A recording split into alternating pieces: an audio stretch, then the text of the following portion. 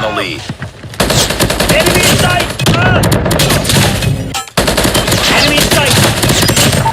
Killer drone on standby.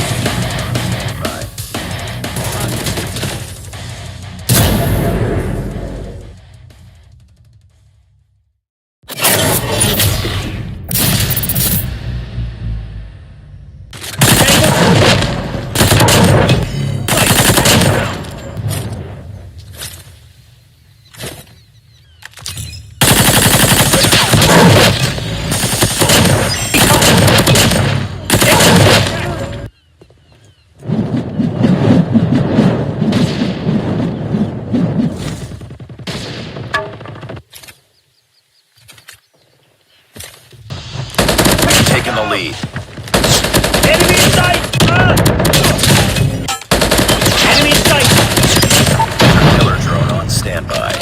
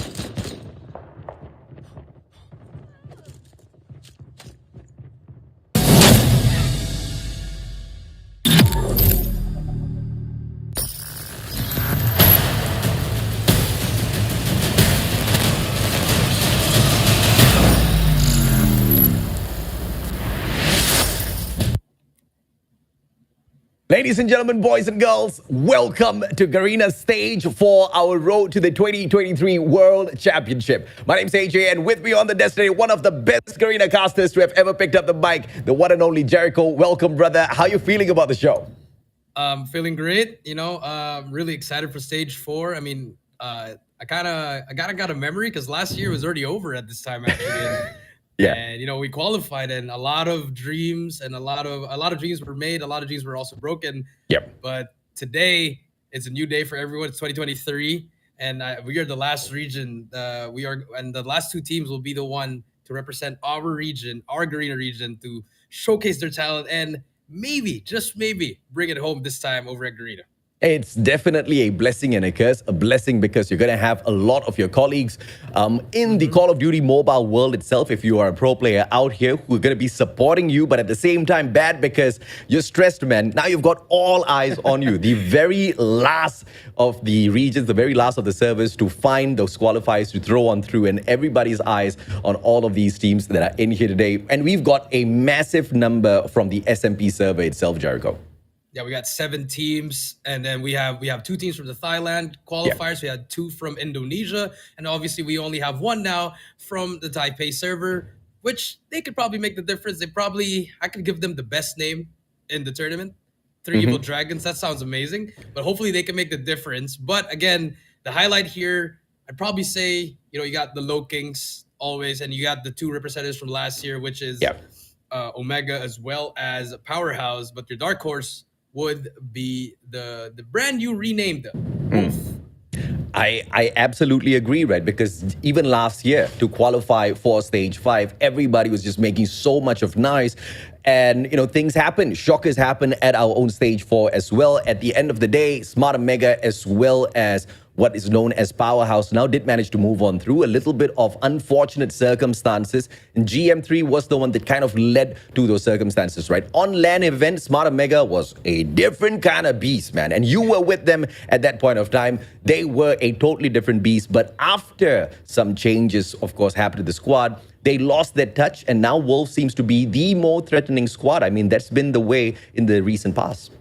It's been that way since GM4. They got reverse swept in the second round of the playoffs, and then here in GM5, the most recent tournament, they almost made a reverse sweep, but ended up falling into the game number 5. But let's take a look at the schedule for our stage 4. This is our live schedule for the group stage. We'll have 19th of September towards to the 24th. That's going to be all for the group stage, and then right after that, we're going to have a 5-day break. Get some rest for all the players, and then 29 September to October 1, we are going to determine who will move on to Stage 5 at Atlanta to compete in the Stage 5 World Championship. An apt amount of time between the group stage as well as the playoffs for some of these teams who are shocked, potentially to find that recovery, to find some adjustments in gameplay, but they are not going to be given that opportunity later on at stage 5. It is going to be happening back to back, so whatever it is, they need to clean up all of their acts within this tournament in itself. We want to send the creme de la creme of squads to face off against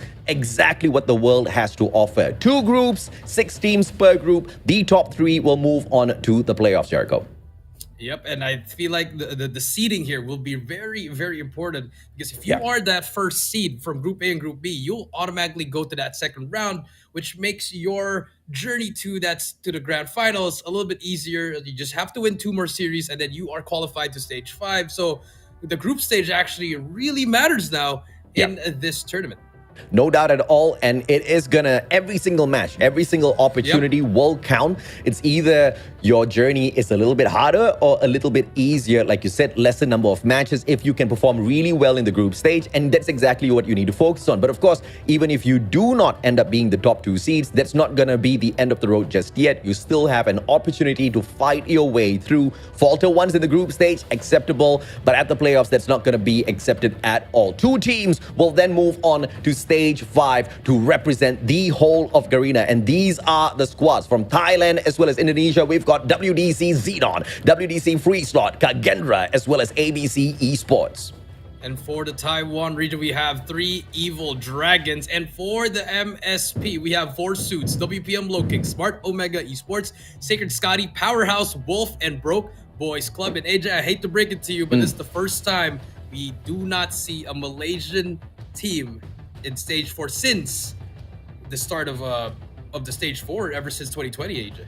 Anybody with an ounce of thought in their head would have been able to guess that from the very start, Jericho. Unfortunately, Malaysia just hasn't been putting up enough effort, enough dedication to the world of Call of Duty Mobile to match up against the beast from Singapore or the Philippines. Fingers crossed this will change in the coming year, but this is going to be a valuable lesson to them. If you really want to deal with the best, you got to hustle at the very start first. Today's matches are all going to be heated, best of 3. We are only going to focus on one group. So some of these teams will be playing twice in here today. 5 series, each and every single one will have to go through those 3 rounds. Yep, that is true. So starting things off for our first match, going to be WPM Lokings versus 3 Evil Dragons. Right after that's going to be WDC Free Slot versus Sacred Scotty. And after that's going to be Wolf versus Broke Boys Club. And for our 4th match, it's going to be 3 Evil Dragons versus WDC Free Slot. And to close out the night, it's going to be WPM Lokings versus Broke Boys Club. So if you, and like what AJ said, teams will be playing twice, some teams. So for example, here we have WDC as well as Lokings, as well as Broke Boys. They're all going to be playing twice here. Again, they only have 3 days per group to prove and to get that proper seeding in this tournament. I mean, for teams like Scatty as well as 4S, they have to be really proud of themselves because the journey hasn't been as long as some of the other players have really been, put through some torture. We're talking about teams like Wolf, teams like Smarter Mega, as well as Powerhouse. They've been trying for years and years and years. And of course, it has been a challenge that they've been able to deal with. But Broke Boys as well as Scatty, you saw those adjustments come through from last year. A little bit of a disappointing run, but it was an acceptable run because that was their very first breakout, right? But you see the number of adjustments brought on by these 2 squads, and to make it here to stage 5 is truly an admirable journey. But does the journey end here? Will they be able to shock us once again? Because now it's not just against some of the teams that you can eat up very easily within the SMP region. You are going up against powerhouses. I mean, not the powerhouse, but powerhouses from the rest of the regions here. And they all want that slot. They all want to represent Garena.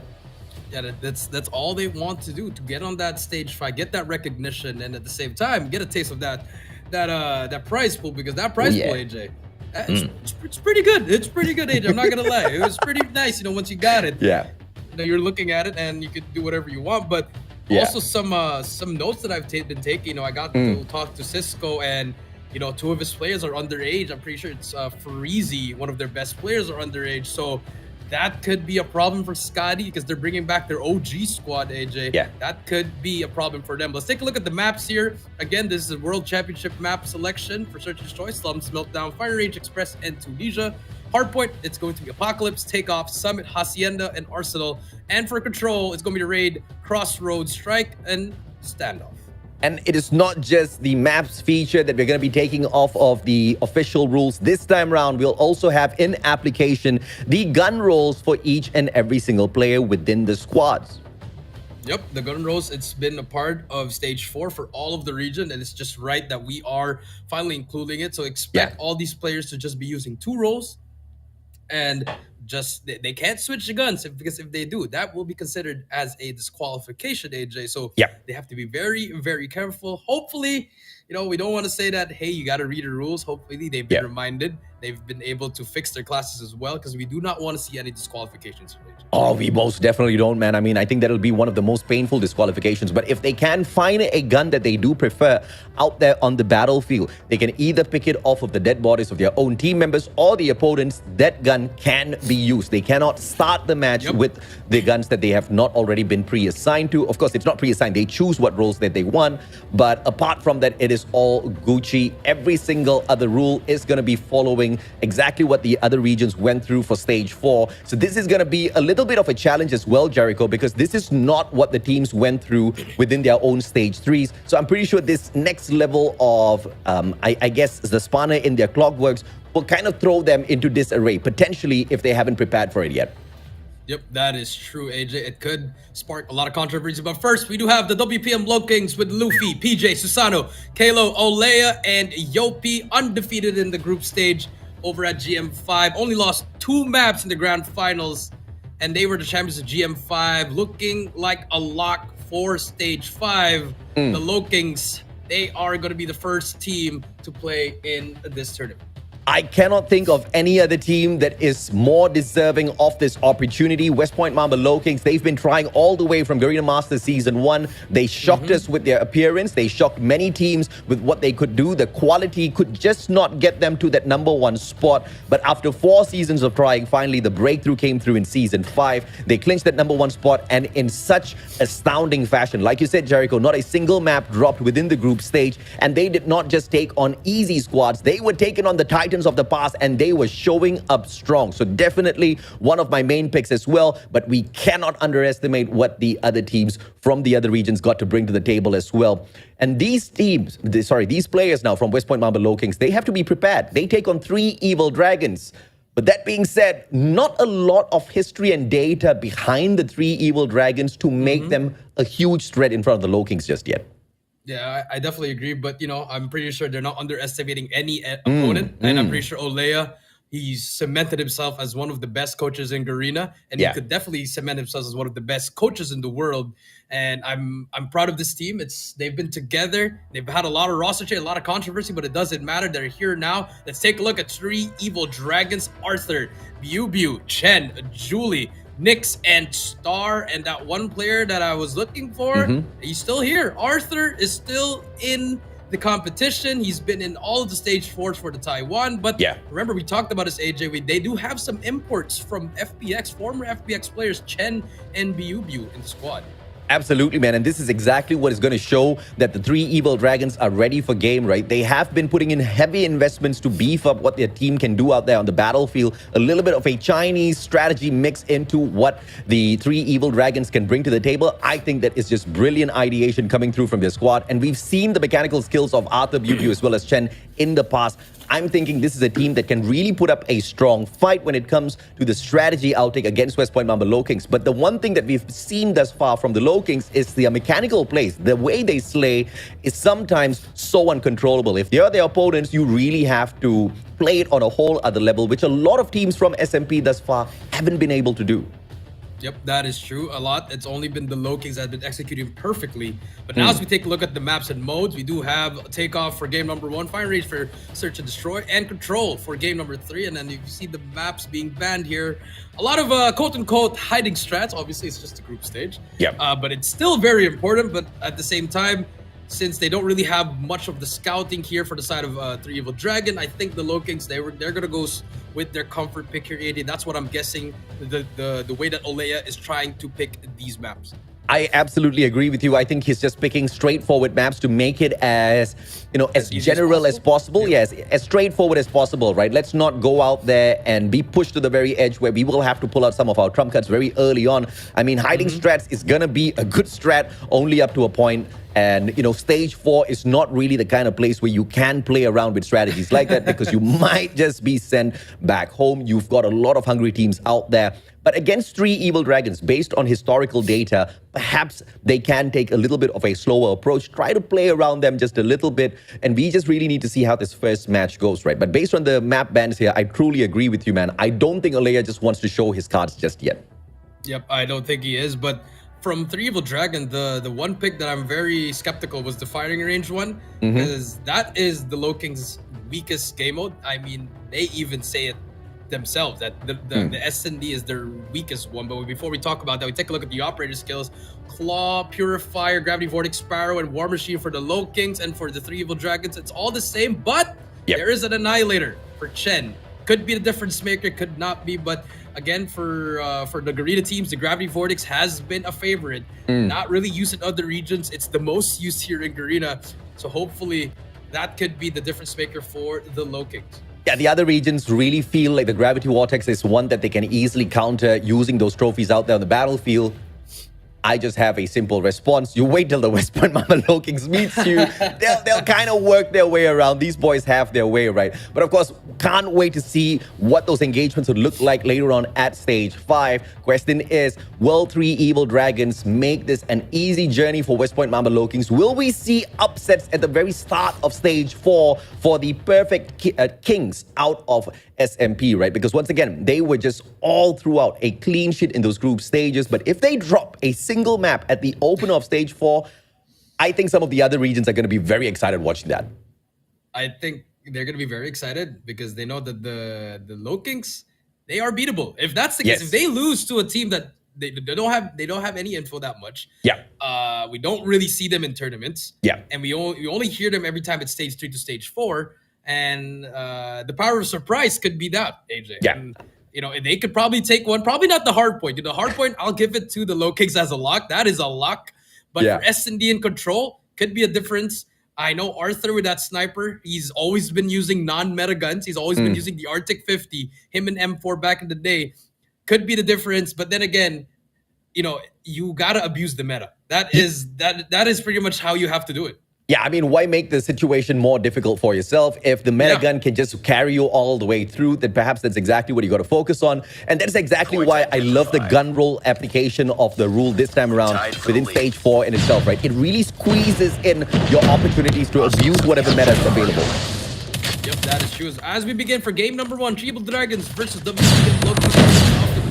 Getting on that point already. It's all going to be a clean wipe. Every single Yopi, PJ, and Luffy all combined for 5 already.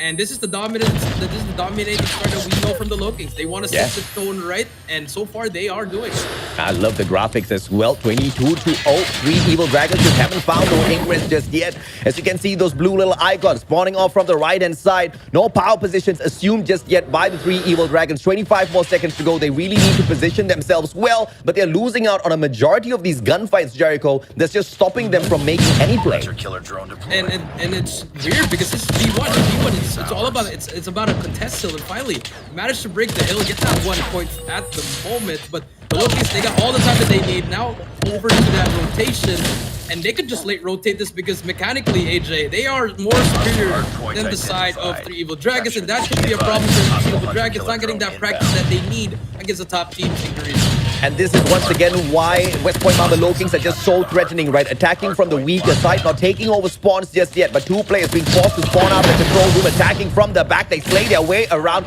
and through scaffolding, there's a little bit of a pause on the hill. Player number 5 in yellow, Kalo, doing the rest of the dirty work, holding onto the hill, winning out his gunfight at the same time, just helping the rest of his team members find that circle around. Finally, he gets on the hill, gets that second kill as well, but needs help from his teammates. And so far, 3 Evil Dragons getting some time on it, but look how fast the Low Kings respond. They're just in the hill already, contesting it, and just the SMGs, so much pressure. And this is where the gun rolls come into effect, AJ, because if your SMGs can't work, it's going to be very difficult for you to win a Hardpoint game. But so far, it's been perfect for the SMGs, 8 for UP, 14 for PJ, and Kalo, he's just there soaking up all that time. Yeah, PJ just living up to his term title of Terminator. 15 eliminations already, and the number of creeps that he has been bringing into this number of matchup. 3 Evil Dragons struggling against that. Off to P3 we go. Early setup once again from 3ED. 12 points in hand thus far, but the favorable spawns taken up by West Point Mamba Low Kings, and here comes the Slaves once again. Hardpoint lost. Once again, 81-12. Also go to P3, and this is a money hill once you bring out those operators, and that is what the Low Kings are doing. The spawn trap is going. Yopi brings out the claw. PJ with the Sparrow as well. Just taking out all the players as well as Claw. Brings out his gravity vortex, and no response from the side of 3ED. Don't see any utilities using from them. They don't even have their operators at the ready. The slaying department is they're just really struggling getting the kills. Yeah, I mean, when you have got players just picking up 4-5 eliminations thus far, and if Arthur's got 5, then you know Team 3ED is in a lot of trouble against West Point Mamba Low Kings. And once again, it's not like they're not playing the strategy. You can see them trying to anchor down some of these spawns, but they're not winning out their gunfights on every single rotation they attempt here. Kalo's just going to be holding the outside perimeter just beside generators, just in case they do get swamped from the back. But West Point Mamba Low Kings really look like they're not sweating this match at all at this point. They're not. They're just applying so much pressure to every single hill. They're preventing 3ED to even reach the 50-point mark, even 100-point mark. As we rotate back to P4, they have full control. They have full streaks as well. They still have Luffy's operator skill, but I don't think they need to use it with the kind of gun skill that they have. They're just literally just lighting it up every single body that they see. And for the side of 3ED, it looks like they've already pressed that panic mode, AJ. They're just trying to get in one by one, trying to make a hero play, which is not going to work in a hardpoint against the best team in Garena. Yeah, as you say that, you can see those blue little icons slowing down a little bit. They're trying to wrap around through the back entrance towards this hill, but nothing's working in their favor. The moment they are spotted by Loki, they get slain out, but a great movement in will give them that backdoor access the hill for a few seconds. 25 in here, Kalo hops on through, Yopi backing him up as well, but as I say that, Loki's such an easy break on the hill with just a single guy on defense. This is a little crazy at this point. Yeah, a little crazy. It only got 6 points off that. 20 to 170. This is a massacre coming through as we reset the hills and go back to P1. The Lokings on the verge of victory. Just a little bit more time that they need. 179 to 20. And they just keep on continuing. Finally, the players of 3D, they do have their operators, but this is not the best hill to use it, AJ. Hopefully, they can get some time off this, build off the momentum, and try to put that domino effect into P1 and into P2. I think you hit the nail right on the head, Jericho. Not really the place to use it. You can see the panic button just being frantically hit by 3ED. Now they're just throwing everything against Lokings, including the kitchen sink. Nothing seems to be working. 189 to 22. This must just be a soul-crushing start for 3ED if some improvement is not shown in here, but I just can't put my finger on as to what it's gonna be. They're rotating around. They're not playing a direct matchup, but Lokings are just slaying it like they are on point all day long. Yeah, every angle is covered, every lane is filled up. It doesn't matter where you're hitting them. It could be from the sky, from the side, from the bottom, but it doesn't matter. The Lokings are going to strike and take you down. 218, 14 seconds left in that P1. I think they're willing to give that up. I think they're still trying to get that scrap time. They want to end it immediately. As we rotate over to P2, yes, the side of 3D, they do have the spawns for this, AJ, and now they can probably use their operators. Star brings out that war machine. Could it be the difference, as well as Arthur with the claw? And so far, they do get that one, but for how long can they hold it down? Because even with this operator, the Lokings, they're still the favorites to get that kills. PJ shuts him down, and just like that, no more operators for the side of 3D. My goodness, that one final shot did manage to get the work done, but nobody was catching his back. Arthur got slain out. Lokings on their run to end this game right here, right now. 240 to 23. It looks like 3ED's nowhere near to the hill. And that's about it, man. Match over. Hardpoint dominated by West Point Mamba Lokings. 250 to 23 on the first game of stage 4.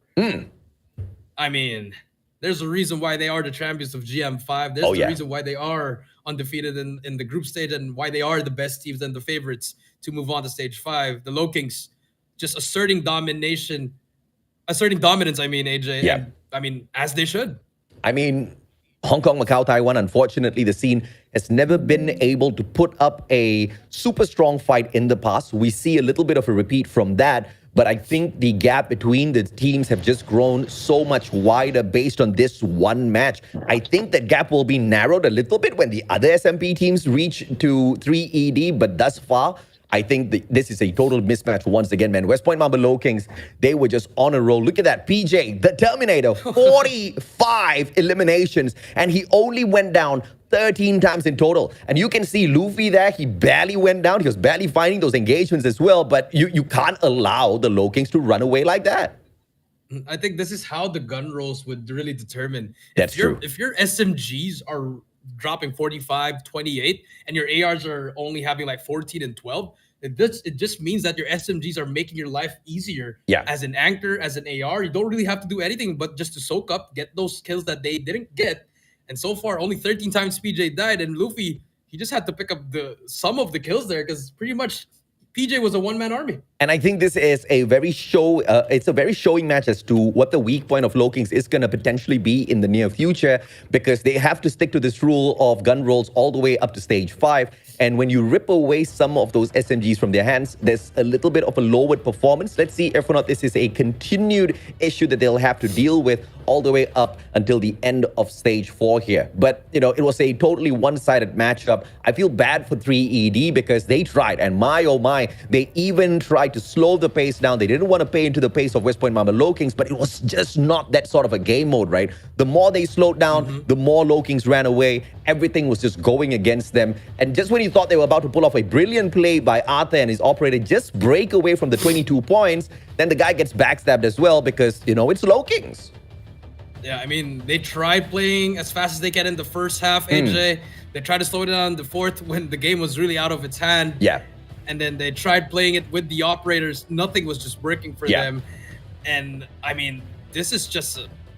I just feel bad for them, you know? Yeah. You know, it's your first series, and then you get 23-point club. Yeah. I mean, it's not over. like what we said, we both agreed on that S&D could be the difference for them. They could probably take a map here. But looking at the gunfights that they were happening, PJ was getting shot from left and right. Yeah. And it didn't matter. He was turning and burning all these players. That's true, man. I think it's really tough to expect, the team to really turn things around within S&D because that's how they were engaging out there on the battlefield. But, the one thing that I have to say for 3ED is don't feel bad.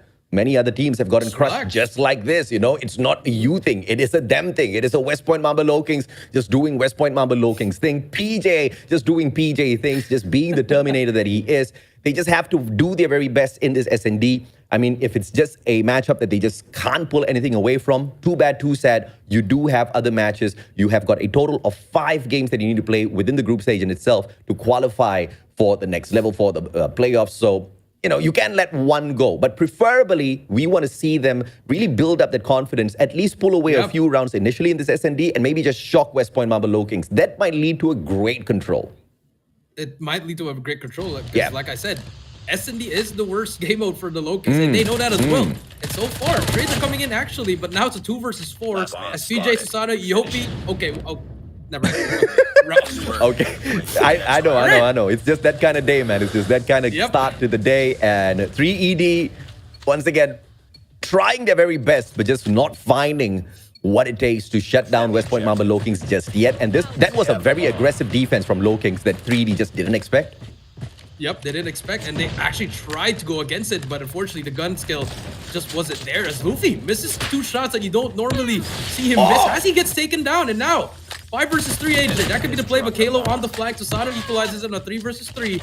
Now, Kalo's still alive here. Could definitely make the play for his team. Gonna get away with his life. Bomb is down in the middle of nowhere, AJ, and that is not what you want if you're on 3ED as Kalo puts on a show, gets 2 more. Can he get the 3rd one as well? Gonna challenge him as well, and that should be a round for the Low Kings, 2-0. My God, I thought that was a comeback round from 3ED, but it just got so scrappy. They were just running away from those gunfights because of the pressure that West Point Mamba Low Kings were building on them. And I think at this point, if you're 3ED, you just need to hold back. You just need to bait the West Point Mamba Low Kings out, grab them by the heads, and choke these snakes out. Because if you play into their strategy of an aggressive play, it's just the Low Kings are going to be running circles against you. But look at 3ED now, out in the open, inside the white warehouse. 3 players stacking it up. Kalo, such a cheeky angle, but Arthur does get the advantage in terms of numbers for the squad. It is a 4-4 as Bubu shuts down Luffy. Kalo finds the trade on him. Once again, a 3v2 to the side of Low Kings. Finish it. Yep, now it's going to be a 2 versus 1. Arthur's right below PJ. He knows there's a player right above him. And here comes the Arctic 50. Missed that first shot. Does not miss the second. 1 versus 1. Arthur versus PJ. Arthur now. But unfortunately, PJ's right behind him. And, AJ, if you're 3ED, you have to be able to adjust already after, at least after that first round. Try to play a little bit more passive, play a little bit more back. Let them come to you. But so far, they're just trying to pace with the Low Kings, which is not the best idea going up against a team at this pace. I kind of like this, that they're changing their strategy now, just moving on into B, but I still think it's just way too fast against West Point Mamba. Look at me trying to think that they can match up in terms of slow gunfights, but at least they got to try, man. Star will be able to trade PJ out as he picks up that LK-24. And that's going to be a good start here for 3ED. Already at the backyard. B bomb side wide open, but the bomb just not there yet. Yeah, Star, I mean, Luffy takes down Nyx. Nyx takes down Flo. But Luffy gets another one. No one, and they did not see where Luffy was. What a cheeky angle. 3 versus 3 now. But Arthur takes down Luffy. 3 versus 2. Man advantage goes to the side of the 3ED AJ. Yeah. And now for the side of the Low Kings, they're actually spread out. And Yopi, no one's looking at Yopi's side. And as Yopi takes one down with a nade, could be the difference. I'm trying to be as kind as possible with the assessments here, but unfortunate bad plays by 3ED as well. You've got the bomb. You know your team member just got slain from that spot by a sniper. Guy was just standing behind the bomb console, not going for the prone, looking for the sniper. Best way to end your turn in that round. 4-0 thus far. Low Kings not struggling because 3ED making some fundamental mistakes here against such an aggressive squad. Yeah, but this is actually good for the other teams that are watching this in the same group that, hey, the Low Kings, they're very easy to be countered. It's easy because they're just going in recklessly. And that could be a recipe for disaster. And we might see them ban this firing range against some top teams. That could be the strategy that LA is trying to go for it as PJ just going into the bathroom, helping them get a shower with bullets as it is a flawless round. 5-0 AJ. I like the fact that 3ED slowed it down this time. At least they were taking a shower whilst they got slain out. You got to be clean for these games. But, you know, even the change of phase, even the change of strat, change of location to bring the bomb to, nothing has been working out in the favor of 3ED. I do agree with you. An overextension, very aggressive one from West Point Marble Lokings. I wonder if because they already know how they're going to be matching up against the team of 3ED with the gunfights here. That's true. That could also be a thing as Kalo takes down View. Boy. Another player at the back. Arthur missed that shot. Kalo gets 2 in a row. And look at them. They're just going in like a riot squad. Going and finally Nix and Star manages to get 2, but Star gets taken down. Nix gets another one. Luffy gets the trade, and it doesn't matter. The flick is on. Match point for the Loking 6-0. Okay, Luffy redeemed himself for sure after that game number 1. I think he's popping off right now, and it is at the expense of the confidence.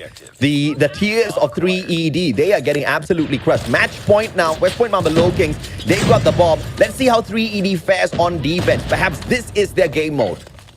Yep, Arthur and Chen gets that, but the trades are there. Yopi gets 1. Now it's a 3 versus 2, as Arthur is going to be 1 shot. Yeah. But the players of the Lokings, as Kalo just goes in there, even with the bomb, it doesn't matter for him. He's just gonna go in, and that's game.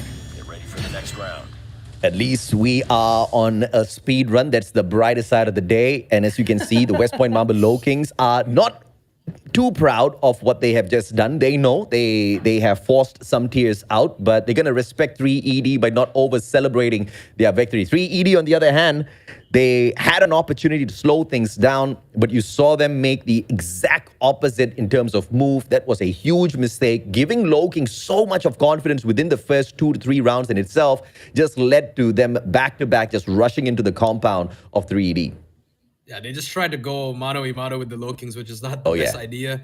And towards the end, they tried to adjust it, but just everyone was just waiting for something to happen. And the Lokings, they took over. As we take a look at the scoreboard, I mean, 10, 8, 8, 5, and 4. And for the side of 3ED, you got 5, 4, 4, 3. And then Chen, I thought he was going to get a donut, but thankfully he did get 1 kill. But that's 2-0. And now their chances of trying to get a game, I would say it's very, very, very slim, AJ. I think people will take a piss at us if we actually said they had a chance in control after seeing the past 2 games. Yep, but I'm still gonna pour some bit of positive energy towards the side of 3ED. Perhaps they are hiding strats. No, I'm just kidding. Perhaps their fingers were sweating. They weren't ready. They were trying to get ready for the land stage where they're not using any finger sleeves or whatever. Whatever excuse that I can pull out of my head, I'm gonna throw it to the side of 3ED. I want them to put up a stellar show on this control, at the very least pull away 1 round, if not the whole game, because they're going to need that sort of a confidence against the other teams, because this is just going to open up the floodgates. Everybody's going to be looking to feed on 3ED if this is going to be the rest of their journey through stage 4. Yeah, that's true, AJ. Or AJ, maybe they're setting up something. They were like, you know what? Let's just lose this first match and then win the next 5. Maybe. Win the next 4. Maybe. And then they go to stage 5. Maybe. I mean, that could be the greatest story in Call of Duty Garena. They could probably do that as we take a look at the highlights here, which is just all Lokings. It's all Kalo and Luffy. And Luffy hits the some nasty shots here with the flick. I mean, maybe they're doing that. You know, I mean, we've seen that before in other teams. I like the confidence, Jericho. I love it. I love it, right? But I definitely want to see a miracle turnaround like that from 3ED as well, because, I mean, if not, it's not going to be as fun. I think this was a little torturous for the team and for us watching the matchup itself. I mean, the first game, they barely got anywhere, 23 points. They got welcomed to a club where not many are well acquainted to. 7-0, a club everybody kind of knows. They've all been 7-0 at one point of time. But they just had some unfortunate mistakes in that matchup, which really made me question what in the world 3ED was up to, right? But now, as we head on into Raid, Control, defensive advantage, maybe something. Maybe could be the possible turnaround for them, that they're starting off in defense. But again, it doesn't matter now if you started defense, because in the end, if it does go to around number 5, it's going to depend on the number of ticks you get on the offensive side. So that could be another thing. Or, I mean, are we even going to reach that 5th round? That's the other question that, you know, you have to ask 3D. Like, are you guys ready to actually, you know, step it up here? Maybe find a difference, you know, like their last their teammate last year, they changed world. They actually won 2 games, 2 series last stage 4. And I mean, I don't want them to play a little bit less than that one. I want them to keep on improving from that one because they've Yeah. always been in the stage 4 for the past years. And as we take a look at the operators, equalizer for the side of Kalo, that's gonna no gravity vortex for them. And for the side of 3ED, it's the typical 5-man starter setup of Claw, War Machine, Sparrow, Purifier, and Annihilator, AJ.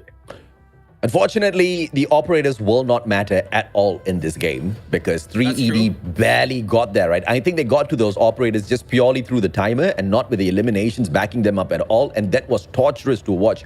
I'm really hoping for the gunfights to be something different by 3ED this time around.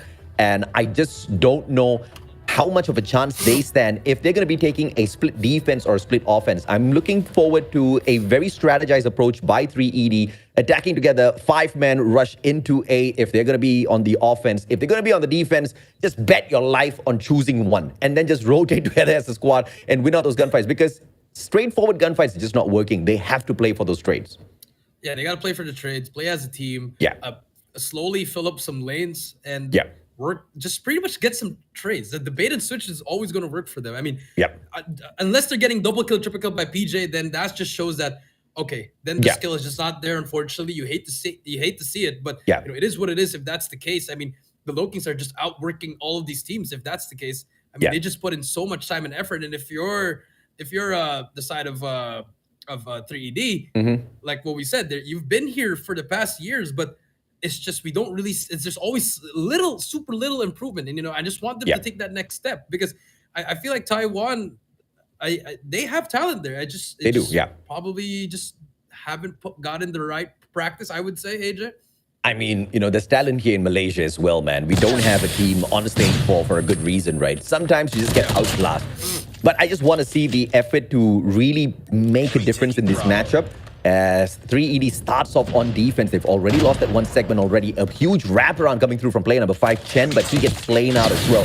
The one thing that 3ED can attempt for is to figure out what sort of positions each and every single West Point Mamba Lokings player is playing, because usually they're super disciplined, right? And just focus on the low fraggers that they engaged with in Hardpoint. I think if you focus on players like Luffy, try to pull that backstab against players like Yopi, maybe you can get a 1-up. Just stay away from PJ as you try to do everything.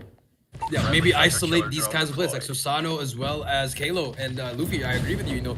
Let the SMGs run around, caught them off guard. But so far, the Pred comes in 18 to 26. Can you make that 18 to 14 to 20? That was a quad feed with the Predator missile. My God. And this is looking like it's all the Lokings in this first round. And the 3ED boys, they have no answers. They're stuck at the back now, AJ, and they're just gonna get spawn trapped right here. As Lokings, they are capping A, and it's all Kalo just chilling there, capturing A. And I really like what Lokings is doing here as well. When they approach for that spawn trap, they know there's a possibility after the adjustments got brought into control. Those players can spawn out from the bottom of the map as well. You see him just holding that angle to make sure there's no respawn for you down at the bottom. I'm still going to slay you out if you come down the stairs.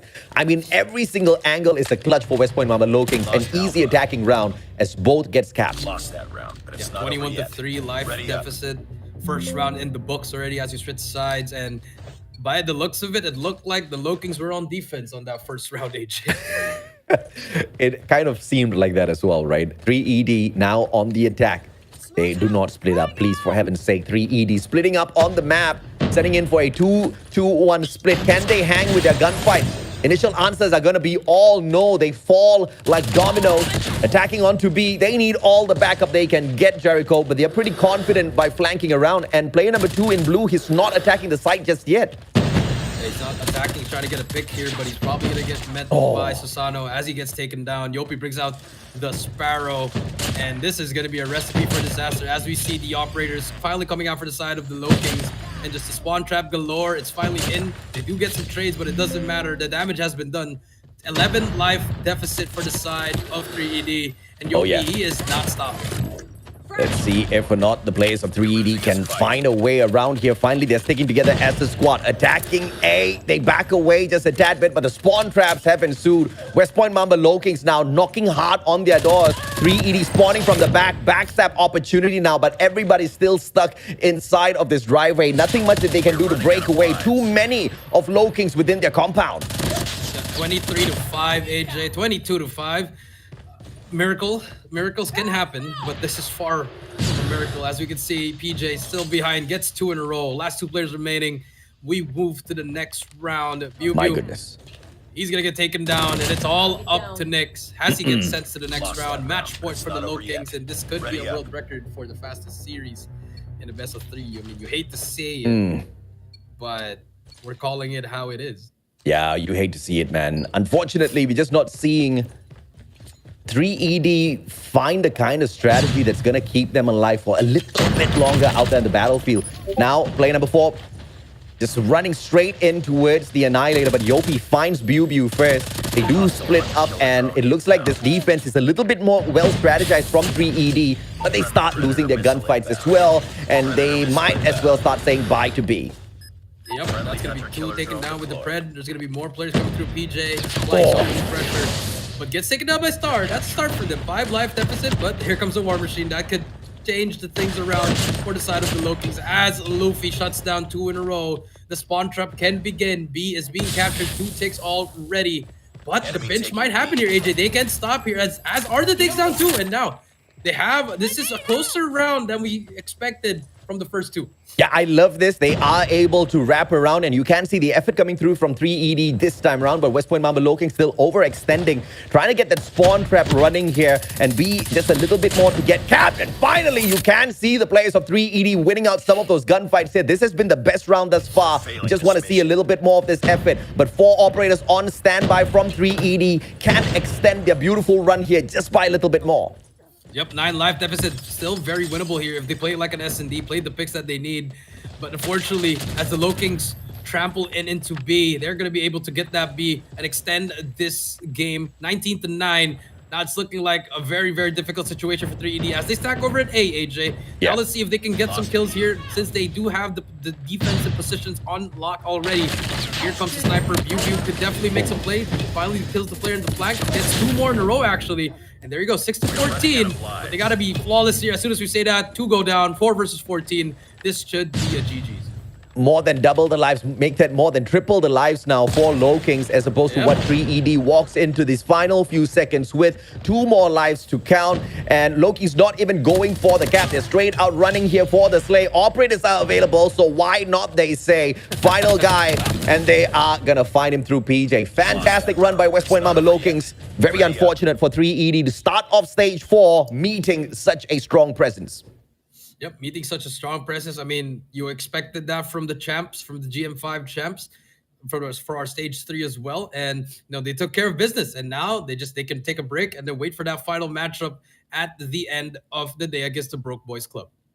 I mean, this is a great start for the Lokings. And for anyone that was tuning into stage 3 for Garena SMP, this may come as no surprise at all. They were as dominant as they were back then, and this is just a crazy performance out of West Point. But we have to say 3 Evil Dragons just were not ready to face such a challenge just yet. Hopefully some of the other matches that they've got is a little bit more equal, so the team stands a chance. But at the end of the day, we are looking for the creme de la creme. We are looking for the best 6 to move on into the playoffs. We're looking for the best to represent Garena as a whole, and if that is going to be the quality, then of course it's not going to fly once you get to stage 5. Yep, that is true. Take a look at the leaderboard. I mean, Arthur's only one with double-digit kills. Bew, Chen, and Star all single-digit. I mean, you're definitely not going to win a game with that kind of kill-death ratio, unfortunately, for them. And for the side of the Lokings, it's all flying numbers. None of them even went negative in any of the game modes. And they're just asserting their dominance, just showing like, hey, it's a new tournament, but we're still going to pick off where we left from GM5 and just keep on riding on that momentum. And that's just great to see if you're a WPM fan. I mean, if you are a West Point Mamba Lokings fan, this is the point. This is the highest point in your life right now as a fan of the brand, right? Because they are at their highest point. They are shining. They are shining to a point where every other team, regardless of how good they are, seem to be dulled right in front of them, let alone a team like 3ED, who have struggled in their individual matches against some Garena squads in the past stage 4s, and some things they don't change. Unfortunately, I would love to see them change, but it's like knocking on that, the huntsman door, expecting a little bit of a different play. But I still have hope for 3ED. I think what they have done in terms of expanding their roster a little bit is a great start to the team, really looking outside of their region, trying to find what can be done to make sure they measure up better against some of the other regions. It's just that this series did not go their way at all. It did not. I mean, from the roster standpoint, I mean, if you look at the other side, all these individual players and plus their coach is world class. And I was take a look at the highlights here, it's just all Lokings again. And for the side of 3D, if they really want to make a shot, I think the first thing that they have to do is get on a Discord call and start talking about what went wrong here and make adjustments immediately if they really want to make it into stage 5. A little unfortunate to watch the demolition of 3ED, but at the same time, it's great to see the rise of the kind of team that you really want to see represent your server. West Point Mamba Lokings. This was a very convincing matchup, but at the same time, was that his hand flying in the air as he got shot? I think it was his hand. What? Okay, never mind. I've never seen that before, but I'll take it. Man of the match, MVP, West Point Mamba PJ, the Terminator, as he got 2 MVP counts all throughout the series with a 3.23 KD rating. Jericho, your thoughts on a pro player pulling this off at stage 4, sir? I mean, as they should. I mean, like PJ, he's probably one of the best SMGs in Garena, probably top 1, top 2. Yeah. A lot of people could argue, but I mean, if he is that top SMG in the gun roll category, I mean, you need to drop numbers like this. You know, an average kill of 23 could be more. He definitely has to pick it up against some on the top teams. We're definitely going to see how he fares against these kinds of players. But I think the biggest one is the average death for me, AJ. 8. I mean, that is crazy. I mean, even I wouldn't be able to average that if you put me on the sticks. But I mean, if you're averaging 8, then just the amount of kills you're getting before you get taken down. That is absurd, AJ. I mean, that shows you exactly what sort of a Terminator you're going up against when you meet PJ on the battlefield, right? And it's not like he's playing scared. It's not like he's camping in tight corners, anticipating, groups just running in straight at him. This is the Slayer. This is the guy who's out there on the hunt, and he spots the moment he spots you, you're probably going to get burnt down to the ground, and that KD speaks for it, right? 3 out of 4 players almost always go down. In fact, 3.7 players go down. If you're part of the 0.3, then you're probably going to count yourself lucky. Clearly, winning a couple of gunfights against PJ made no difference whatsoever for 3ED. This is something the other teams are definitely going to be taking note of. And like we talked about in that S&D matchup, they're definitely going to be expecting a very aggressive form of West Point Mamba Lokings, which is very easily countered if the teams are ready. Yeah, because I think that's how they want to play most of their S&Ds, AJ. Because if they don't rush, they just let Luffy or someone lurk up. So, I mean, maybe they're hiding something. I mean, that's from my perspective as a coach. I feel like they only have those 2 kinds of playstyles. So I feel like it's very easy to counter it. So especially like a team like Wolf or Scotty or even WDC Free Slot, they could definitely exploit the weakness of West Point Mamba Lokings. And that could be it. And that's going to be our first series for today, AJ. A 3-0. A very fast 3-0. As we move on to the second round, it's going to be WDC Free Slot versus Sacred Scotty. I mean, my mama would tell me, twinkle, twinkle, little star, the gap between them was just too far. West Point Mamba Lokings with an easy one over 3ED. WDC now takes on Sacred Scatty, like you said, and this one is gonna be a cracker of a matchup. I can't wait. WDC has always been the brand that has delivered back to back to back as far as Thailand is concerned. And Sacred Scatty is a team that showed many points of weaknesses back last year, right? Not back last year, at GM4 basically. And in GM5, it was a totally different team. Cisco woke up Jericho. I mean, he's probably eating a lot of rice now. 2 cups of rice, probably. I mean, probably that's the case. But again, the biggest story there is they don't have their top slayers, Freezy as well as Chroma. They don't have the young guns. So they brought back their original team, which is Chirac as well as I believe Tokyo, if I'm not mistaken. So that could be the deal breaker for Scotty if they don't make it. Just because they're underage, they won't be able to make it. So that could be the deal breaker, but we don't know. I mean, Freeside, they've also been struggling in the past tournaments and last year's as well. We don't know if they're bringing back, they don't have Guitar anymore. I believe he's retired already. So they also have new players. So a lot of storylines to look out for this next season. I'm very excited.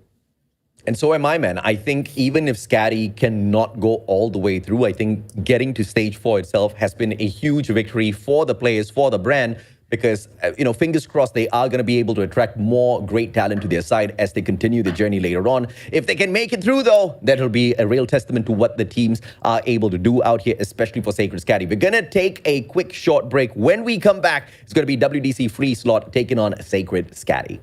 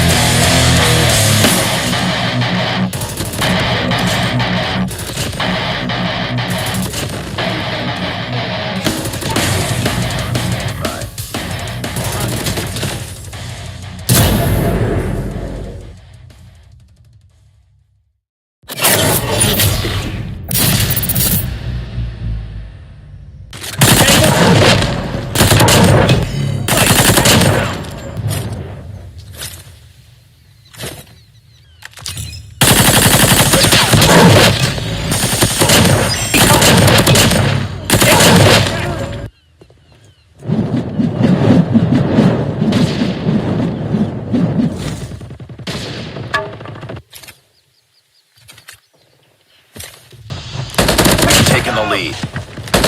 Enemy in sight! Enemy in sight!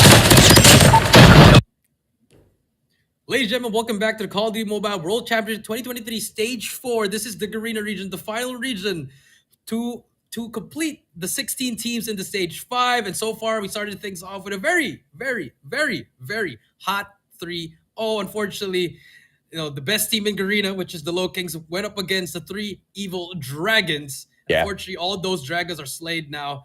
But they still have one more match later, so expect them to hopefully make a comeback. But now, as we move on to that second series, AJ, WDC Free Slot versus Sacred Scatty. Yeah, I was expecting a little bit more of evil plays from the Dragons. So unfortunately, we couldn't find them. They all got slain, like you said. Maybe West Point Mamba Low Kings just weren't ready for any kind of heat out of the Dragons. But between WDC Free Slot as well as Scatty now, I'm hoping to see a equal matchup where we know what Scatty's capable of, and we know the Thai Giants are being represented by a solid team out here. You're talking about a legendary squad out of Thailand, which can be compared to what we just saw a team do. West Point Mamba Low Kings. This is the West Point Mamba Low Kings from the Thai side. Yeah, I mean, they've always been that type of team since probably 2020. They mix and match the same roster. It's always been the same. Yeah. But now the biggest one for me is losing Guitar. And Guitar as probably the most aggressive Thai player in that region. that's gonna lose a lot of aggressiveness for the side of WDC, but they still have Yeah. the veterans and now in C1 Cheek. They're still there, but do they still have that it factor that we know from them from the past years? Or Yeah. I mean, have they really fell off the cliff, AJ? Yeah, the team came in as that number one seed out of Thai the last time around as well in 2022. Same exact tournament, right? The legendary All In. But they couldn't really walk away with much on stage 4. They placed 5th to 6th. So that, I hope, is a huge changer here because I'm expecting heavy gunfights. Expecting like heavy strategies to take on teams like, West Point Marble Kings and really keep the world guessing as to, oh my goodness, who's going to be the one that we have to face at the end of the day out of Garena here. But if we just see, flat fights once again, like what we spotted out in stage 4 the last time around, I'm going to be a tad bit disappointed. Like you said, we've seen pretty much the same players kind of get that reshuffle done, tournament after tournament, but they all have a lot of experience thus far in the world of Call of Duty Mobile. I'm expecting to see great results from that experience, Jericho. I mean, hopefully they place better because if I remember correctly, we did face them in that losers round 1 and they were up 2-0. Yeah. But yeah, we brought out our brooms and we brought it back to 3-2. So hopefully they could. They're pretty sure have forgotten about that. They went on a flawless run in the legendary All In as we saw in their tournaments, and hopefully they could bring something here, set the tone in this first years against Scotty. But again, Scotty, like we both said before we went to a break, GM4 wasn't the best. Really, they just got absolutely obliterated in the playoffs. But this GM5 with the pickups of Chroma as well as Freezy, it changed their whole dynamic. They played on a pace similar to the Low Kings kind of pace. Yeah. Really, really fast. But you can't have them here because they are underage, AJ. So they had to bring back the original team. And that could be the deal breaker, like what we said a while ago for Scotty here. So let's see what kind of strategy would they put now that they have the gun rolls here, AJ. Who's going to run the SMG? Who's going to run the AR? Would you put Cisco in the SMG? I think he has really found his rhythm on the snipes. I would just throw the snipes into his hand. I think the other players are a little bit better when it comes to the consistency of engagement. Not saying that Cisco isn't. It's just that he's that strategist that likes playing it from the back ends and usually comes out as the clutch player.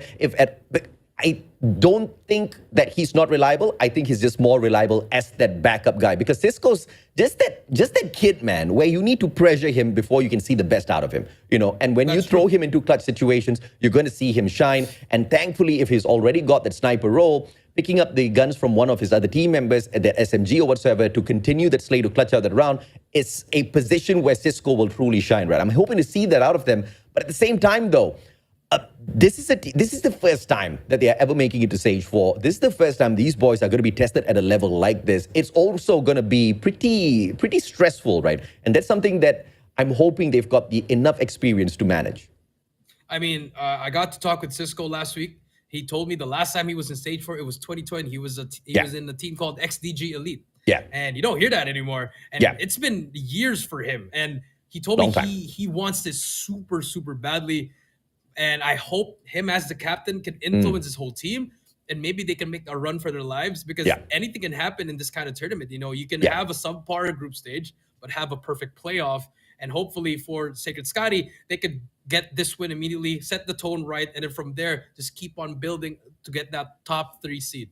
Yeah, I think what I say now might be a little iffy to some people, but not just you as the captain, but everybody within the squad needs to believe that they can get it done. Because if you don't even just start with that fundamental belief, whatever you do out there on the battlefield is just not going to flow your way. You got to believe that you can, depend on the rest of your team members as well, so that you can put yourselves in, pretty risky situations and still walk out of there because someone's got your back.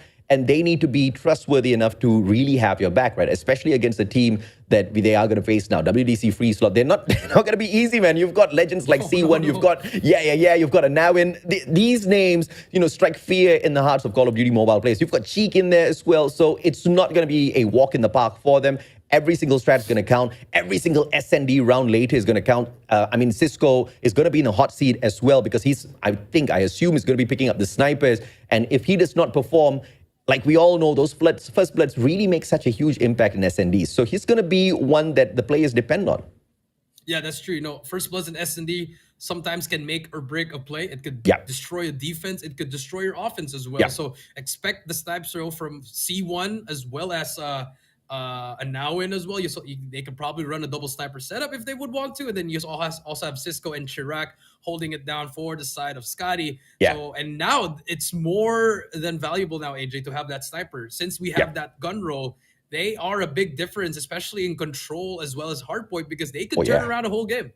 They can. They most definitely can. And at the same time, you just don't have a certain weapon being abused out there on the battlefield, which is a breath of fresh new air here that we can all just soak in, right? I love the new changes, but the new changes are going to be bringing a ton of problems for the teams who are already very comfortable roaming around. Everybody's running the Fennec. Everybody's running those SMGs. Everybody's finding a potential to be the slayer of the squad. Everybody wants to be the MVP, but that's just something that, you know, the teams should not be focusing on, especially at a level like this. You have to play together as a squad. If someone's lucky enough, if someone is outperforming the rest through playing all of the other strategies as well as roles perfectly well, then I think that's all fine. Ego challenges, just not the place for it. Unfortunately, we've also seen a couple of teams fall prey to such a mentality, right? Everybody wants to perform. They take these risks that are just absolutely unnecessary at times. Yeah, I mean, I think the biggest one is you have to shine in your role. You can't be you can't be the guy. Yeah. There can only be one. I think, in my opinion, there can only be one the guy. Like, let's say for Omega, you have Whoopi. For the side of Powerhouse, you could probably say Incendio or Irfan J. Those are the guys. Those are the it guys that can definitely make the difference. But if you want to shine, you got to be a team player. And I feel like with this gun roll, we're definitely going to see those role players, quote unquote. Would you say that you don't really see them get that screen time, AJ? But if you look at the map, they're making the dirty plays. They're making the plays that are needed to win these games. So, and I think for both of these teams, Freeslot and Scotty, I think they need to be able to have those kinds of plays, those intangibles, because I believe the top teams, you know, Wolf, Powerhouse, Omega, as well as Loki's, they have those players that you can always rely on them to do these certain jobs. And I feel like that's what's missing from these second tier teams. If they want to take that next step, they need those kinds of players. I resonate with your thoughts, man. I think you do need the guy for each and every single individual role, but everybody needs to put up a phenomenal performance within their individual roles, right? I mean, if you look at the other regions, you look at a team like Luminosity, you don't see someone being singled out all the time. It's just a group of monsters, bro. It's just a team of just insane players that strike fear in all of the other regions' hearts. And, you know, if you really want to match up to that, you got to have every single player on your side performing at their very best. You can't have, you know, Smart Omega having Whoopi's down day or Idra not fragging out there. You can't have Cisco stepping on out and, you know, and making unfortunate mistakes. Thankfully, it has not been the case thus far from Scatty. But regardless of anything else, we just haven't seen these two match up against each other in the nearest past. So it's pretty difficult to say exactly how this is going to go. It's all going to be dependent, of course, on that first hardpoint matchup. We should be able to see what sort of a pace both of these teams take.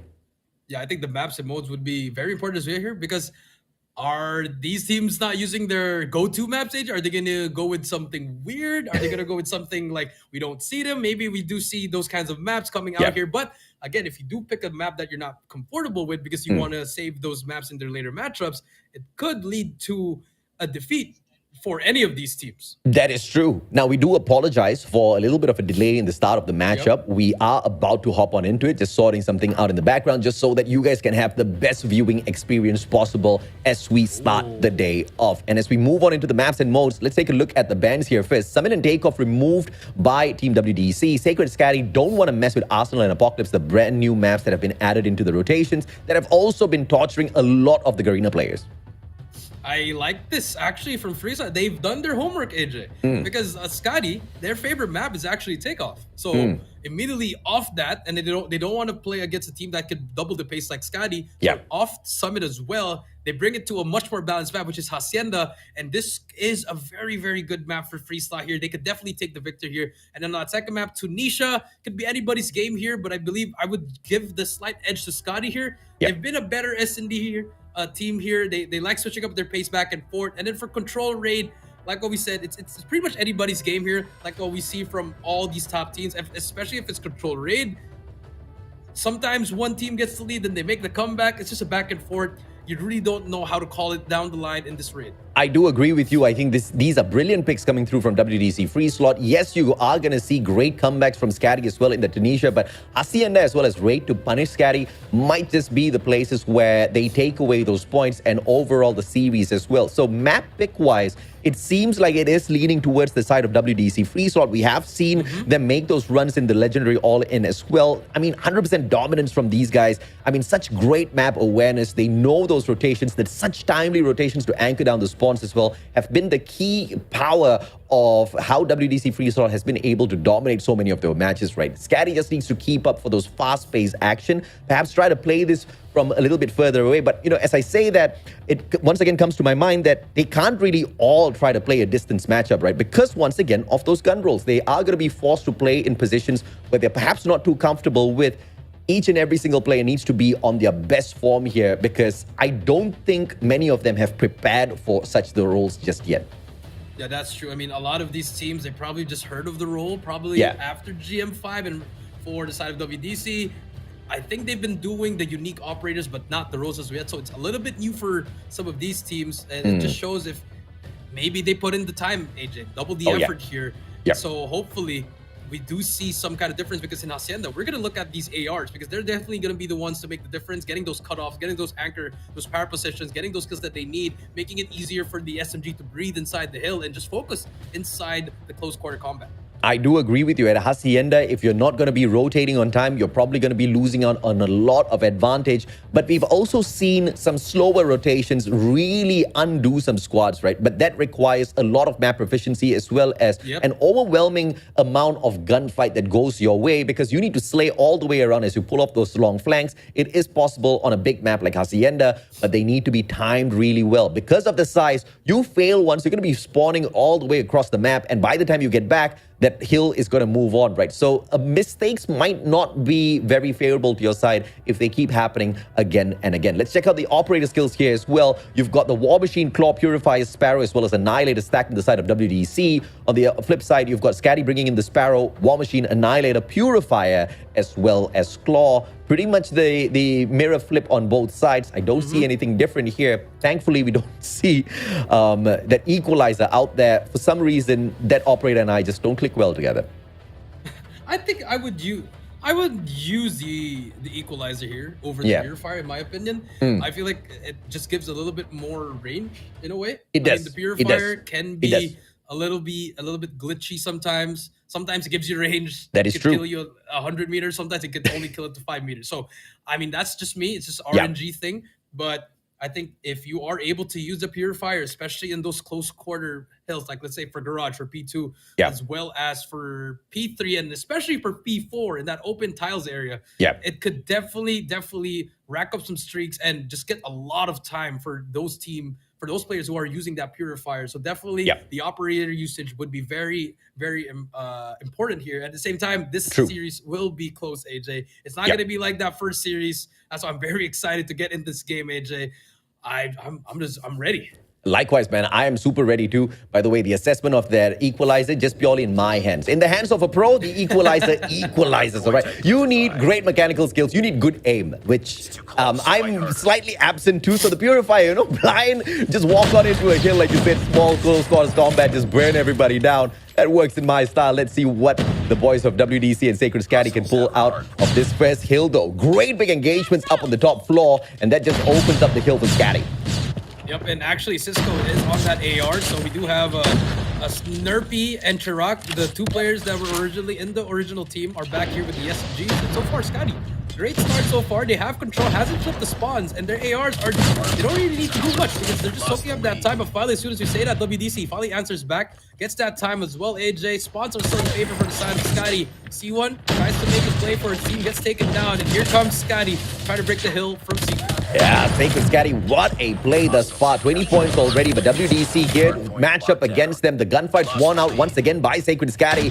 And let's see if or not they will be able to do this once again. Early rotation going to be coming through from Scatty. Although they do win out those initial gunfights, they allow WDC to soak up some of these scrap points, putting up a final fight when they're forced to in terms of those rotations. Now P2 anchored down as well. The driveway safe in their hands, but you can see WDC, play number 4 in blue, slowly rotating around to make a difference. Yeah, this is good for Scotty because they were able to spawn at the good side and kept that side until P2. But if you look at the map, a pitch can happen from the side of WDC. Number 3 is going to be C1, has a big gunfight against number 1, gets that kill, and a pitch could happen here, and here comes WDC trying to make the break. It is going to be a tough one here for WDC. If they can't win out their gunfights, they're attacking from all 3 angles. And the final one goes the way of Anawin. He wins the hill back for the rest of his team members, but just not enough firepower, not enough backup for Anawin for WDC to hold on to the hill. Scatty, with the spawn of the right-hand side, were able to just squeeze their way back in. Driveway now goes over to WDC. One more gunfight won over by Scatty will force WDC for an early rotation. Rotation. They get all this time here in this P2, probably at least 50 points off that hill, AJ. And now the battle for rotation, like you said, the late rotation, it could, they need to be able to be coordinated here. C1 gets 2 in a row, and that shuts down that that late rotation for the side of Scotty. As the side of WDC, they have control. They do have at least 2 operators to use, but for the side of Scotty, they have 4 here. Are they willing to invest it here immediately to break this hill? And it looks like WDC is not really panicking in this situation just yet. They know that it's very easy to make their comeback right in here as long as they can play this map down to the T. But operator investment out of Chirac is just going to make the situation a little bit more crazy and tougher. He gets shut down. War Machine investment by Yeah is absolutely sublime. That holds the hill for WDC, and they're on their way back. Yeah, that was a great investment coming through from Yeah with that War Machine. Takes down 3 in a row. Plus, they get the time as well. 50-75. Pretty close game so far. Back and forth we go as Scotty, they're struggling to break the hill, but finally manages to break it. It's going to be 1 player to beat. It's going to be Anawin. 18 seconds left. They should be looking at the rotation here as Scotty will be fighting for the scrap time. Big scrap time coming in here. Anawin trying his best to make a play for his team as they lose that. 10 seconds go to Scotty, and now we move over to P4, wherein for the side of WDC, they have 3 operators, and for the side of Scotty, again, another 3. It's just the moment of when you want to use these operators to make a difference. Super early rotation by WDC free slot, but you can see the same attempt coming through from Sadie as well, winning out a couple of gunfights on the way there. 2 players to anchor this down. Opened up by WDC free slot. Can we see them make their way back into your matchup and take over? It's going to be a grenade that drops by first, but the operator absolutely purifies their souls, and it looks like RNG is on the side of Sugus because the range was extending quite far out this time. Yeah, it was, and Soga's working towards the EMP, loses that Purifier, doesn't matter, has a CBR to take that player, has a pred to use here if he wants to. Oh yeah. I believe he will be, no he will not, he's the Hunter Killer. More pressure coming through, and now it brings out that Claw again, gets 2 in a row, buys time for his team, and 3 slot. Finally catching up to the game. 9-point lead for the side of Scotty, but here comes Scotty trying to break it again. Once again, they stop the bleeding, and the Purifier gets shut down instantly. Great plays coming through from WDC, hanging on for their dear lives. 10 more seconds, and the bleeding still paused. Cisco trying his best to win out the gunfights. Is he going to be whipping out that Annihilator as well as the final few points soaked up by Scotty? They still stay in front, but this game is once again equal the way we started off earlier with just a 15-point difference. 15-point difference. Back to P when we go. Remember, this first hill was all Scotty as Kato takes down 2 of the Annihilator. Make that, misses that 3rd shot, but has information. We'll take down Cisco, and just like that, forces again to Scotty to spot in the good side, AJ. Yeah. Scotty gets the trade that they need. WDC just trying to get some time just to keep it close, and I like this from them. Just keep it close, and I think they're just waiting for that 1 hill. Just 1 hill is all they need to get that lead. 103-91, WDC attacking a one-sided push coming on through. They want to clear up the top floor of Manifest. They do that successfully, and now hopping on in, sending just 1 objective player. The rest of them are on a mission to slay out Scatty, but nobody's overextending just yet. Nobody's backstabbing the team members of Scatty, and that's just going to give them an opening once again from that left-hand side. They get a little scrappy, but still stay in front as WDC hops on back in. It looks like Scatty's going to be forced to take a early rotation into P2, and this is where WDC makes their comeback, at least to match up with the points. They take the lead, 5-point lead coming through, but now again, another situation where Scotty was able to rotate early, but the Red did take down Cisco. Wow. And spots are still on the side of Scotty, but if you look at all the blue dots are working their way up the back once again, slowly taking down 1 by 1, but they gotta move a little bit fast here. As Chirac brings out that claw, what kind of difference will this make? Let's see if or not they can take a good attempt in here. Chirac whips out claw. Oh my god! Gets laid out by the Sparrow, but that's a 1-for-1 trade. Both operators out, but Scotty's still holding on to the hill. Now the back spawns at the driveway on the side of WDC free slot, working this sprint to maneuver in. Timing is crucial here. C1 getting the first one. Yeah. Finds Cisco as well. Snurpy and Chirac, they step it up, and they hold the hill for Scotty, and they win back the spawn off of driveways. Scatty, big fights one on the outside is going to keep them in front. Yeah, big fights. And for the side of WDC, I know their idea was trying to break it together, but it's just one by one again. Another hero play coming through from them. At C1, they managed to finally break it. 17 seconds, just huge time. But look at Scatty. They're still fighting for the scrap time because they know they could just rotate for that P3. But now, final rotation for the side of Scotty. They're going to be the early ones there. It's going to be a 2 versus 2 over that P3. So just gets that scrap time. Has Purified on the ready as well. As we move on to P3 once again, the last time we saw this, it was WDC with the early control. 146 to 130, and now just 16 points between them. It looks like WDC is not allowing Sacred Scatty to run away all the too far, but when are they gonna run away? Put up a strong fight, but either way, this is a fun, equal matchup between the two. Mids slaying one from afar. It's gonna be a now and this time with the claw, secures the hill for the rest of his team members, and now a split spawn coming through from Sacred Scatty. This could just be a blessing in disguise. They slay out the players from the right hand side, and now focus on the left, and now in single-handedly with the claw, put Scatty in their place as WDC now finally catch up with the points again. They catch up, the break comes out, but they actually lost a lot of seconds there because Anawi was pushing up with the claw. But 147 to 149 here. Anawi is still spotting right behind them, getting the kills that he needs as well. But if you look at the spawn, Scotty, they get control of P3. They get the scrap time once again. Another situation where Scotty is just extending the lead because of scrap time here.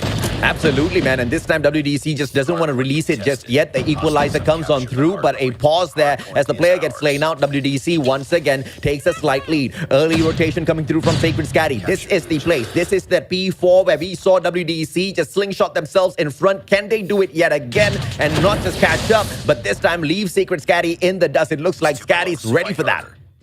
This guy's ready for that as mids. He gets destroyed on the corner. But Scotty, they have control for it now. We do see yeah, as well as Kato has that operators on the ready. Can they make a difference? Here's C1 as well, blocking them down in garage. And finally, WDC, they get control of the hill again. I think they are going to use this operator right here as Scotty is trying to hit the bench here.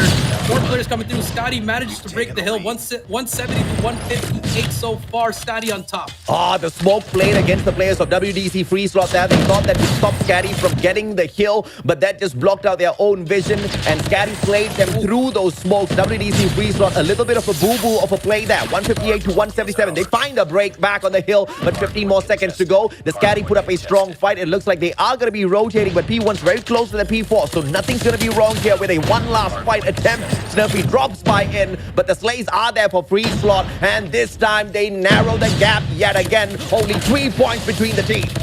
Yeah, we hit this third set of hills. It's going to be P1 once again. And now on the good side, it's going to be WDC holding down that second floor. But as soon as we say that, Cisco and the boys breaking it, trying to destroy all these anchors, all these power position players, getting one by one as they get control as well. Chirac on a very good spot here to shut down more players. And if you look at the side of a Scotty, they're not actually hopping on the hill. They're trying to get some kills first, clear out everything first. And so far, it's been working out for them. They're going to be the first team to reach that 200-point mark. On the side of WDC, they've invested that Annihilator. But for what cost? Can he make a difference? Yeah, brilliant play coming through from Scatty this time around, just focusing on those gunfights and then prioritizing the objective a little bit later on. That has allowed them now to hit that 200-point mark. WDC free slot on the other hand, struggling to find the break, and they just try to take that overextension. Backstab wins out a couple of gunfights up on top, but it will still be Cisco continuously pounding on these players, making sure they stay off of that hill. Hunter killer drone going to get sent out as well. Play number 5 does not get taken out, but it's going to be the gunfights. WDC once again on the hill with a single objective player. 3 more seconds to go. P2 rotation. Scatty wants to win it here.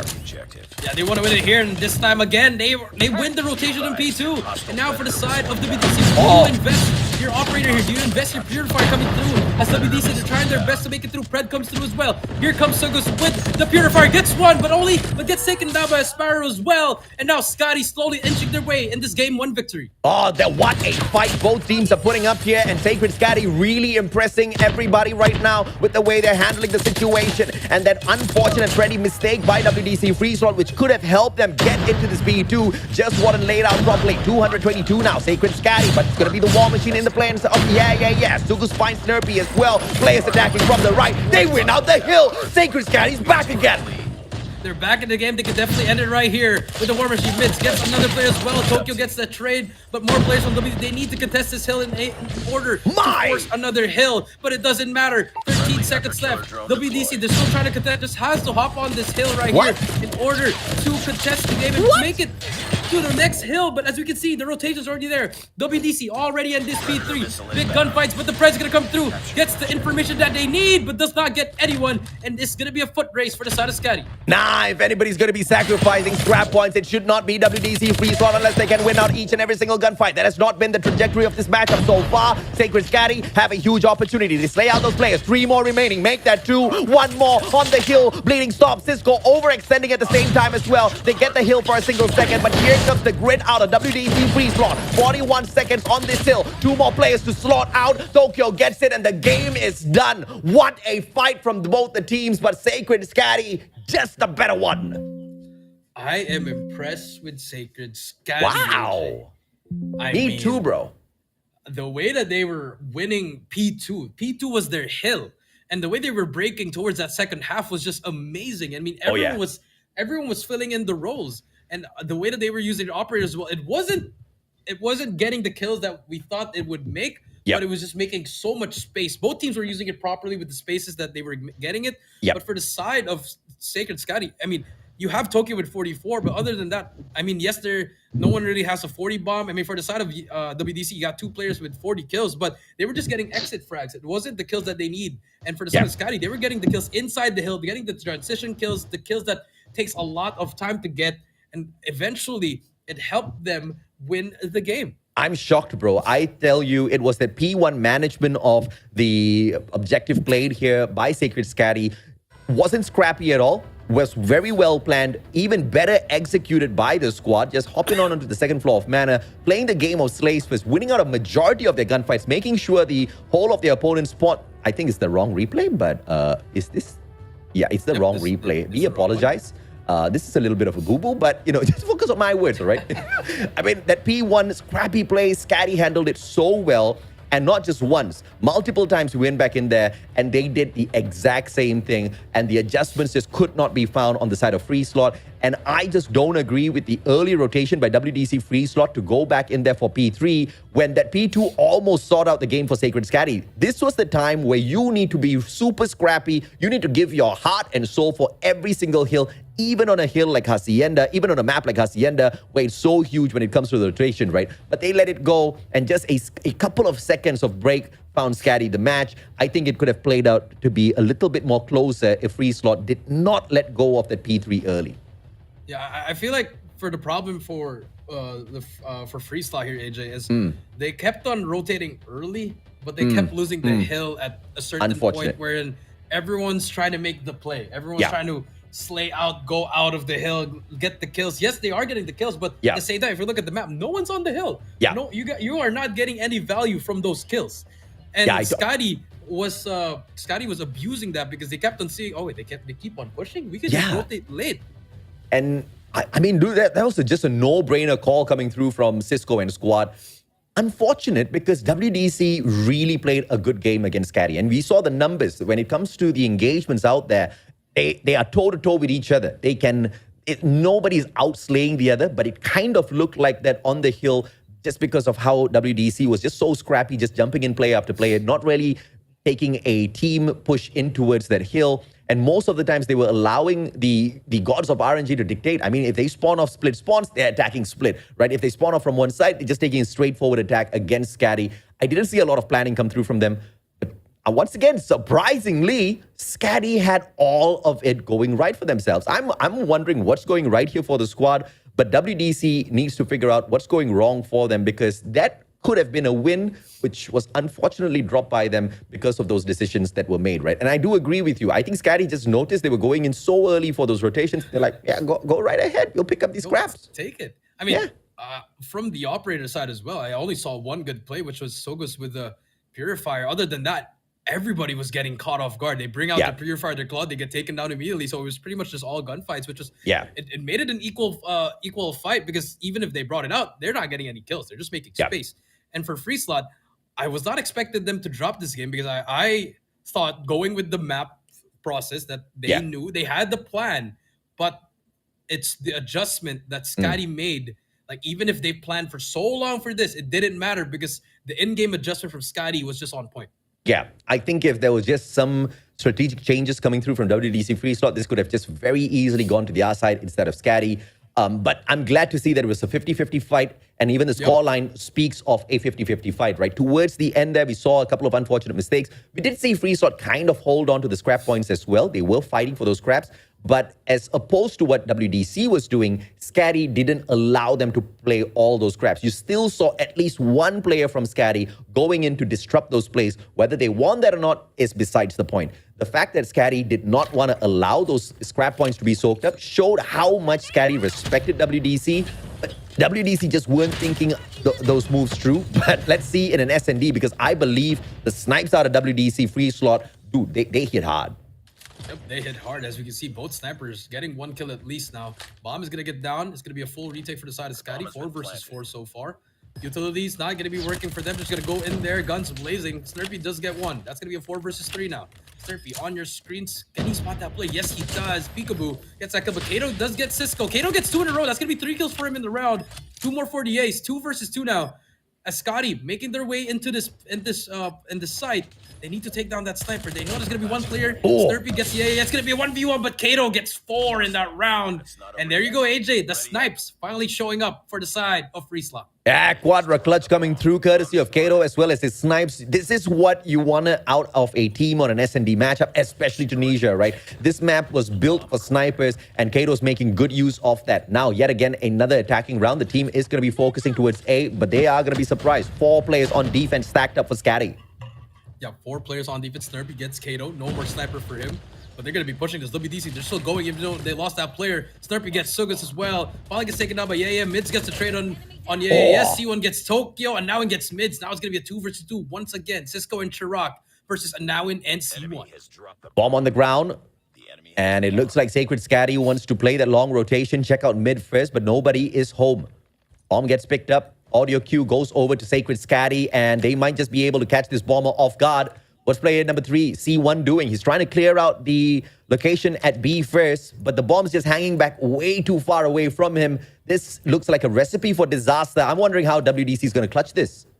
Yeah, I mean, you don't want to leave your bomb carrier alone as Chirac does the timing favor him. Does spot him, but C1, that's a beautiful kill. That was such a risky play, but it did work out in the end as Cisco stuck in a 1 versus 2. Bomb still not planted just yet. Yeah, bomb not planted yet. Cisco unfortunately missed that shot. That's going to be 2 and 0.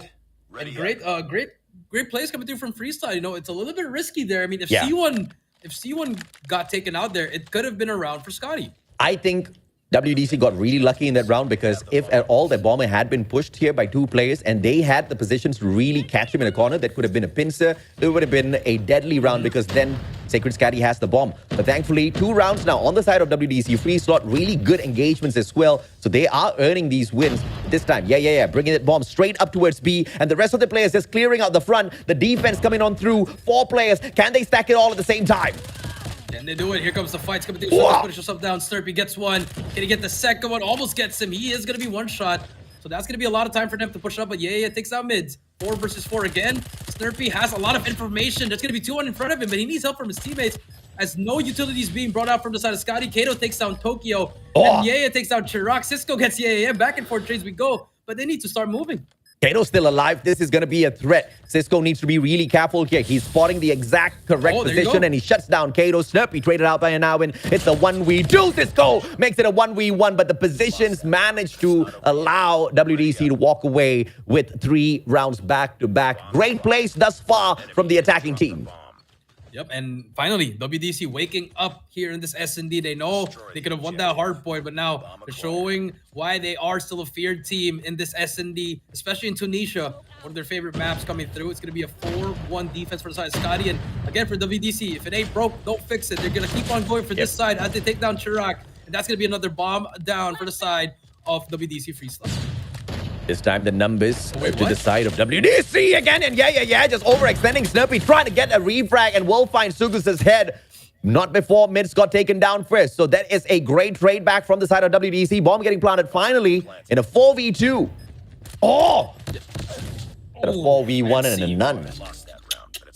I mean, they're just playing on a pace where Scotty hasn't adjusted in any of the rounds. I mean, all the rounds were close until that last round, AJ. Now, if you're Scotty, you got to get 1 on the board at least just to get a breather, stop the bleeding for now. Let's see what kind of adjustment will they make. As for the side of WDC, they are just going at 200%. They're just going fast as they can. And here they come. And this is it, right? I mean, we can give it to you, man. You are able to analyze all of these teams down to the T. You already mentioned that Sacred Scatty will be struggling on this S&D. Exactly what we see here, Jericho. WDC has been abusing them thus far.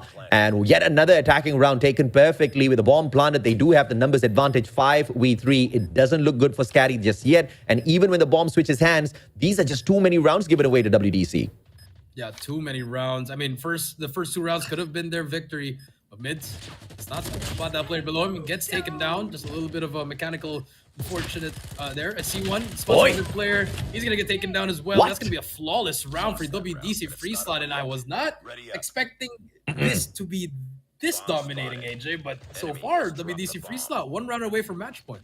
Yeah, truth be told, only Snurpy's awake here on the side of Scatty. Everybody else seems to be bottom fragging at the moment. Even Cisco with his 3 seems to be struggling in terms of the engagements. WDC have been flying through freely thus far within this S&D matchup. Of course, granted, they do have the bomb. They dictate the pace, and Scatty hasn't been able to keep up nor guess this position right, and they keep just dropping in front of them. Sugo's getting a double for himself. Tokyo trades one out. Yeah, down. They now know his position. He reloads at the wrong time, and Kairo takes advantage. Numbers advantage once again to the attackers.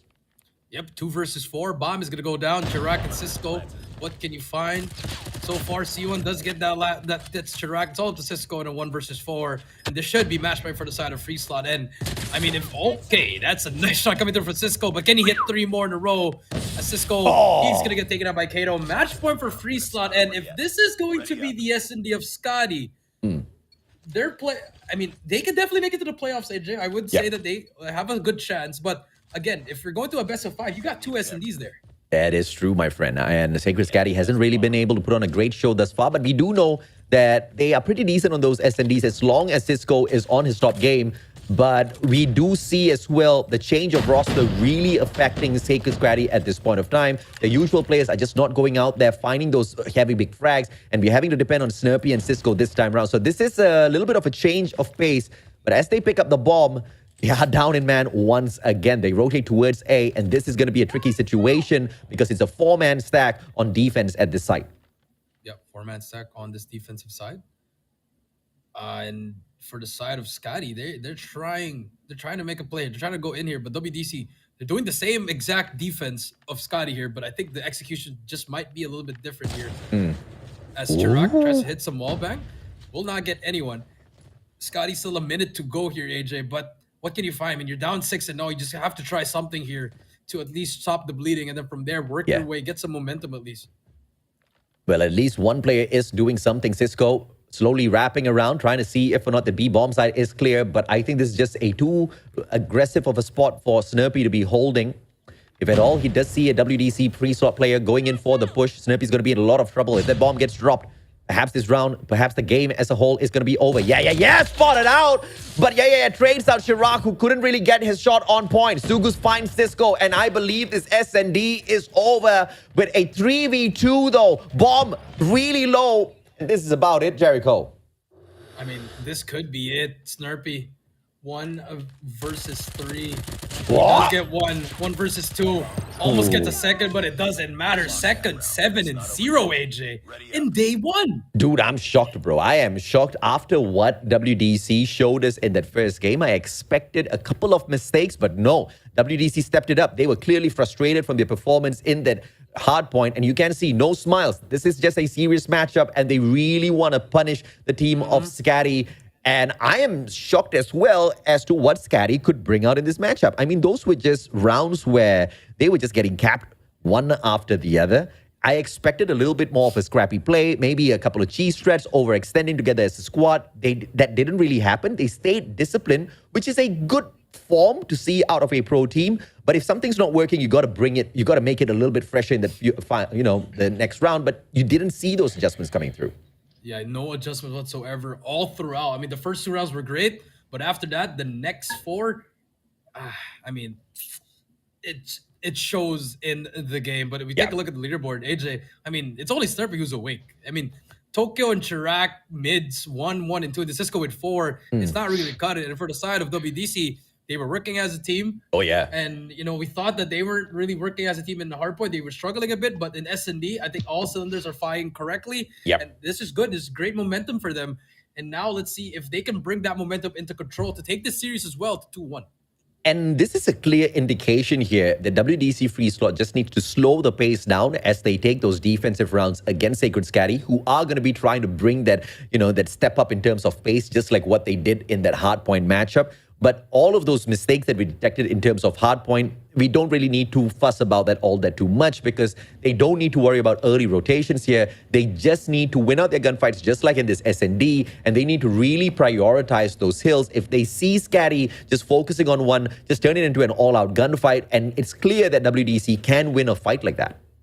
Yep, it's very clear. I mean, here, the first 2 rounds were very, very close, AJ. But unfortunately, that was it. That was the only 2 rounds where we saw that Scotty had a fight, and it just kept on falling and falling and falling. I mean, one thing was Kato was super, super annoying. The snipes are just on point for him. Yep. But at the same time, he doesn't even need to get the snipes anymore if your SMGs and your other 4 players are just applying so much pressure for the side of Scotty, and it just shows that their S&D game, it's not on point, especially this map pick here in Tunisia. Just when you thought that Kato was going to be that heavy carry of WDC Free Slot, that all changed, right? Because everybody started waking up. And by the time we got to see that scoreboard at the end of the game, everybody was putting in equal amount of effort on the side of WDC. It just ended up so perfectly for them. Sacred Scatty, clearly having a lot of issues in this S&D at Tunisia, and they were punished for a couple of those plays. I mean, a little aggressive from the side of WDC. No cap whatsoever the moment they were able to find those positions of Scatty, but you didn't really see them over-aggress. So that was one of the things that really brought an easy win to the side of WDC as well, that they have to be proud of. Yeah, I mean, they have to be proud of the way that they came back in a game that they could have won in game 1. Yeah. And then a dominating performance in game 2. That's just spreads out that momentum to the morale. But you saw the faces, AJ, no one was celebrating. They were like, okay, job's not done. We got to win this control and bring it back. And they are starting out the good side, quote unquote, the defensive side here. So hopefully they can set the tone right. And for the side of Scotty, will this affect you getting 7-0? Somewhat, yes, it can. But if you are able to let it go and just focus on game 3, they could definitely bounce back from that. I do agree with you as well. I think this is an opportunity for Scatty to really pull this one away. But if they do allow their mental state to be affected after getting 7-0, which will definitely play on your thoughts and heart just a tad bit, then they're just not going to be ready enough. WDC Free Slot, who do have a little bit of extra advantage because of the experience that they've had thus far on stage 4, much more than Sacred Scatty, might just be able to handle the situations. But these are all assumptions. We have to see how they match up in this control, at least for that first round, engagements-wise, to see how Scatty's dealing with this 7-0. That's true. And I think this is where a coach could really be beneficial for the team. Yes. Because if your team loses very badly, you go into that and you reset that morale immediately. You tell them, hey, it's fine. Let's just let it go. Let's focus on that next game. And that's coming from experience from me, Olea, Device, as well as Mori. That is what you have to do. You have to keep that morale up. And unfortunately for Scotty and for WDC, they don't have coaches. But, I mean, like you said, experience-wise, you got to give it to Freestyle here. They know how to close out this series. They've been in this situation before. For Scotty, it's their first time. Not a lot of these players have these kinds of experiences, and I think that's going to be the one factor in this final game. I absolutely agree with you, man. I mean, most human beings, they either suffer their memories of the past or their vivid imagination of what could happen in the future. Not many of them live in the moment and really play this down to the T. Let's hope and see that both teams give us exactly what we're looking for. A very aggressive start from Scatty this time round, with all 3 players stacking and 2 players just watching their backs here for a couple of backsteps. Let's see if or not this pulls away this A for them very decently. WDC Free Slot, a slow and methodical approach for this backstab might just be the undoing of Scatty. I mean, this is looking like what we had to play back in GM4. It's not going to work anymore, AJ, because the spots have been fixing control. And if you're number 4, you're going to be waiting until this A is captured. And so far, 2 ticks already into A. yes, you have somewhat of control, but look at Scotty. They are clearing the base. And this could be a recipe for disaster, but as soon as I say that, 4 go down. AJ and beautiful. W3Z free slot, they've got what they need. It just looked like they wanted to give up A, but they got the kills that they need. Now, I like the fact that they were wasting a little bit too much of time and they quickly smartened up as they lost that second segment as well. They go in with the backstab. Player number 4 in yellow managed to get the job done. But let's see if or not he can pull this off once again. WDC free slot, was able to get a very crucial elimination earlier, but he's still struggling in terms of the engagement for the time being. B this time is going to be Tickle. 2 objective players on the side of Scatty. Let's see if they pull this away. Nobody overextending. Look at Kato. I'm not really agreeing with what he's doing right now because the rest of his members need a little bit of backup. That's it's not the best position because you're just making Scotty spawn up even nearer to B. That's and true. now that they have 2 ticks, they also have 2 ticks in A. So pretty much this could be a round for them. And that spawn trap at the start, it didn't really do them well because if you look at the life disparity, AJ, 16 to 15, still such a close game. This one is a letdown from WDC free slot. I think they had a couple of ideas.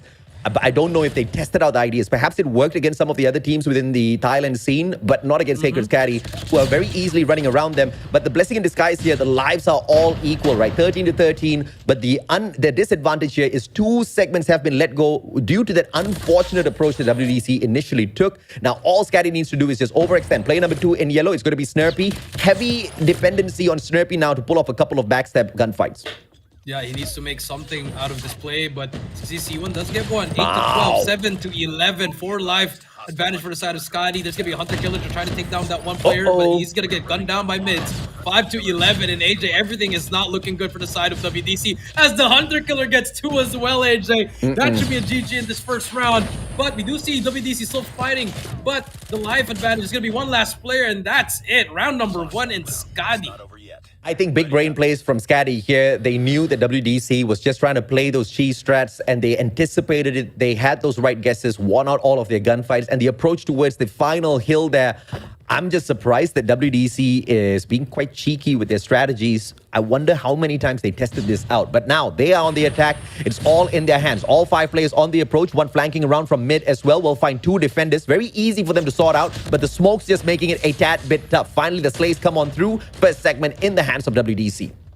And now Scotty, they want to do what WDC's been doing. And they're giving up the easier side, which is actually okay because they're not, at least no ticks in A. But we do see WDC still hasn't dropped the life. They brought out their War Machine, their operators here to get this B immediately. That's going to be another minute added to this game, AJ. And so far, good things are happening for both teams, but both teams are just putting out a lot of mistakes so far at the start. Yeah. Just doing absolutely fine with that War Machine. Each and every single shot so well positioned, and he was able to really punish Scatty and keep them away from B as they capped it. Perfect. But a 3 life deficit here. Scatty has really kept it decent and well on their side to just mainly protect this A, and there's a lot of lives on their side to play around with as well. All they need to do is just overextend a little bit, but not go in for that spawn trap yet because WDC can match up to those gunfights, and then that might be lost. So Scatty just has to play this overextension a little bit safely.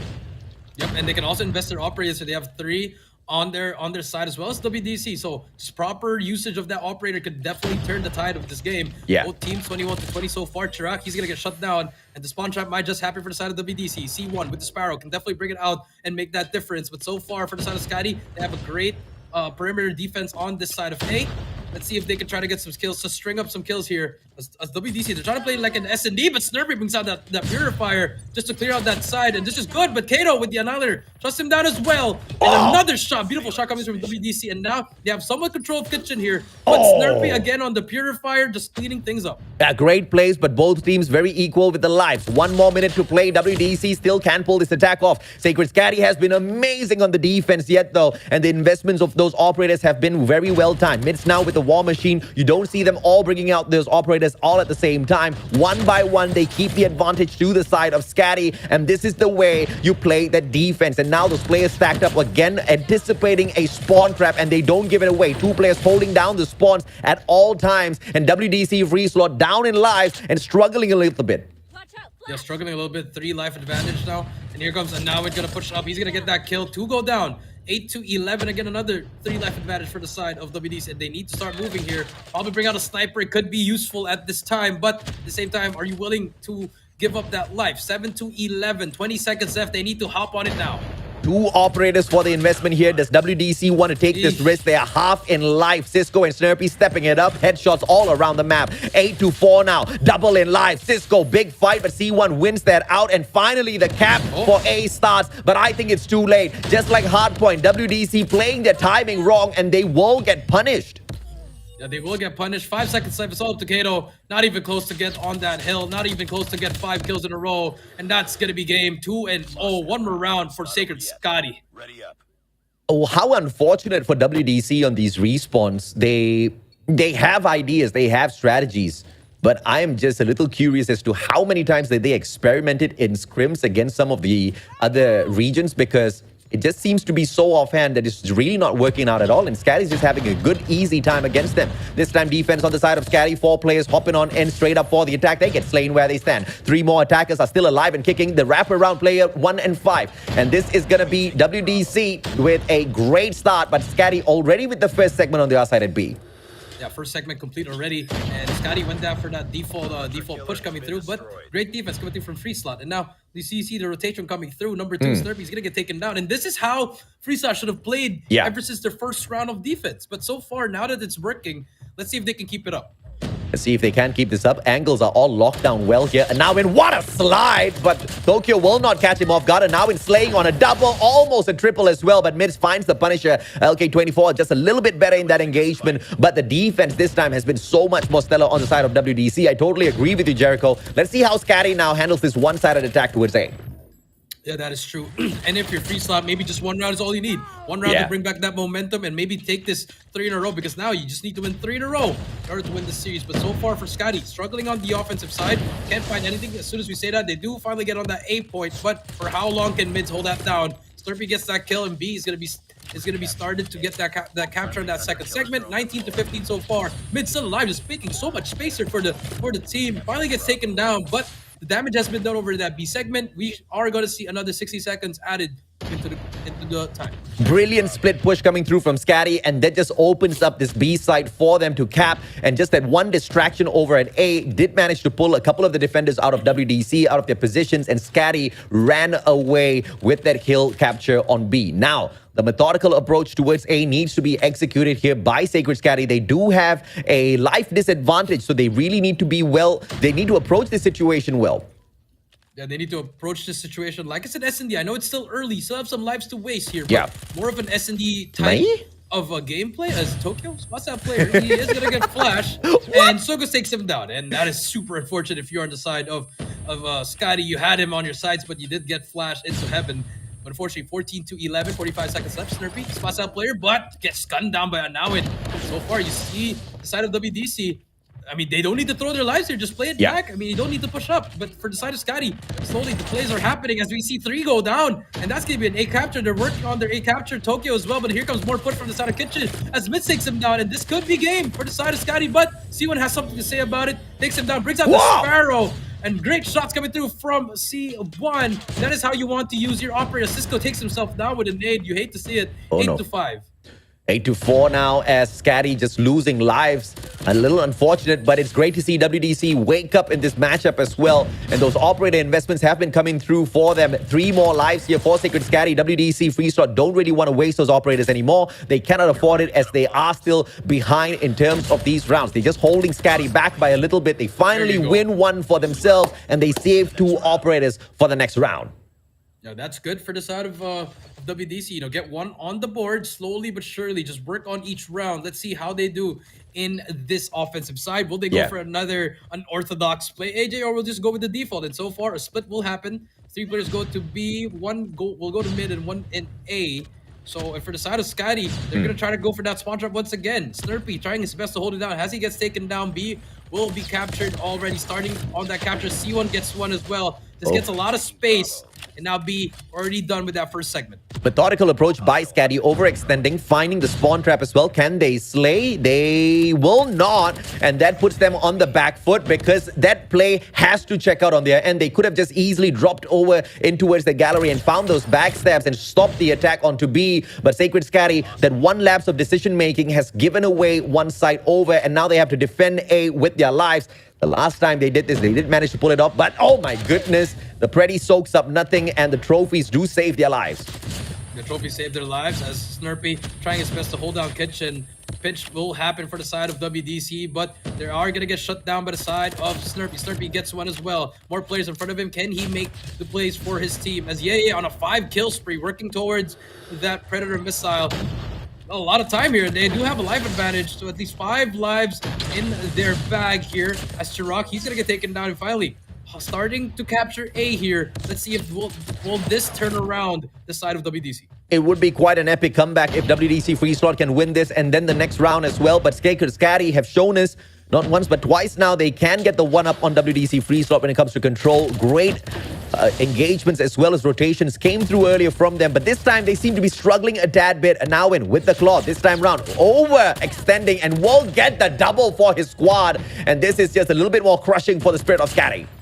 Yep, and it's looking like we're going to go to that last round, AJ. WDC not going down without a fight. 16-8. 8 life advantage for them. 1-2 so far. Snurpy, he is going to be able to shut it down. And now for Sacred Scotty, you need to be careful with all your lives as they get shut down again. 6 lives remaining for them. Mids, he's also going to get taken down. Last 5 remaining for the side of Scotty. They need to win all their fights here. Cannot get taken down anymore. No more respawns. Very different play out of Free Slot here, and you can see that aggression is just well timed. They are not going in here overextending. They are finding the positions to slay. Yeah as well, making this one final player on the side of Sayati. Mids all alone, and the final elimination comes true. We are all equal as we head on into round number 5, the final one for Control. Yep, for the final one, and we do see WDC starting on the offensive side again. It doesn't matter if you started on the defense. It matters how many segments you've captured. And so far, Scotty has the most offensive captures here. And they're going to do the same play again, AJ. And I'm not a fan of this. You know, both teams, their defensive plays hasn't been working at all. Yeah, I mean, it has just been the exact same play over and over again. And it looks like Scatty is going to be able to defend this for a little bit. But WDC Free Slot, what are they going to be able to pull off from this? Only 2 players playing the objective.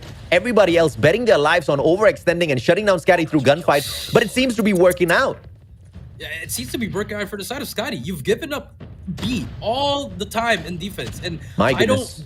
I really don't get it. And it might cost them this game right here. As C1 slowly creeps up, tries to get some kills here as he almost spots Cisco. Yes, he does. And he takes down Cisco. And now the momentum is just shifting over to WDC. The saving grace here is Scatty did not abuse those operators. They barely invested it. WDC Free Slot did, but the number of lives that they could take away from those operators weren't all that too many. So let's see if or not Scatty can punish them. This time it's going to be the Annihilator invested by Cisco. C1 slowly creeping around, waiting for the timing, waiting for that engagement to start off on the left-hand side as well before he hops on in as the Nawan finds one. Kato drops Tokyo, and here comes the onslaught as WDC wakes up. Yep, and Cisco misses that first shot, gets that second. Wow. He can definitely make a play, but the Purifier by Sugos finally on a 15 kills, but it doesn't matter if you have a Purifier, you can definitely take him down. He's gonna go in for this. What a play coming through from Sugos, gets 3 in a row, and that's the investment you want to do. Putting with the 16, and here comes WDC. They want to hop on this. Kato brings out his Annihilator as well. Here comes WDC Free Slot. Misses that first shot, doesn't matter, but there's gonna be a trade from Tokyo. 2-2 so far. Scotty looking for answers. Yeah, 15 lives left here, and they were able to trade out quite a little bit, and the claw from Chirac is going to be doing quite a bit of damage as well. The bleeding is going to be cleared off here as WDC Free Slot struggle to find a little bit of backup for C1. The rest of them wrapping around ever so slowly, and now it's all going to be dependent on him. Can he execute a spawn trap distraction here to open up the hill for WDC? It's all going to be dependent on this one gunfight, but the rest of them avoid him. Finally, he finds this, and this is going to open up the hill. Sacred Scatty now need to deal with his overextension, but he just drops by Garden. Oh no, and we do see Anawin with the claw. Gets 2 in a row. Can he make that 3 in a row? Tokyo, Anawin gets 3 in a row, and that should be game, AJ. The comeback, it will be complete in around 5 more seconds, AJ. But they did stop the bleeding for now. But 4-14, it doesn't matter. You can throw your lives away because WD Free Slot has just completed the comeback. An epic comeback at that fantastic play by both teams here. And they almost lost that one as well, but WDC Free Slot 3-2 manages to find a reverse sweep on Control, losing the first 2 rounds, and then a stellar back-to-back victory for them to take a 2-1 victory on the overall series. This is what I was expecting out of the Thai squad, but hats off to Scatty because it was a fantastic fight that could have gone either way. Yep, it could have gone either way. You know, I wasn't impressed with their game 1, AJ, but Oh, yeah. We saw that old free slot coming out in the second and third game, and hey, they're back. They're back for now, AJ. Hopefully true. they can be consistent. And for the side of Scotty, almost, man, AJ, just almost, but it just shows that losing those two players, Freezy as well as Chroma, it makes a big difference, AJ. No doubt whatsoever. I think they were not just the fundamental reason, but they really glued the squad together. And I think having a swap out of members at a crucial moment like this, where you're entering a stage that's going to be way harder than stage 3, is obviously going to play against you. We have seen this happen to a couple of teams in the past, and it has affected all of them in a negative manner as well. We haven't really seen any super subs come on in and lead the team on to stage 5. Unfortunate, but WDC did struggle against them in that Hardpoint matchup, and I think that really exposes the weak point of WDC that teams can really look to take advantage of. But of course, the weakness of Scatty as well was exposed in that SND. I expected WDC to be aggressive, but I did not expect a one-sided match. Yeah, I did not expect a one-sided match as well, but I think they really got to talk to each other here. AJ, get really personal with each other, and you guys know what's at stake here. Got to give them that talk. Right? I mean, I know it's a little bit too early for that one, but one loss could determine if you were going to make it or not into the playoffs. And so far, Scotty, they're in the back end here, but they do have more matches. But it would have been great for them to get this 2-1. The SND needs a lot of work, but this control could have been that point. Like, okay, at least we got one on the board here. But WDC, they shut them down, and the experience just showing off there. Even if they're up 2-0, it doesn't matter. WD Freestyle manages to make that comeback and make it 3-2. And WDC, they take this 2-1. This is the kind of matchup where you can lose but still walk off of the stage with your heads held high, because it was a tremendous fight between the two. I unfortunately cannot say the same for the 3 Evil Dragons earlier on. I hope to see a better play from them, but Scatty doesn't really need to be too hard on themselves. I think overall, we just saw WDC break away from a couple of jittery starts and really work that momentum. But one would think that the momentum leading on from the SND would have just gone into a 3-0 here at control. That shows the fight in Scatty as well. Really good. And of course, they were catching WDC make some fundamental mistakes, which were punished. And you got to respect WDC for finding those adjustments and winning it back 3 rounds in a row. It's not easy to do that on the fly. As a coach, you know this clearly, Jericho. Oh, yep. It's not easy because you can't go in there mid-game and tell them, hey, you guys have to adjust this. Yeah. And, for WDC, calm, cool, collected, it showed. The experience really showed. There's a reason why they went undefeated in their tournament, in their qualifiers, as well as they've been here before, AJ. And for the side of Scotty, we could say that game 1 was a fluke. Maybe they just won because WDC, they just had some mistakes that were capitalized by the side of Scotty. But now we are seeing somewhat of the potential of WDC, wherein they could be that team that could go to stage 5 and represent Garena. But it's only that first game, and definitely Scotty can definitely make a comeback here, AJ. Yeah, I really agree with your assessment here, especially with that Hacienda, because Scotty got a tad bit lucky. WDC was making way too many of those mistakes, as well as decisions that weren't really resonating with me, but they were keeping up with their gunfights department, which should scare Scotty a little bit more, because if they had not made those mistakes, in fact, if the strategies just tweaked a little bit, which is very doable within the course of the group stage in itself, this can easily be the better squad. I mean, overall, they were the better team in this engagement. So that's something Scatty really needs to mull over. But let's take a look at Yayaya's rating here. 1.32 KD rating. Even in such a heated matchup, he ends up with a positive, and that's a huge blessing. That's a huge blessing. He lost his duo in guitar, and I think he has more stuff to do now as that main SMG for the team, and I think he's doing a pretty good job. Not as good as PJ, but he still has that veteran mindset, AJ. Being very smart in the game, and that's what I really saw from yeah, especially in the control. I feel like I think he's the captain, if I'm not mistaken. Just keeping the team calm, and just getting those comms, those active comms right. There's awareness. A little bit shaky from the start, but they managed to step it back up, and that's great for yeah. And hopefully we do see more out of him in this next match against 3 Evil Dragons.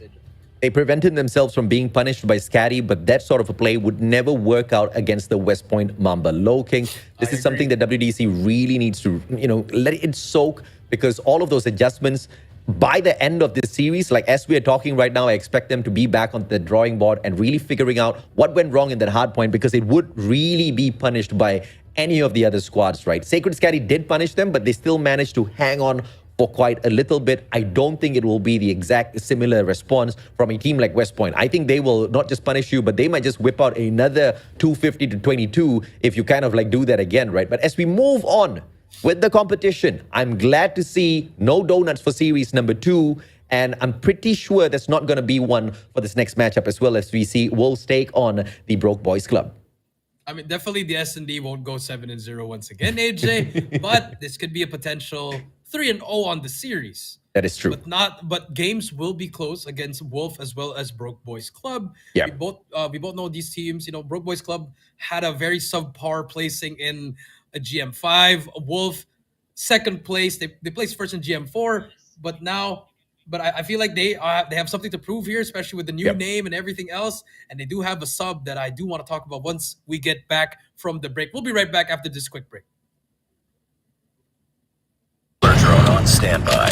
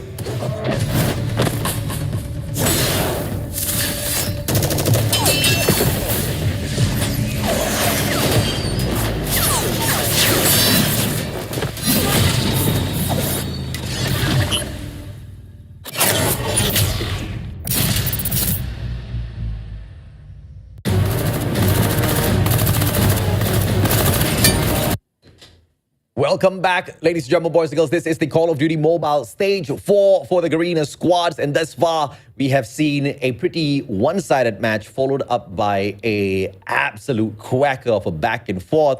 And with WDC Free Slot winning out a reverse sweep control against Scatty. That was an unfortunate one for the Scatty fans, but it was a great play for the Thai squad as well as all of their fan base. But now we move on back to a SMP matchup. We have got Wolf taking on the Broke Boys Club, and Wolf seems to be a new team here, Jericho. I mean, new team name. They're formerly known as. We could go through their history. You know, Ultimate, Yeah. They could go from Ultimate. They went from Blacklist. They went from, I believe, EZR, and then after that, now they're in Wolf. I mean, what's next? I mean, would they switch again if they make it to stage 5? I don't know, but as long as they maul the squads that are in front of them and give us a fantastic match, I'm not going to mind the team name change at all. But I'm just wondering exactly what does the Broke Boys Club have to bring to the table, right? Because the last time we saw the matchups that both of these teams were taken on at Garena Masters Season 5, we clearly saw a lot of potential that was improved by Broke Boys to make it through into the knockout stages as well, but just not enough to match up against a team like Wolf. And now they start off their stage 4 run against Wolf. So this might just be a little bit of a crusher for your confidence if you don't put up a good fight. Yeah, I mean, they also have added Epox. I know he's one of your favorite players to cast, especially back in the LF Org days and Yeah. DVK Oblivion. A lot of the players from DVK Oblivion are in the lineup. Bad Yeah. Man, he's actually in the lineup for Wolf, and that's Yeah. comes as a shocker for everyone. If you take a look at the lineup of Broke Boys Club, we have Static, Josh, Jello, Young Jay, Z-Man, and Epox here.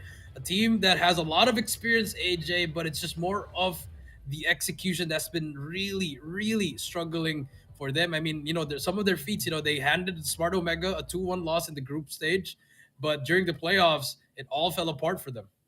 I mean, this is a team that has got a lot of potential and they've got individual talent all patched up together. Let's call them a little bit of a Frankenstein squad, but they've had enough time from Garena Masters Season 4 to find that rhythm, to find that chemistry until Season 5. Of course, they've added on a couple of more into their roster, but I don't think it's the kind of roster that will struggle with the additions, right? Because you're seeing a lot of potential from this squad as you do have quite a number of veteran players. But here's going to come the challenge. You've got a team that could not go all the way because of age restrictions, finally in their perfect form, but we don't see perfect plays as well as results from them this time round, which has just generated a question mark. We're talking about AG, Jabin, Rage, Yato, Yobabs, as well as their latest addition, Batman. Let's see if not Wolf can go out there and bite themselves a couple of great desserts. Yep, that is true. I mean, this team probably has the most experience with the likes of Powerhouse as well as Smart Omega. Yeah. I mean, for the side of AG, Jabin, Yato, and Yobabs, they all won Eastern Championship. For Rage, he went to stage 5 last year, and he's actually wearing a jersey that looks very familiar to everyone. And, this is a squad that you can most definitely depend on to win out a couple of gunfights, but a little bit of a shocking performance back in Garena Masters Season 5. We did expect them to go all the way. We didn't really get that out of the squad. They did manage to take away the 3rd spot. 2nd place taken by Powerhouse International. And, I expected to see them back in the grand finals, just like what we saw in GM4, but it's just not the same quality of roster. Of course, a couple of speculations that they might be keeping all of that great firepower for stage 4. So I expect to see that firepower, because if we don't see it, then the question marks tend to double and then triple. Yep, that is true. It could be a lot of questions here for this side. Losing Skurd could be a big thing for them, moving on to Powerhouse. But as we move on to the maps and modes here, AJ, again, Hacienda, Express, and Raid. Again, Battle of the ARs once again, Battle of the Rotations once again, as we saw in that last series with Scotty at the same time. Scrap points. Do you want to go for it, or do you want to go for that early rotation? So a lot of interesting plays that we are going to see from both teams, but I expect Wolf to come out on top on both of the respawns. AJ, I guess the question mark would be the S&D. I think that's the best chance for Broke Boys to get some momentum and maybe transfer it over to Control Raid. As we take a look at the operator skills, AJ, it's a mirror match for both sides. No gravity vortex for both sides as well. It's all going to be Annihilators, War Machines, Claws, Sparrows, and Purifiers. And if this is going to be the case, I'm pretty sure you're not going to see a lot of slip up out there. The Purifier was just absolutely burning those players down earlier. We did see a couple of mishaps with the Sparrow, but overall, these are the general operators you're going to be anticipating out there. Both teams have got decent enough quality to bring out those operators and punish the other. But the biggest question is, who's going to have those jittery fingers? Who's going to be making those unfortunate mistakes when it comes to the timing of those investments? We've seen teams kind of misplay that, going in for a triple 4-man investment on those operators when those have just been so untimely. And when you don't time it well, you don't really get to reap the benefits. You may be able to find a couple of eliminations, but if you're playing the objectives such as Hardpoint or Control and the timing is just not on your side, you might just waste them. And, operators can win or break your match. I mean, you hit it in the nail of the coffin, AJ. I mean, operators can really just change. And for the side of that series against Scotty and and WDC, it wasn't really much of an effect.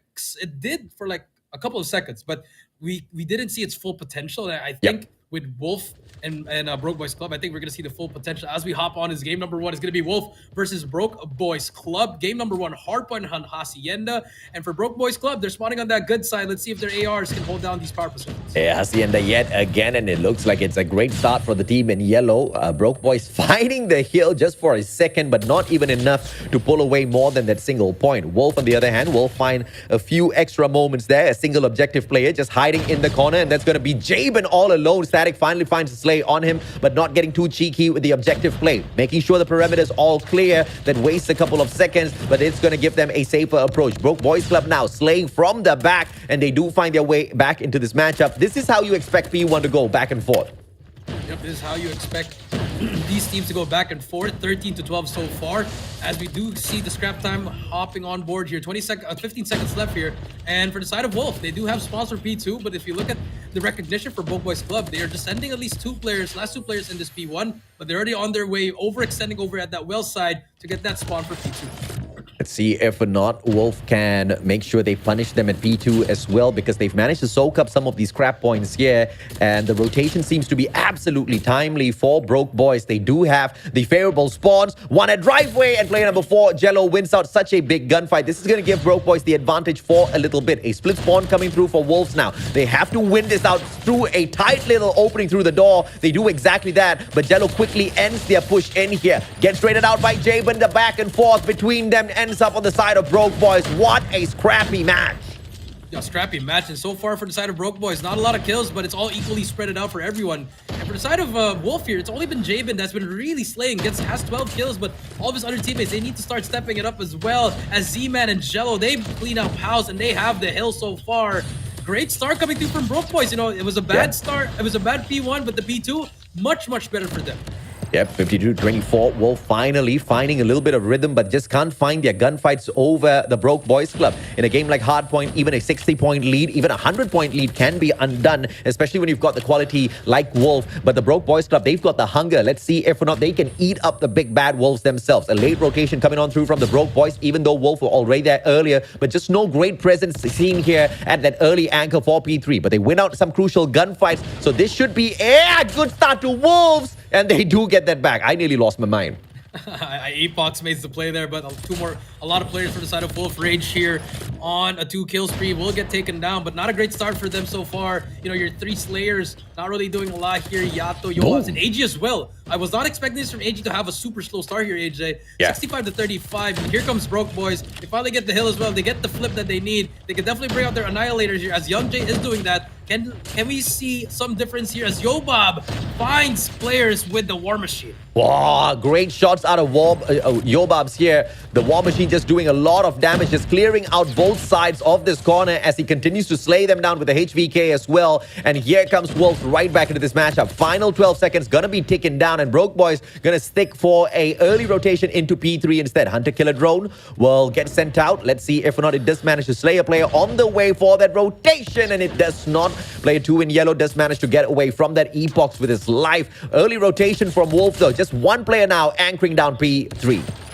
Yeah, anchoring down P3, but that wasn't really a great hill for the side of Broke Boys, AJ. They only got 3 points off that hill. They've also invested some of their operators, and now we do see them bringing out the Purifier here. What can Static find? Can he make the difference here for the team?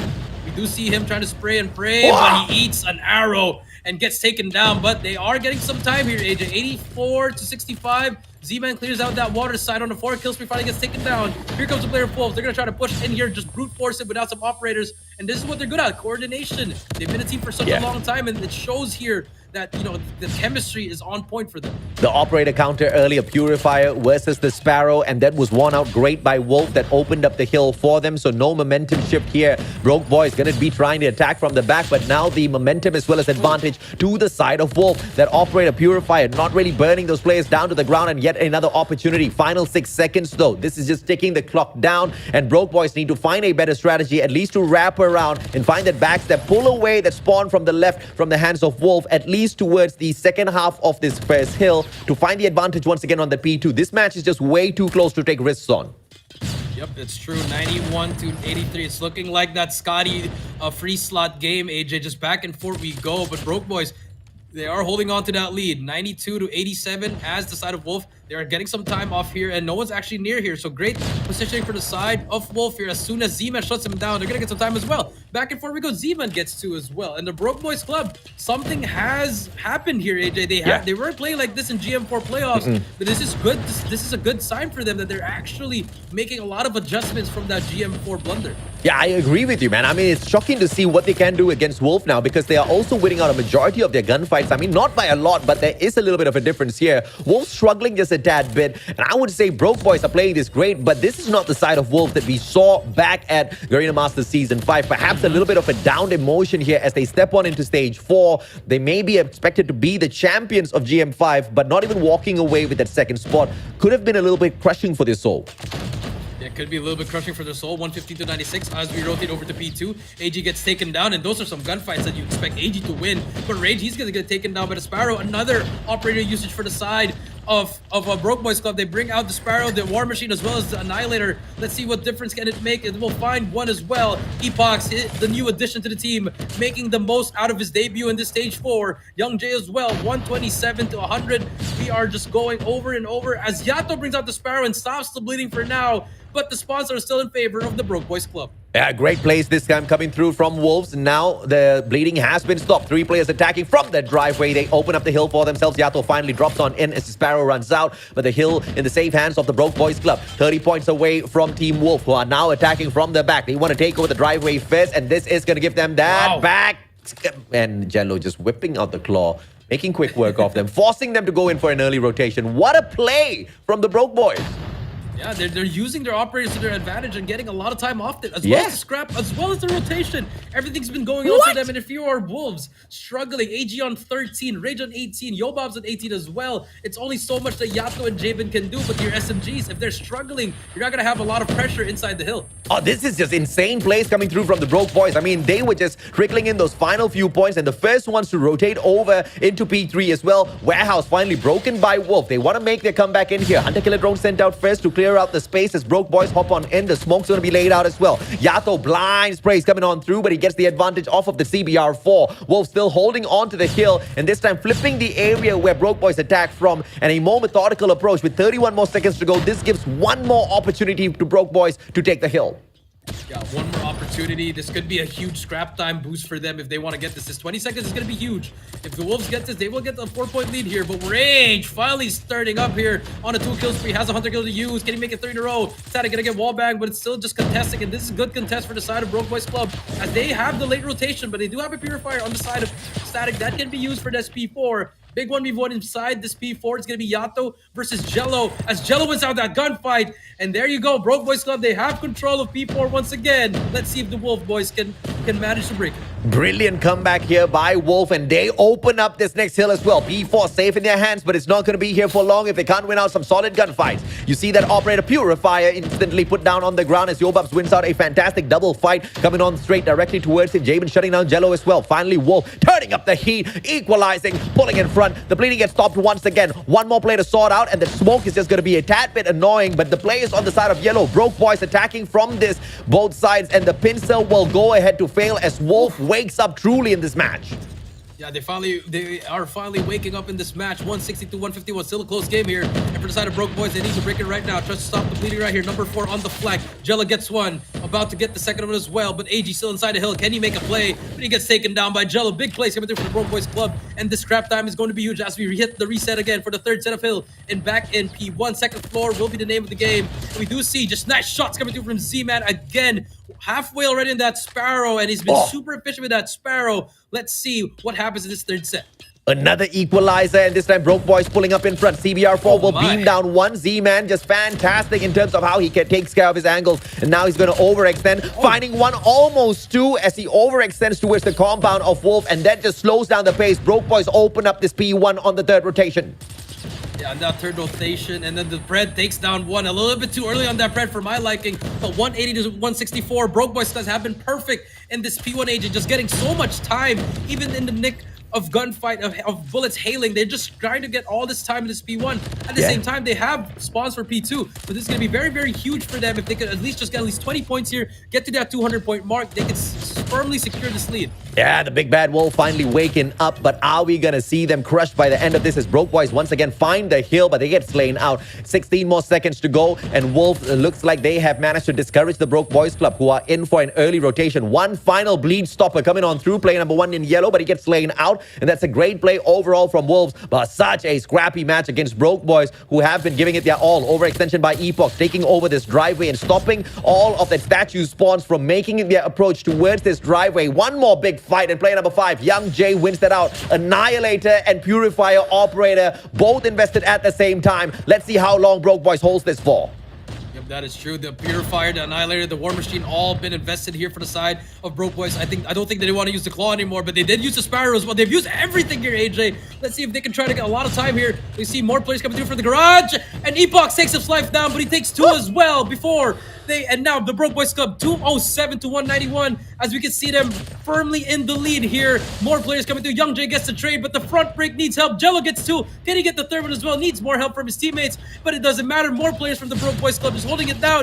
And for the side of Wolf, do you still fight for this? Do you want to go for the scrap time or just reset in P3? And the answer is both ways. They are giving this up, AJ. And for the Broke Boys Club, 1 break is all you need for this P3.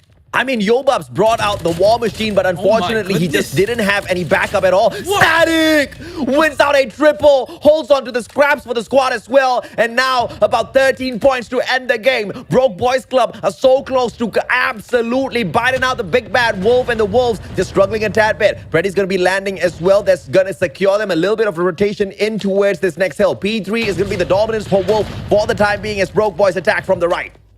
Yeah, Broke Boys comes from the right, and here comes Static inside, trying to slow it down. Gets 1. Can he get the second? Almost gets it as well. Sprays and prays. Can he get the third? Yova shuts him down, but they do have a Pred to work with, and that Pred could seal the deal for them.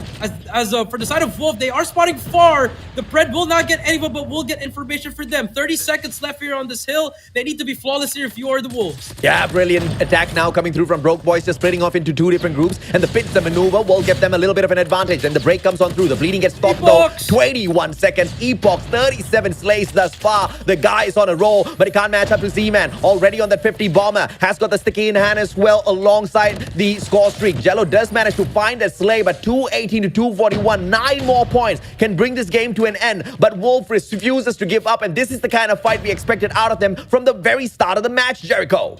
Yes, I definitely agree with you, AJ, but now P4, this is where it's going to happen. All the teams are going to be here. We do see Jabin with the Annihilator. Could be the difference. Finds one as well. Can he spot that second player inside the hill? Number 4 on your flank. Jello, he's going to get flicked on as well. And Wolf, finally secures it, but Static with the Purifier makes a difference. But Yato is there with the trade. 241 to 230 and 242 now. 8 more points to go. Back and forth we go. It's all chaos in this P4. Yeah, chaos indeed. And now a couple of final gunfights won over by the Broke Boys Club. Slain out by Wolf on the other side as well. The scrappiest play by Wolf, and they are giving it their all. They're holding the Broke Boys Club to a 244, and now they're trying to catch up as well, winning out their gunfight. Z-Man attacking from the back, and this is the time where you expect that Sparrow to take up a little bit further. Those operators could really come in handy this time round. War Machine instead from the side of Yobab. This might be over. Yobab does get taken down. Operator done out, and AG with the Preddy. Can he drop it? And yes, he gets a double, and the game could be over, but the bleeding gets stopped again, Jericho.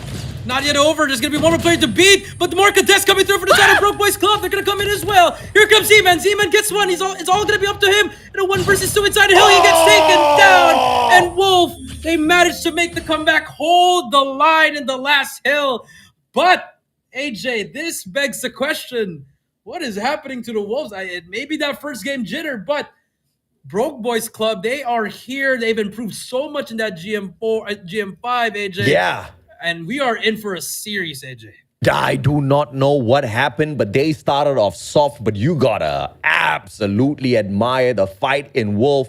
They managed to battle their way back multiple times, and it was not an easy match because the Broke Boys Club kept the heat up. Z-Man, 56 frags out there on the battlefield, a minute 32 on the hill as well, doing so much for the team. And you just saw Wolf always on the back foot, always making the comeback in there. And, you know, I wouldn't say unfortunate plays as well. Both teams gave it their very best. Wolf just turned up the heat a little bit more towards the very end in such a 50-50 matchup between the two. I definitely agree with you, but I feel like the two deciding plays that really changed the momentum, I think it was that P3 where they did get the hill at the start, but when they started losing it, they just kept on trying to go in one by one. Again, Yep. it's just the small things. I mean, they could have just waited for, they still had a big lead there during the 242 to 198 kind of area. They could have just slowly worked their way in, but Yeah. at the same time, you can't deny the fact that the Wolf, everything was clicking for them towards at the end. You know, the adrenaline was pumping. They knew what to aim at. They knew what to look at, and everything was perfect for them. And they are world class here, but it shows again that they are beatable again, AJ. And it's not looking good for them. But so far for the Broke Boys Club, I feel like this is still good momentum for them. I think they can still bring it back into S&D as well as Control. I mean, if you've been able to drag the match so close and almost win it out, unfortunately drop the ball at the very end. I tell you, these operators really did make a huge difference towards the end as well, right? With Yobabs having his war machine taken out of the equation, you thought the game was going to stop there, but yet another player did have the operator on him. I believe it was AG who did manage to secure the hill just at those final moments. And I have to say as well, the use of the utilities, the smokes have just been the burden here for the side of Broke Boys to fight their way through. And Wolf just played that so smartly on their side. Yeah, I mean, the utility, I definitely agree with you. They were playing around with the smoke, and for the side of Broke Boys Club, I mean, without the smoke, they were probably the best team in the world. But yeah, with the smokes, just that small adjustment from the side of Wolf, it cost them a lot of this distraction and actually kept the game really, really close. But it was just very unfortunate right here towards the end here. This was the play here. They just had to wait for each other. But they just kept on pushing and pushing. And then they gave a lot of momentum on the side of Wolf. And then in the end, I feel like just overusing of the operators at that P2, AJ, they could have at least saved one or two, AJ, because, you know, we saw them brought out 3. And then they brought out the Claw as well as the Sparrow. It's a little bit of overkill, in my opinion, AJ. At that part, I totally agree with you. I was going to come to that as well. I mean, we were just talking about it before the match started as we were looking at the operators stacked on both sides. We did talk about the timing of those investments and having multiple players bring out their operators at the same time. It's a make or break for your game. It could save you on some of those hills. And you saw how decently used all of those operators were on the side of Wolves. Just one moment of weakness, unfortunately, brought an L to Broke Boys Club at this Hacienda Hardpoint. It's a pity, but at the end of the day, there can only be one winner, and Wolf just played their situations so much better. But I love the fight from both the teams here. I think this is going to be yet another fun series, thanks to the Broke Boys Club, who have clearly stepped it up. Yeah, I mean, by a mile away, you know, losing 7, again, another underage player brings epochs that, I mean, just... He stepped it up. He did his part as well. Especially Z-Man. Z-Man, 56 kills on a team like against Wolf, but it wasn't enough. Yeah. And that's just the small mistakes, again, really costed them the game because they were doing everything perfect. But I think it really comes down, I think you could agree with the operator, that one ultra investment was just a little bit too much for me because they had it under control. But that's again, true. the series is not over. They could definitely win the next 2 here and hand them an L. It might just be a little heartbreaking. Let's see if or not they allow their mental state to be affected by that final second reversal out of Wolf. Because, I mean, this is where you can really see if or not some of these pro players can really handle some of that mental stress out there. And we start things off at Express this time round. It's not really a map well dominated by the squads at SMP just yet. Yeah, everyone's struggling in this map so far. Not really a lot. I mean, besides the top teams, they've been practicing a lot, like Powerhouse as well as the side of WPM Low Kings. But for Broke Boys and Wolves, I think I'd give the little bit edge to the Wolves side as DC Bomb will go down. But Jello on the flank gets that first kill. Now it's going to be a 4 versus 4. You do see the retake coming through. Epoch spots that play. What a shot coming through from Epoch. And now there's going to be a 4 versus 2 now, AJ. And it's looking like a complete retake so far as Yoab gets Jello. But 10 seconds left. They need to hop on the bomb. And there's going to be one player on the bomb, but he's going to be protected with his life as Javen takes down 2. And that should be round. Static out of nowhere does manage to get that 1, but the timer just not on their side as Wolf does manage to pull that round away. A fantastic attack, and that is the absolute advantage of that early plant. You get into the site early, you immediately pile on the pressure. The pressure was perfect. Broke Boys Club did step it up, but Wolf just outplayed them when it came to the time. Yeah, I agree, and I feel like Epoch should have switched sides with Static. I feel like he had a better shot just watching over him instead of him pushing with the sniper. But, you know, 1-0, it shows that they have some fight to show here. which they have control here. They are going to be able to predict that they're going for another A plant here, AJ. As Yeah. Epox takes down Yato, that's going to be the opening that they need. Yobab spots that player, but no shot for him. 40 seconds, it's going to be bomb planted again. Here comes another retake for the side of Broke Boys Club. Let's see if or not Wolf can punish them yet again. AG finds an easy one off of Z-Man this time around. The numbers not looking great on the side of Broke Boys as they drop yet another as Rage finds Static in a 3v2. Make that a 3v1. Epox now needs to find a clutch. Will not, and now we do see Wolf 2-0 so far, and I do not like where this is going, AJ. I do not like where this is going. I don't as well. But at the end of the day, if Rogue Boys can just... I mean, I have to chuck this to the momentum loss in that Hardpoint matchup, right? I think it was such a heated battle. And when you lose a game like that, it has to play on your mental state, no doubt whatsoever. We can see that doing a number of the Broke Boys here. Jabon overextending. Can he find one? Easy as he's backed up by Yato. Traded out by Jello, though. Fantastic opportunity taken, and he takes one more. Traded out by AG this time around. The numbers all equal as we go back and forth. Bomb's gonna go down now. Rage planning the bomb. No, the retake, but Z-Man could definitely make the play here. He does think there's gonna be a sniper behind him, but the timing will be on his side here. Gets away with his life. Now, Z-Man can definitely make the play for his team as he slowly sees the bomb that no one's gonna be there. Young Jay with the sniper will not find anyone as well, but Rage shuts him down. Now it's gonna be a 2 versus 3. AG is holding down his teammate. Everything's gonna be covered. Z-Man takes out Yobob. There's 20 seconds left. AJ needs to start moving. See if or not the two players can find this clutch here. 16 seconds means you're not left with much. AG spots one free, and they do manage to sort out those players at the very same moment. 3-0, looking quite easy for Wolf thus far after they broke that momentum earlier. Yeah, I feel like the Broke Boys Club, what they're trying to do is they're just trying to outplay what they did in the first one, which where they could slow it down, AJ. I think they're just trying to they're just trying to bash their heads into the wall, which is not working so far. As Rage takes down Young Jay, and now here comes the rush. Z-Man does get one. There's a trade, but Rage gets another. Trades are back and forth, 3-on-3. A 3v3 indeed, as Epox finds Yato as well, bringing the numbers back to the defensive side. Though. Static. Can we? And AG sorts him out just all in the open at ticketing, and now the numbers against Wolf. Yobab's all alone, and Epox delivers. They pull back their first round. There you go. Finally seeing another team get around in S&D. Finally, Broke Boys Plug back in the game. I mean, 1-3 so far. That is good for them. Let's see if they can keep it up and get at least, 2 rounds, tie it up. Maybe take the lead from here before we switch the sides. You see Epox on the snipe. And for the side of Wolf, I think they should have just kept on doing that A push, AJ. I think switching it up there might have cost them in that round. Let's see if or not the team can turn things around as Z-Man finds Yobabs. That's a great opener for them in terms of numbers. Young Jay just locking down his position. Epoch's going to be on that overextension, keeping his eye on A. And this is going to be crucial as the Broke Boys chase those players from Wolf away from the B side. It's all going to be in the hands of Epoch and the position that he holds on to. He doesn't need to reposition all that too much as Rage finds that opener, spots the right angles, and Epoch will not get punished as well. But the bomb is already nearing towards this A side. Nearing towards this A side. 1 minute and 10 left. Jabin and the crew slowly making their way into A. They do have the man disadvantage, and number 1 at the back, Z-Man. Does he spot Rage here? Yes, he does. Takes him down as well. So that's going to be a 3 versus 5. Looking like a good round for the side of Broke Boys Club, but anything can happen in 3 versus 5. As you see, bomb will not go down yet, AJ. They are playing a little bit scared here for the side of Wolves. They do know that the man advantage is out on their side. For Broke Boys Club, just great discipline. No one's over pushing. I like this from them.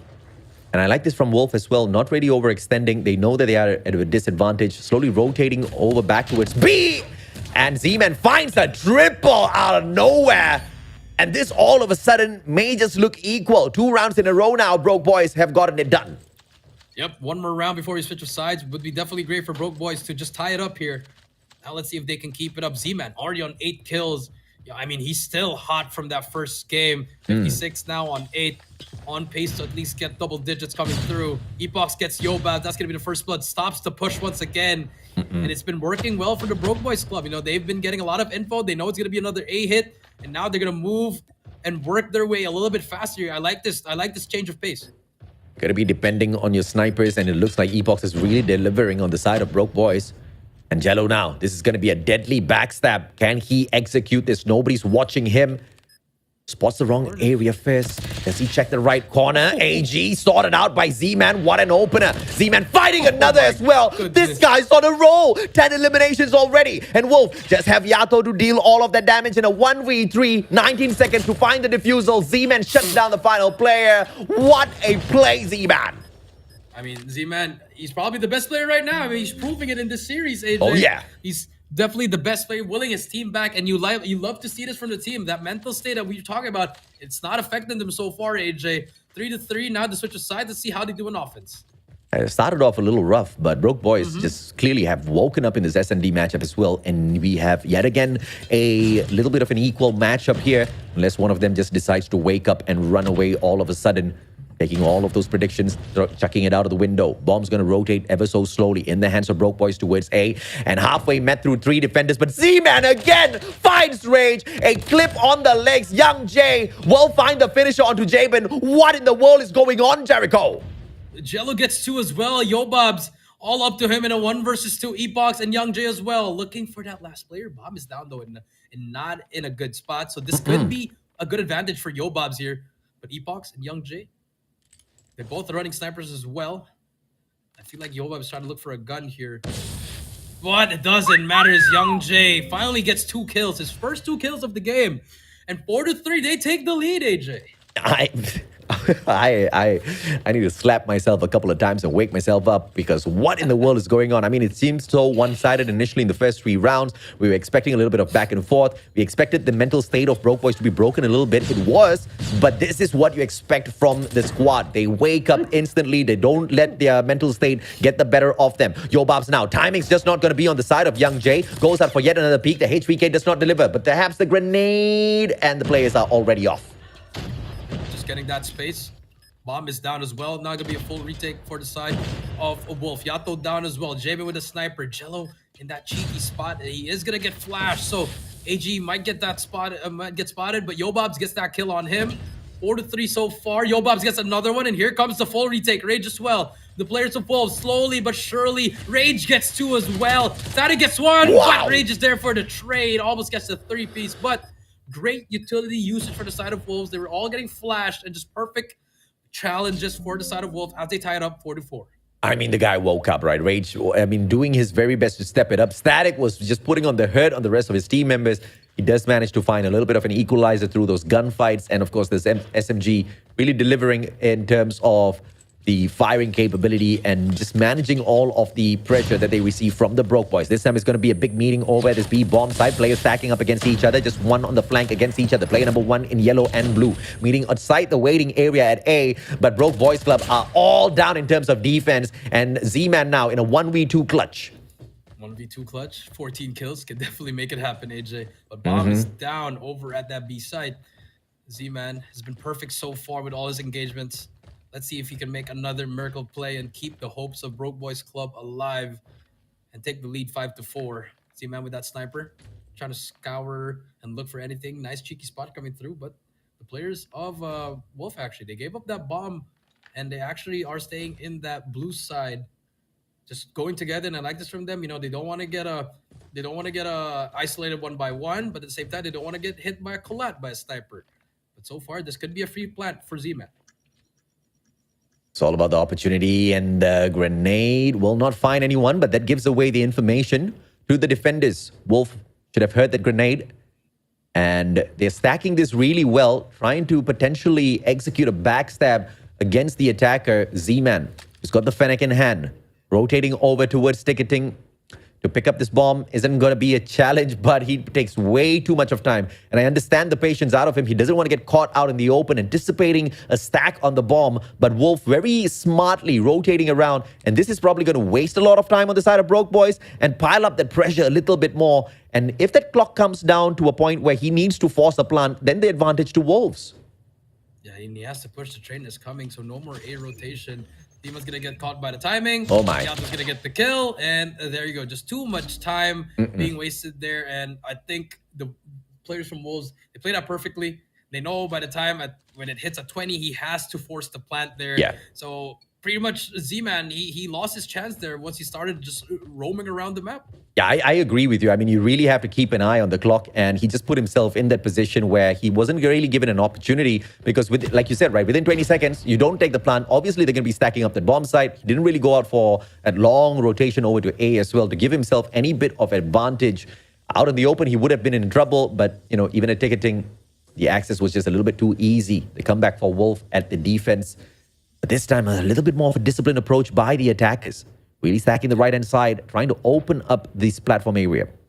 Yeah, they're letting Young Jay do his thing here, trying to find one. But at the same time, Wolves, they're also just countering their strat here by holding down all the angles here, letting them find something as Z-Man being the first one in the line. We'll try to find it. 1:10 left. Yobab's all the way back, has his trophy to at least give out some information for the enemy team. Then they know that he's going to be there, show some presence. A minute left. And for the side of Broke Boys, slowly but surely working towards B. Z-Man. Engagements. Yato just a little bit too accurate there. He was anticipating an attack. Switchblade, rate of fire, just more than good enough for Yato to take that advantage. 5-4, and Wolf pushing on to their 6th round win with one man down on the attacking side. Jello, but Young Jay trades that out with the information received. Yato dropped with a headshot. Numbers all equal as the bomb gets planted.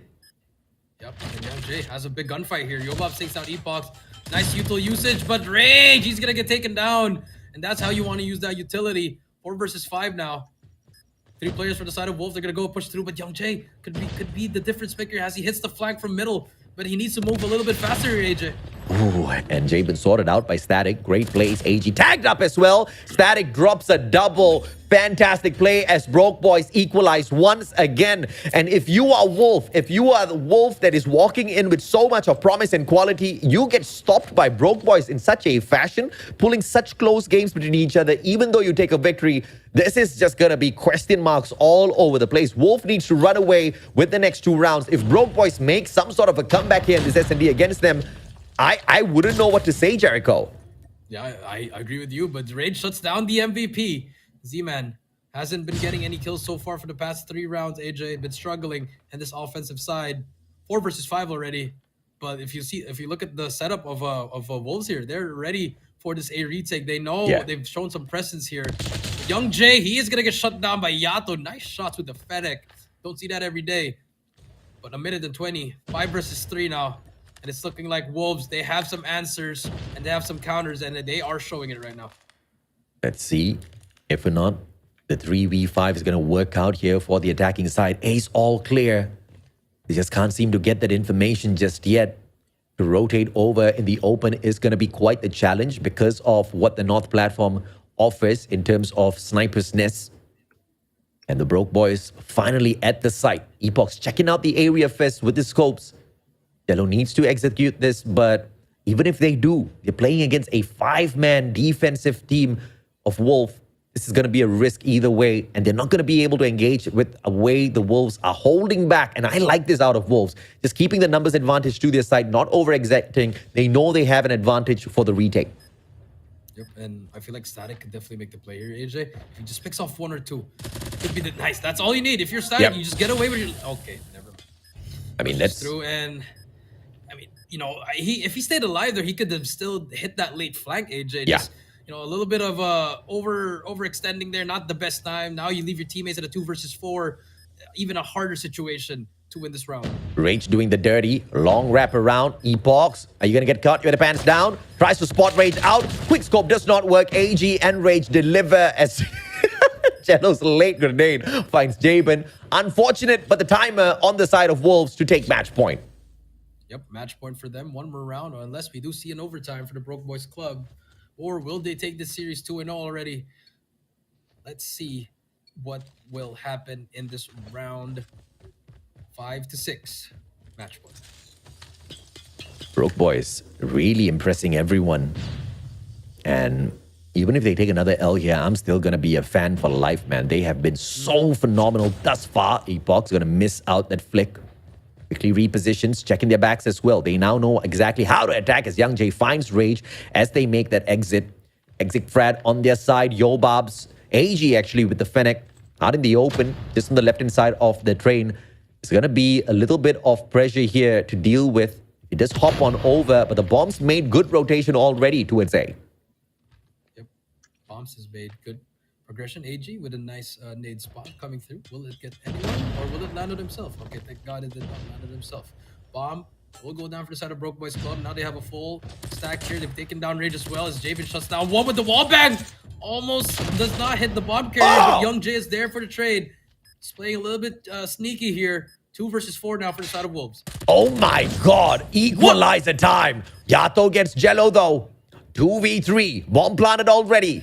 Yato, clutch time, gets stacked up. No elimination just yet. Manages to recover. Yobab stacked as well. Shows up, punished by Z-Man. Static drops it. We are all equal. Off to overtime we go. Yep, off to overtime we go, AJ. Just great play, great risk coming through from the side of Broke Boys. And Z-Man finally getting 2 kills in this offensive side. As we switch sides here, they're going to be playing on this defensive side. Can we see that magic again from Z-Man? Can he find the play for the team? For the side of Wolves, the struggles are continuing for them, but I still believe that they can still win this out. That I do agree with. Can the Broke Boys pull this one away? Attacking side of Wolf this time around. They're both stacking the right area, but 2 defenders with the opportunity to wrap long way around, but they double back in terms of defense towards their own area. This is a disadvantage. Nobody flanking from the back, and Static winning a big one, but AG trades that out. Fantastic play, but AG and Yobabs, the 2 now, they do not have the numbers against the defenders. They do not have the numbers here. Z-Man gave out the information for the team. And I feel like Young J should at least go with them because that's 2 players right there. You know, the stack there, but Yobab, Z-Man, a little bit too hesitant here. Gets taken down. 2 versus 2 now. For the side of Wolves. Now it became winnable as the Yobab gets that shot. And it's all to Epox in a 1 versus 2. Nasty shot out of Yobabs. And all of a sudden now, Wolves, opportunity to turn things around. 48 seconds. Don't need to force a thing. Epox holding a tight angle. Needs to pull this off. My goodness, the timing's just not on his side. AG shows up. Quick scope! 1v1. Yobabs hops on out. It is sniper versus sniper. Epox doesn't get it. Yobabs shuts him down. 7-6. But this is still overtime. Broke Boys have another chance. Have another chance. They should have sealed the deal there. Just hesitant. The clutch gene was not there for the other players. They wanted to challenge, get that highlight, but it wasn't meant to be for them. Wolves now in match point. As you switch sides, for the side of Broke Boys, they're playing this really, really slow now, AJ. Not even getting an inch moving it towards middle. They are giving up a lot of space. My goodness. This is the kind of matchup that we definitely want to watch out here. Both teams giving it their all. But now crunch time. The defenders have the advantage. Match point for them yet again. Broke Boys. Can they find that equalizer? Defenders swarming towards A. The attackers, on the other hand, just thinking about dropping by B. This is going to be a little bit of a sacrifice, though. They haven't really been able to make much noise at this site. Yep, that is true. No noise whatsoever. It's all been... Everyone's just trying to feel out everything, AJ. But you see the side of Wolves. They have A completely surrounded by 2 players on that offense side. B can be defended by the side of Yato, can get one and get away with his life. And I feel like that's the play for the side of Broke Boys. They want to slowly make their B push again because it's been working for them. But they just have to be very disciplined on the post play. See how they handle the situation. Still a 5v5 here. Oh. In the plan. Young J, flick it, bro. Oh my goodness. I thought he shot the guy, but it was just a trophy system. And he does get a hit mark. Yato backs away with his dear life. Z-Man goes for the hunt. Can he get it? Wild sprays. Yato, very slow again. And my goodness, Yato turns him against him. And Z-Man down. AG finds Static. Everything's crumbling down for the Broke Boys. Flawless round for the Wolves. And they take the series 2-0. But there is one more match. But great effort for Broke Boys Club. Again, another close game, AJ. And that one mistake at that first overtime, AJ, really costed them this whole game, in my opinion, AJ. It was a great fight between the two, the team with the better mental strength, the team with the better calls, and you really need to assess whether you want to attack B or A. Broke Boys just had such a tough time at B, and on the open grounds, just when you thought Epox was going to be able to deliver all of those snipes, Yobabs woke up a handy snipe in hand, and he was continuously meeting the challenge of Epochs, putting him down underground. Static picking up the total of 14, Z-Man with a 16, but it just wasn't enough against a solid team of Wolf. Yeah, it wasn't enough for them. I mean, Static and Z-Man combined for 30, but I mean, that's everything you can do. It's all about that clutch time. You know, in the end, those essential kills coming through for the side of Wolf, and it ended up being the deciding factor for them. I mean, that first round of overtime, Static got 3 in a row there, and then after that, I mean, that should have sealed the round already. It should have, right? And you know, it's so unfortunate the way the ball gets dropped sometimes. But it's great to see the fight out of Broke Boys. Of course, Wolf does step on into this matchup with more of that veteran title. They do have more experience in the grand scheme of things. You are talking about the Eastern champs as well. A majority of the players on that side do have what it takes to go all the way. They've got the mechanical skills that they've been able to upkeep the past few years. But also, we did see a little bit of a weaker side out of Yato and Yobabs in the recent times, which seems to have been patched up. These players are now once again stepping up for the team, which makes Wolf so threatening. And yet, if that was the version that Broke Boys could keep things so close with, I think it's a reason to be proud of themselves. But of course, everybody wants the series victory. Unfortunate that they couldn't walk away with it. Yeah, that's true. I mean, I think for the side of Wolf, you know, we were underplaying their first game because maybe it was just a first game thing. But, you know, we expect them to do well. And now in this S&D, everybody's been stepping up. You know, they're losing some of these gunfights that they should be winning. But it's just that the Broke Boys Club, they've improved a lot here. And hopefully they can bring it back, at least get that one game in that control, because it's definitely winnable for them. I mean, a team ace for the very final round. You clearly saw the confidence on display there by Wolf. But either way, such a close series on both maps thus far. It could have been an almost loss turned into a great comeback for Wolf, this time at S&D. They started off hot. They allowed Broke Boys to catch back up and then, of course, ran away at the very final heated ending. Is it going to be the same here at Raid? Are we going to see a round number 5? It's all up to the version Wolf wants to show next. Yep, that is true. It's all up to them how they're going to do it. I mean, look at the games. 250 to 246, 8-6. I'm pretty sure this raid control is going to go down to 3-2. So, yeah, I mean, at this point, you just want to get that map win just to at least get one. I mean, you're not going to get the series score, but at least you got that one match. You know, you're still in that probably like the top 4, top 5, still definitely winnable for you. Still able to make it to that playoffs. It's still that day 1, but at least they have a measuring stick where, okay, we can actually go all the way in this stage 4, and it's great to see that happened to Broke Boys after placing 7th place in GM5, and now stepping it up here in this first series. Up against the 3rd seeded team out of GM5. I think this is a phenomenal success overall for the Broke Boys, but obviously they need a little bit more of pixie dust on their side to walk away with a couple of victories. Of course, a consolation prize can still be obtained here at Control, Jericho. Yep, that's true. I mean, you know, a win's a win. We'll take it. You know, you don't win the series, but you win a map. It helps your chances of making it to the playoffs. So, and if I was the Broke Boys Club, I'd still put my feet on the pedal and just keep going. But, you know, for the side of Wolves, maybe it's time for them to wake up. And I think this might be the calling. And they might just show why they were once the Eastern champs and, you know, why their players have the most experience right now. Let's see if the Wolves will make it out here. And just to clarify, Wolves and Wolf, there are 2 different orgs, guys. The Wolves are from CDM. It's my first time hearing this org, AJ, but hey, I guess, you know, if they do make it to stage 5, Wolf versus Wolves. I'm looking forward to that, man. I mean, I'm not looking forward to casting that one particular match because we're going to confuse the hell out of people, but it's all right. I'll take it, right? Because it's gonna be that one kind of match where you got to really watch your tongue, right? Wolf or Wolves? Just about that. I mean, you know, I've been saying this since before, man. If you're going to think of a name for an org, make it easy. Make it easy for us, please. You had the player names too, right? But okay. Great match thus far. Loving the series. Back and forth we went. This has been the most dragged out series thus far. And this is what you kind of expect at stage 4. Heated battles between teams. But as we head on into Control, let's see if or not the momentum built up here by Wolf will get them a sweep over Broke Boys. Or can we see a consolation drop here from Broke Boys as they rip Control away? Yep, let's see what happens here. As you see, 3 lives already down for the side of both teams. Rage trying to go for that spawn trap will get taken down. 25 to 27 so far. Yato gets 2. Can he get the third one as well? Reloads in time, rechallenges as well. But Static is there for the trade. And Z-Man still on fire from those past 2 games so far. But the good thing here is you see AJ with 3 kills already. And this is not the AJ we saw from the first game. Yes, he stepped it up towards the last one. In S&D, he was there. But now we do see him finally getting the kills that he needs, that we are accustomed to him. And so far, it's been doing well for both sides. Tied at 2020.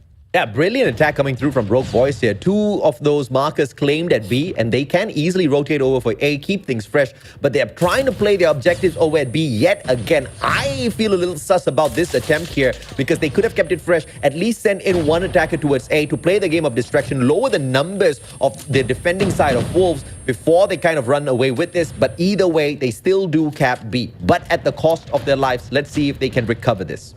Yeah, that was a lot. 14 lives in order to capture B, but you do have the life advantage +2 for the side of Broke Boys Club. Let's see if they can keep it up. And for the side of Wolf, they're playing very conservative here, not over pushing. I mean, 3 and 4, trying to get some space for them. So they know that there's no one flanking from their side, so they just have to focus on 2 more sides as Yato gets taken down, and that's going to be the opening that the Broke Boys Club need. 4 life in deficit for the defenders.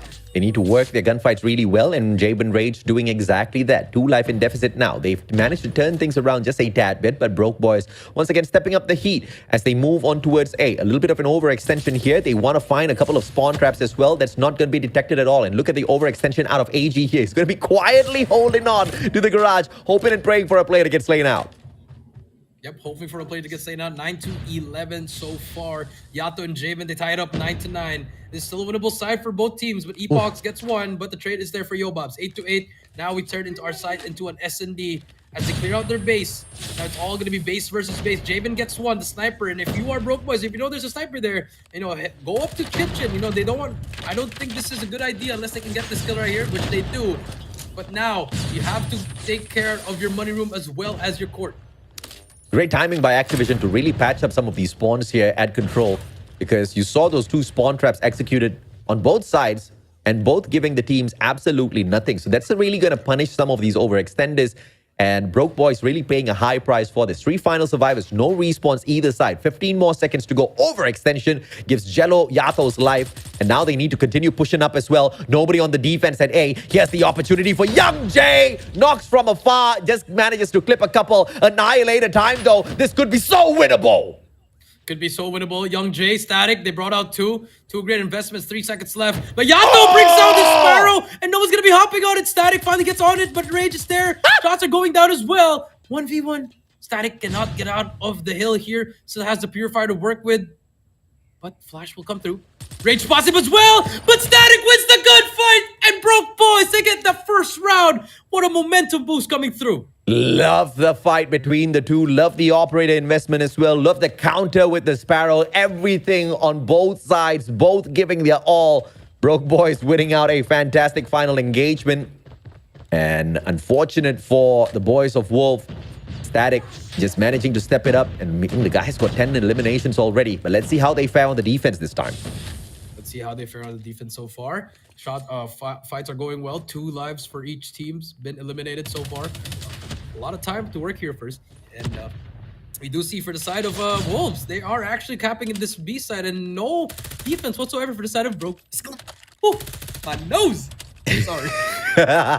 We all have those days, my friend. 2 of those markers claimed already by Wolf. And it looks like it's a perfect attack at B. An overextension by Yato is going to make sure nobody claims this over the laundry side. And nobody's going into the overextension as well. Jello had an opportunity, hopping on into its gallery. But the time is up as B gets totally capped. And this is such a fine one being executed by Wolf. But great plays by Broke Boys as well. They didn't really invest a lot of time as well as lives to play defense. Yep, to play defense, that is right. 21 to 21 so far, and it's been back and forth so far, which is good. A good sign if you're Broke Boys Club, because you can hang with the best of the best. And for the side of Wolf, I mean, I thought they were gonna wake up in this control, and so far it hasn't been showing. Yes, it's there, but there are moments where you just scratch your head, like you don't really see them do this kind of mistakes. Dude, that hunter-killer drone was up on the map for way too long. There was no reason for him to get slain at all, but he still got eaten up by that. That gives the advantage a tad bit now over to the attackers. Let's see if Wolf can capitalize on this overextension. Player number 2 in blue is going to be Yato, switchblade in hand. Tries to spot a couple of players, finds absolutely none. It's going to be crucial in terms of timing here. The backstab. This is player number 2 in yellow. Epoch. Does he get caught out? Yes, he does. And the attack starts off on A. Oh! The attack starts off at A. Young Jay gets Yato, 15 to 17. Such a slow control round, and we are not accustomed to this because we do see a lot of, especially in Garena, it's all fast-paced, but both of these teams playing it very, very methodically. Yep. And it's been working out for both teams so far. 12 to 15. Broke Boys again taking the lead in the life advantage. And quite honestly, this is what I've been expecting out of Garena all this while. I mean, it's just been gung-ho as always. Garena is, fast-paced action, looking at who can win out those crazy gunfights. But it's such a methodical approach here. You can see the strategies really evolving on both sides. And Broke Boys just keeping up the end of the bargain. 13 lives left now. And this is going to be an overextension by Wolf, slaying out those players. Spawn trap by all 5 players. But that's going to turn against them. Now left with 5 lives. And they're still being cheeky here, dropping the number of Broke Boys little by little. Little by little, it's been working out for them. And now, see what happens here. 5 to 11. Again, the lives not looking good for the side of Wolf. They only have 3 lives remaining. And this should be a round for the side of Broke Boys. Last player alive, it's going to be Javen. He does get 1, but he needs to win. He needs to kill 10 more players. Static hits the wall bang. 2-0. But AJ, I've seen this already. Yes, we have. And now it's time for Wolf to shine, or for Broke Boys to really shine through and show us what all of that potential from the previous Hardpoint as well as S&D can do as they run away with this control matchup. 2 rounds advantage. They have got a solid one here, and they start things off on the attack. Fantastic smoke's going to be laid out first, but B's getting capitalized instantly as Z-Man overextends, finds the slays. Number 4 in blue, it's going to be the claw play by AG. Backed up as well. He's got a little bit of defense here, and instantly the attack is shut down. The tag is immediately shut down. And we do see Wolf finally getting the lead here, 26-22 so far. Been a good start for them, and they're a little bit more conservative now, not overextending AJ. They play a little bit more safe here for the side of Broke Boys Club. They're using this to their advantage, just getting a lot of space here, working their way into A, and they're trying to go for this harder point to go at the start. And I like this play for them, just being confident with the play. I mean, it's 2-0. They know that they can win the gunfights here. They also have some operators that they can invest in this hill. AG manages to take Jello out with the Hunter-Killer drone. Once again, the Hunter-Killer is definitely the MVP in this matchup. Does it deliver again? Unfortunately, not that time. 23-19. First segment taken away from A already, but they still need to hustle a little bit more. Yo, Bobs, you cannot miss those shots. Z-Man sorts him out instant, takes that double, still alive and kicking as Z-Man gets straightened out. It's going to be a double operator investment this time round coming through from Wolves. The Purifier burning those players down to the ground, and this is a perfect investment. Although it's a double, a little risky, but it's been able to deliver the numbers. It's been able to deliver. Rage on your screen. Not the best way to use that Purifier. Just throw away your life. Not the... I mean, at that point, you know, if you... And we talked about it. If you wanted to equalize it, then use it. But Young Jay gets one. But Yato is there for the trade. 17-13. Still winnable for the side of Wolf. And this could be the start of the comeback. But they are going to give up B. So that's another 60 seconds on the clock. Yeah, very winnable, all because they do give away this B side as well. And like you said, extra 60 seconds. This is a lot for Broke Boys to work around with. They found those clutch moments. 4 life in deficit makes not a big difference here. We know Z-Man can deliver. We know Epochs as well as Static have been waking up consistently in this matchup. And now the Purifier is going to be whipped out. Static slowly finding those angles. And it's a double chal with the Purifier holding their backs. And this is a very strategic approach coming on through. Everybody's backing up the operator player first, manages to get one, quickly repositions out at the basketball court as well. They have to find yet another. Yobab's punishing, but gets burned down as well. Great backup for the Purifier, which only delivers 2, but that's more than enough to bring the numbers down. Yeah, and they managed to flip the side here. Now they have control of court as well as the point. It's going to be 1 player in money room, but AG, Rage, they take down 3 in a row. Static has to stay alive for his team here. But Jello as well over at that court side, just waiting for his team. No, you just have to buy time here if you're the side of Broke Boys Club and wait for your team. 5 versus 14 though. Static gets taken down. Jello here, can he make the play and take down Rage? But 13-4, we should be seeing round number 4. Yeah, this is a solid play out of Wolf for sure. I think the disparity in numbers is going to punish the Broke Boys Club. And yes, I think they are a solid team, but a 2v11 clutch is a little bit a lot to ask for. Z-Man, Young Jay still managing to deliver, though the past 3 eliminations have all been one-sided. And they are once again hopping onto the objective. But you can see the clearance, very disciplined out of Wolf. The marker at A almost touched here once that clearance has been completed. That is true. 9 versus 1. All up to Young Jay. We head on to the next round. And then, is this the start of the comeback, AJ? Well, I hope not for the sake of Broke Boys, because it'll be crushing, man. I mean, can you imagine not once, not twice, but 3 times you almost get it and then you flop because, you know, Wolf just being Wolf. I mean, that's true. I mean, and they are capable of doing this, AJ. They've done it before. They've done it in a full series. And what's there to stop them? Oh, what is that name? Okay, yep. Young Jay almost takes himself out, but it doesn't matter. First blood's coming through from both sides, 29-29. And for the side of Wolves, a little bit more aggressive type, hopping on that A point. Immediately, Yato brings out that Sparrow and gets a lot of space in order for his team to start capturing that A point. As Yato takes out Epox, no more War Machine for you. Yeah, 4 in yellow, just overextending, finding the spawn trap when they should have just doubled back down for a defense here. Broke Boys making a couple of unfortunate mistakes in terms of decision making, and that punishes them because 2 segments taken away from A already, and a couple of extra slays out of Yato is going to give them the full of that A hill, and that's a beautiful slay. A is ours, says Wolf, as they set up B. Only 3 lives lost so far. Yeah, 3 lives, but Yato takes down 3 again. And then they're just applying so much pressure. The momentum is slowly shifting towards Wolf. And okay, as things are not looking good for the side of Broke Boys Club, but still a very close game here, AJ. But as you see that the influence over at B, this is a 5-man stack. They can just cap this immediately. I agree with you. I think this is I don't even know what sort of a switch was flipped here by Wolf, but it's working. The numbers disadvantage on the side of Broke Boys. The disparity keeps growing as Wolf is just looking like such a different squad within control. So well set up. Yobabs, even with a close quarters combat against Young Jay. Young Jay could not survive. 2 segments taken away already. Laundry play. Epox, big fight, manages to slay one. Yobab straightens him out again. Yobab's on point, and it looks like Wolf is going to push this into a round number 5. What a phenomenal comeback we're watching. Oh my goodness. History repeats itself. Can they manage to close it out here? We do see Wolf on the defensive side. And again, in order to get that, you need to be able to capture a lot of more segments here. For the side of Broke Boys Club, they've struggled in the offensive side here. They've only won 1 so far, and it was off to a 1v1 clutch coming through from Static in that first round. Let's see if they can do the same thing here. As the side of Broke Boys Club, they're gonna try to send everyone over at A and replicate what the Wolf did last round. But AG, say hello to my claw, shuts down 2, stops the push for now. But here comes Broke Boys. The trades are coming through, but Yobabs with the War Machine gets 2 in a row. Can he get 3 in a row? Spots that play, but Jello kills him with the trophy system. And here comes Jabin. It's his turn to bring out the Annihilator. Yeah, trophy counter, beautiful. You'll always love to see that. And Rage burns down Epox as well. Fantastic plays thus far. Only 2 life deficit here for Broke Boys. They are on the attack. Desperately trying to finish this off. Ready, gotta eat up a double there. Not just a single one as Yobabs manages to take Static out of the equation. The lives not equal, but Broke Boys still have a decent chance. They still have a decent chance here. Now they switched it over to A, but if you look at the map, I mean, Wolf, they were dictating the whole play in this whole round. They know they're gonna go for this B push, and they are expecting it. But they are winning the gunfights here for the side of Broke Boys Club. But they need to be able to cap it. And there you go, starts of the influence here. And I feel like Wolf, they're gonna try to go for one last push here before they give it up.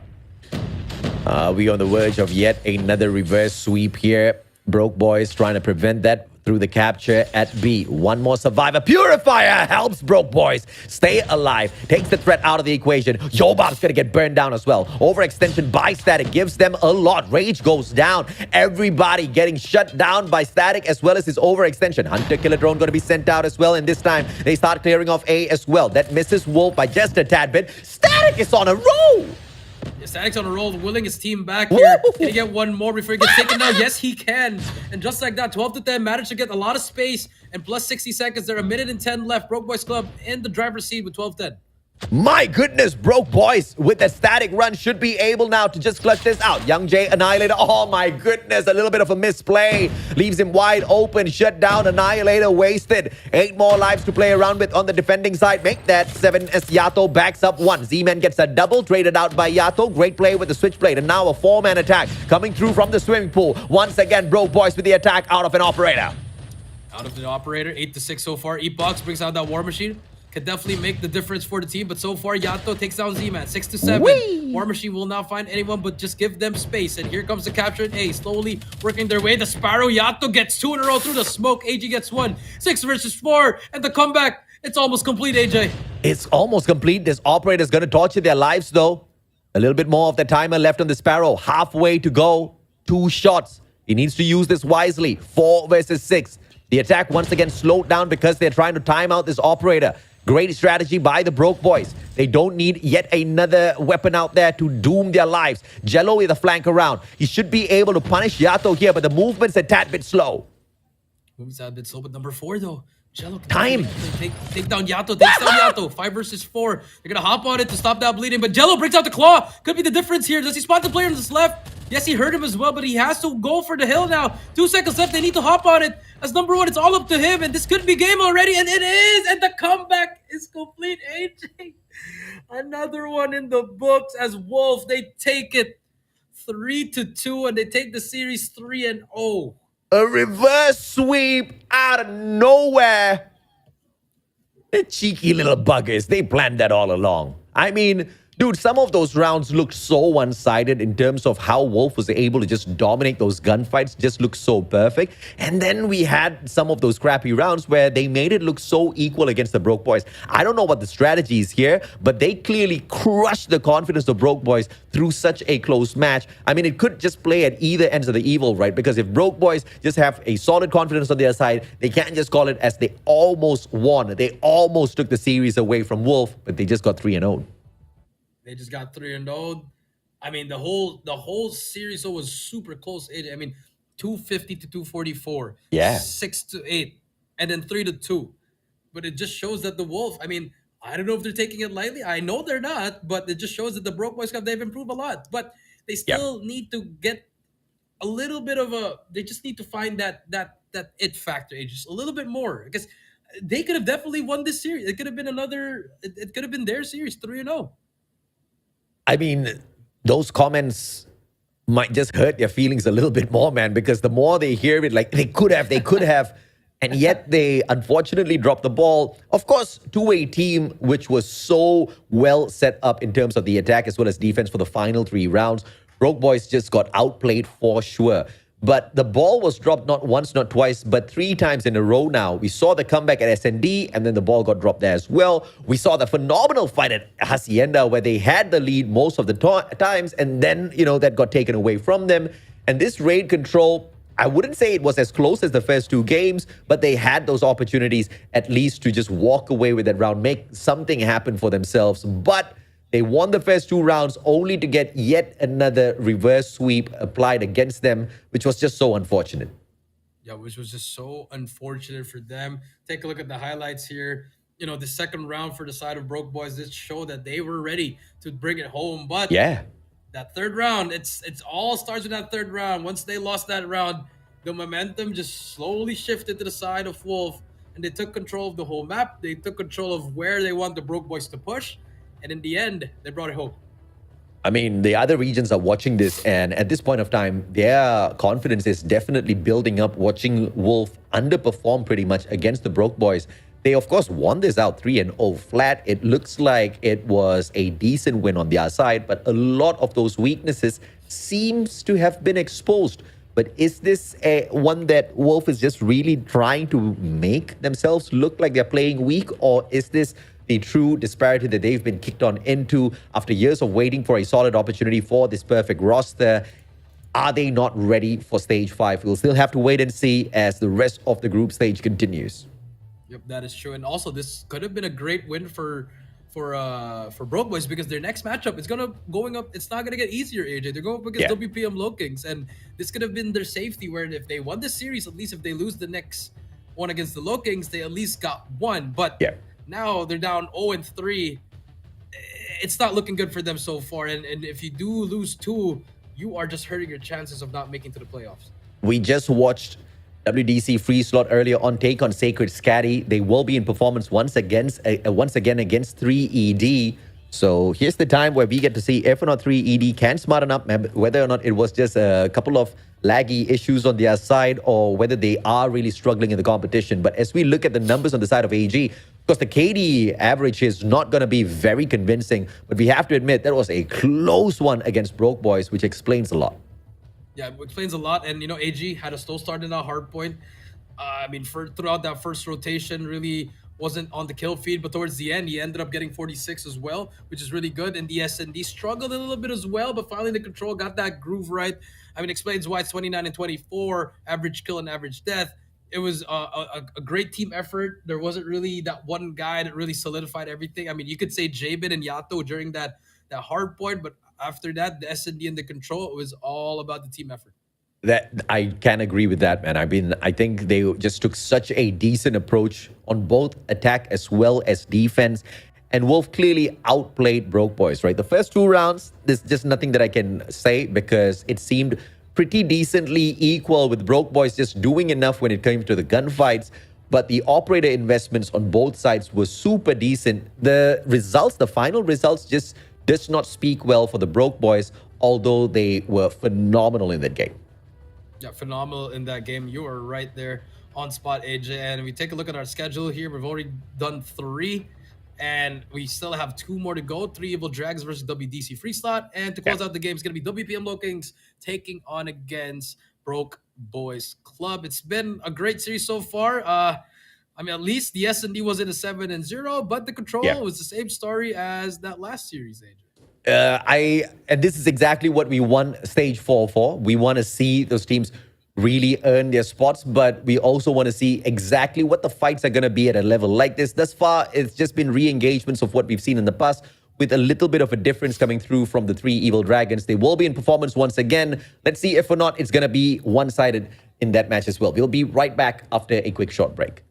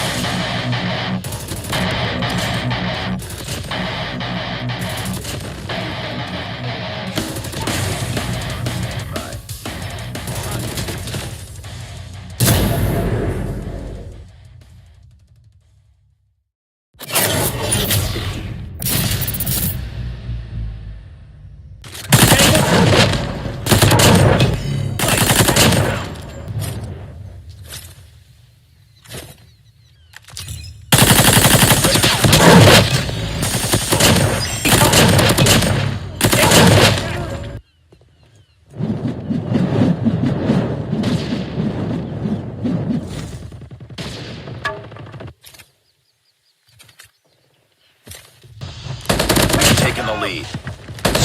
Enemy in sight! Enemy in sight! Killer drone on standby.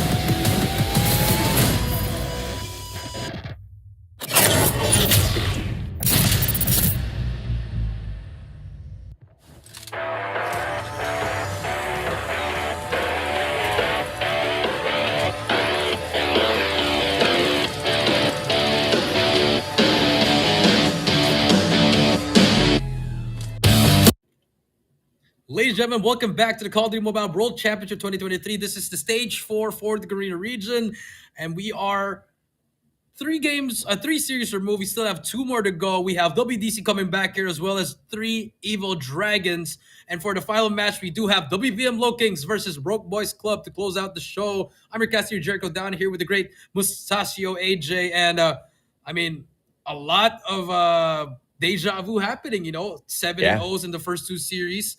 We also have a 3-2 in the second and third series. But I think this one could be the same as that first series, wherein WDC might just run away. But I still have hope for the three Evil Dragons, AJ. I think they got their fire breaths ready. I think they're ready to go. I mean, fancy stuff out of free slot early on against Sacred Scatty, but 3ED just could not wake up against West Point at all. But maybe that's just a West Point factor. Perhaps against WDC free slot, it might just be a little bit more of an equal fight. I only say a little bit because we did see a heated one between Scatty as well as free slot. It's quite impossible to think that 3ED could come from just nowhere to being somewhere and a potential victory over free slot. So if this is a victory, it's going to be a hard-fought victory. There's a high potential here that we see yet another speedy series because there were just unfortunate mistakes, and I didn't expect to see them at a level like this where it came to the setup. I think just quite a number of things on the side of 3ED that I wish I didn't see. But if they had smartened up, let's hope that it's just first match jitters for them. They were a little nervous for stage 4, and they really step up against WDC because they really need to. I mean, they need to. I mean, like what we said, you lose 2, you're pretty much on the edge. You lose 3, Yeah. you're out. Yeah, So absolutely. if you're 3ED, you got to find something here. Dig deep, and look at Taiwan, look at Hong Kong, and just ask for that help.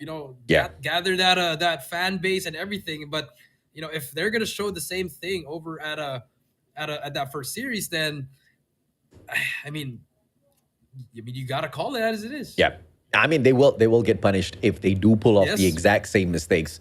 And we saw a couple of consistent mistakes coming through from the squad, overextending where they didn't really need to in that SND.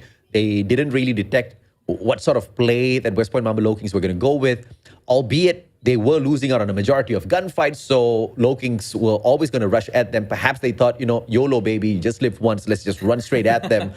It didn't work. A couple of rounds later, I was expecting them to kind of switch things around unless they just really wanted to throw that series away and just get on with their qualifiers towards the knockout stages. If that's going to be the kind of attitude we see out there, it will be difficult because you clearly can see the fight out of the other teams. I mean, even WDC against Sacred Scatty, both of them refused to give it up, even though it was down to those one final few moments in the fight. We even saw the same out of Broke Boys. Yeah, they got 3-0, but the fight out of them was really there. It was not an easy game by far at all from Wolves. Yeah, it was not an easy game against Wolves and Broke Boys Club. Yeah. Maybe, just maybe, if a 3ED was watching that last season, maybe, hey, if they can do it, we could probably do it as well. So Yeah. I'm crossing my fingers that they just put on a show. And Yeah. I mean, if they get mauled, then it is what it is. But hopefully they do get more than what they got against the Low Kings, because 250 to 23, 7-0, 3-0. Those are numbers you do not want to see at this stage of the competition, AJ. Yeah, you definitely don't want to see those kinds of stats, right? And, once again, when we did spot the squad moving on, and you remember the fight between Wolves as well as Scatty, apart from Scatty versus Free Slot, apart from the SND, which was super one-sided, you saw Scatty really put up the fight. Even though they lost that matchup, they could walk out of the match with their heads held high. You could say the same thing here for Broke Boys, even though it was a 3-0. It was very difficult to bring that assessment through for 3ED earlier on. But WDC Free Slot, they have been super threatening, and they will continue to be exactly that in the group. Cheek, and now in C1, Kato, Sugus, as well as stepping up for the battle. Early on, was a monster in the Tunisia matchup, but he didn't outfrag the rest of his team members, and that's one of the highlight points of this squad. They are all serving it up hot on the battlefield. Yep, that's true. No one's really stepping over each other. Everyone's doing their role, which is good for them. But I feel like in a different matchup, let's say they go up against Low Kings or the side of a Wolf, I think someone has to take over that slot and where, hey, let me do my thing here and let me be that person that I need to be. Yeah. But we do see them against these kinds of teams. I mean, look at C1. He's just laying down. He's chilling right now. And, I think, they just want to get through this. They want to get that. They want to get 2 series at least under their belt, and they can slowly but surely secure that top 3 slot. That is true. And of course, as far as three evil dragons are concerned, they've already taken that 1L. And like you said, Jericho, not a lot of opportunities within the group stage in the single round robin against the 5 titans that they have within their group. So they have to give it their all. Arthur, Biu, Chen, Julie, Nix, as well as Star. They all step it up to represent 3ED this time round. The last time we saw them, it was an unfortunate performing squad. But we can also acknowledge they took on a very strong team in West Point Marble Lokings, who gave them no chance, no ingress towards those hills on that hard point, 7-0'd them on that SND, and took an easy control 3-0 over them. This is where the 3 evil dragons rise up to the occasion and just bring out some of that anger, just burn down WDC Free Slot with all of that pent-up emotions built up from series number 1.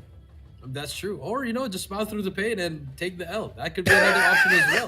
I mean, because in the Lokings, I saw them. They were getting 6-0. They were still smiling. I mean, at least all the spirits are high, AJ. But it's not gonna get you anywhere. You're just gonna get through the group stage. And after that, that's gonna be bye-bye for them. So hopefully, like you said, all that pent-up aggression, bring it out here. Make WDC work for those 3 games. I absolutely agree with that. 3ED. You can see it's not a lot of. Why? It's the guy in the bottom right-hand side wearing a mask in his own room. Somebody please explain. He's also wearing a blazer. I think he wants to be a caster. I love this. I love this. Like he's showing up well-dressed, fully prepared, but I'm confused. I like those plushies behind him. Yeah. Yeah. I mean, I think whatever floats your boat. I think he's just trying to put on a show here, which is good for them. But hopefully they put on a show in the game. I mean, not just here. I mean, look at Arthur. He's in deep thoughts. I think he's ready to burst out and just drop probably 80 kills first game. I mean, I hope that's exactly what we see out of them, because it will be truly refreshing to see them truly wake up all of a sudden, like shock us all after not showing up against West Point Marble Lokings and then shutting down WDC. Maybe not in the whole series, maybe just in one map where we see them really rise up to the occasion. I think that will really inject a ton of excitement into this group as a whole. If they don't, then we know exactly who the bottom feeders are going to be, and we know what that free match is going to be to kind of assess how the rest of the group is going to end overall by the time we get to that 5th match played by all of the teams. So it's all up to the 3 evil dragons here. We've seen greatness out of WDC. They shut down Scatty in such phenomenal fashion. Of course, they lost that hard point, but a great comeback for that reverse sweeper against Scatty. But let's see if or not 3 evil dragons can pull off a crazy upset against them. Hopefully they can. As we take a look at the maps mode, Summit, Slumps, and Standoff. And, it was a pick coming from 3ED. They picked Summit, Slumps for WDC Free Slot, and then the third map will be Standoff Control. But, I mean, obviously, I have to pick Free Slot, especially in the S&D. Yeah. And I guess the only game wherein 3ED might have a chance could be Control, but it's also going to depend on that game number 1. It's a smaller map. So SMGs could be the difference here. So let's see how 3D, maybe they bring out a shotgun, AJ. You never know. Dude, Summit is just such a torturous map to see teams play on, especially if they're going to get steamrolled. And they just walked in here pulling in Summit. I don't know. This might just be a death wish, or they've got something up their sleeves. I am hoping for the best out of 3ED. Let's look at some of the banned maps here for WDC Free Slot and see what they fear. Because even up against 3ED, of course, they have to pull up a couple of bans here. Hacienda Apocalypse, they don't want to play those maps. I mean, I see why they don't want to play Hacienda anymore, because that was quite a dominating run from Sacred Scatty early on. That's true, but I would have ran Hacienda again, AJ, if they did win that coin toss. I think it would have been nice if they picked Hacienda again, just because they're going up against, no offense, a little bit easier of a team. Yeah. And I think that could have been a hiding strat thing, AJ. And it could have worked in their ways. They could have ran the same set of maps there. That's true. It could have helped them as well. I actually really, really agree with you. WDC could have just pulled a free lineup here against 3 evil dragons. But do they have a lot of strats to hide away? That's still what we are trying to detect out of WDC, because I kind of thought, it was a great comeback, but that Hacienda showing was not really what I expected out of WDC Free Slot. This one here is a potential free match for them if 3 evil dragons continue to be the 3 sleeping evil dragons. but I'm hoping for some evil eyes, man. Like, wake up, burn some people with some laser shots out of your eyes or something, because something needs to happen. Something, I mean, 23 to 250 at stage 4. No. Yeah, they need to check that. Yeah, they really need to have like a they need a slap on their face. Reality check. Yeah. Guys, you're playing Yeah. for stage 5. Yeah. This is just not an all-star match or like a show match. They really need to just like step it up and Yeah. just bring it out here. I mean, We've seen them play good. I mean, these are not new players. We've seen them engage fairly well against teams in the past. And of course, this team has a lot of potential. We do agree that they've struggled a tad bit in the past as well. But you need to grow eventually. I think it's the exact same assessments that we had for the Malaysian squad of Huntsmen. And it's the exact same thing we're bringing up against 3ED as well. Fingers crossed we see a little bit more flashy plays here as WDC free slot opens up clear. And Sugu's walking in with a KRM. And of course, you are going to see those shotguns out here. Summit's popular for that. Yep, and so far, no pressure whatsoever for the side of 3ED. They're trying to work their way on that second floor. And now we do see one flank coming through from Chen. Gonna hit that snow trail. But smokes are out there. He's gonna try to push up on his teammate. He is gonna get one player. A pitch might happen here. Sugus, he's gonna get taken down. But C1 is there for the help. More players inside the hill. C1 as well, helping his teammate, and they finally get control of that hill. I mean, great plays from WDC, just stacking upon each other, making sure they stop the bleeding, whereas the KRM players are going to continue to burn down those players. And now in as well as Sugu's tag teaming as they walk through, in fact, blast through 3ED, finding a couple of scrap points here as the respawn out of the favorable hill is executed by WDC Free Slot, taking over the green radar station, spawning out from the back, but all of a sudden 3ED waking up. Yeah, they're getting some kills. Hopefully they can still chain react to that, but yeah. And Kato takes down 3 right there. Nix as well, helping his team. Star with a shotgun, getting some kills that they need. So far, 3ED finally on 11 points. I mean, a lot of improvement coming from that first series against WPM. Let's see if or not we can see WDC slay now 3ED once again, and they do exactly that. All the players from the side of 3ED attacking from a single point. Finally, bringing in a little bit of a difference here to this match. Overextension towards the back, and the backstab gets 3ED the kill. Can they hold on to it, though? They most definitely do. 25 more seconds to go. WDC with the overextension. Player number 3 in yellow. C1's going to have those extreme slays come on through, and a single player undoes all of the effort from 3ED. Yep, but Chen here on a 3 kill spree, AJ. So far doing well for the side, and now it's still winnable for them. I mean, just have to break this hill. One break is all they need. They finally 30 points in their name. They're gonna hit the back here. Kato all alone in the anchor spot. He's gonna try to stay alive here as Chen gets a hit marker, but he takes him down. They break the anchor spot. They get the spots that they need, and here comes 3ED. Oh, crazy stuff. 3D waking up. Early spawn anchor here undone. C1 trying to win out some gunfights down from a cheeky little corner. Won't be able to do exactly that. Nick slaying out as well. It's a straightforward attack. Sparrow, C1 responds, and this is going to be on the side of WDC Free Slot. Now they take over the anchor spawns here in the favorable spot for WDC, and 3D need to fight against the waves. Fight against the waves, but now it's shutting them down with a shotgun. One shot, one kill for every single member of 3ED. Unfortunately, hit marker will be there. But WDC Free Slot finally about to reach a 100-point mark, 10 more points. And now the battle for rotation. Will 3ED fight for the scrap time? And so far, they're still trying to go for it, but the shotgun has just been very annoying for the side of WDC. It's definitely a better play as opposed to the one that they took against the players of West Point Marble Low Kings.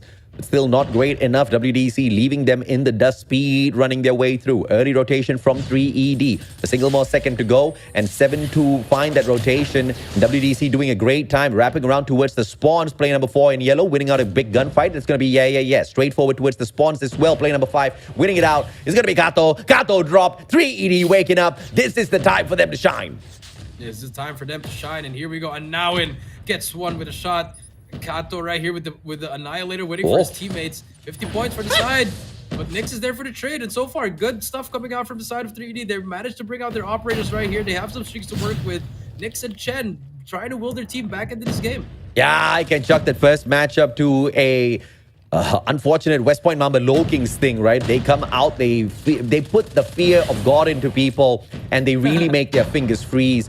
We can understand that because 3ED is playing like such a different squad this time around. WDC free slot actually dropping the ball over this P4 rotation. They finally get it. Scrap Point's going to go over to WDC. 3ED not looking to force the issue here. They don't really want to allow them to streak up any further. They rotate over to hold on to a early anchor on P1. Early anchor into P1, and oh no, AJ, I don't know if you're seeing what I'm seeing. Arthur is using a bad perk. Oh.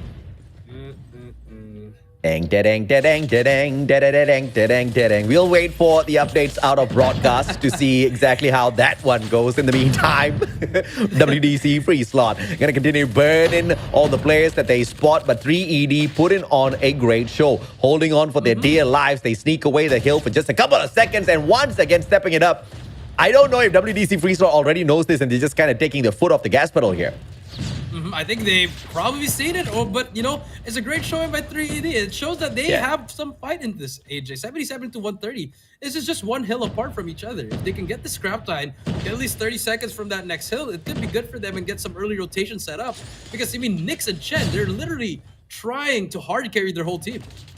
Let's see if or not the team of 3ED can continue to blast their way through. This is WDC free slot, holds on to a super strong fight down here at P1, investing 3 objective players, winning out a majority of their gunfights. Early setup onto P2 as well, coming through for the Thai squad as 3ED battle their way out. Play number 2 in blue. Arthur should be able to flank around now and take the spawns away. It's all going to be dependent on how he rotates around. But play number 4 in yellow finds the slay, and Arthur pretty much a sitting duck. Yep, that is true. The sitting duck, 160 to 78. P2's on the board, 40 seconds now.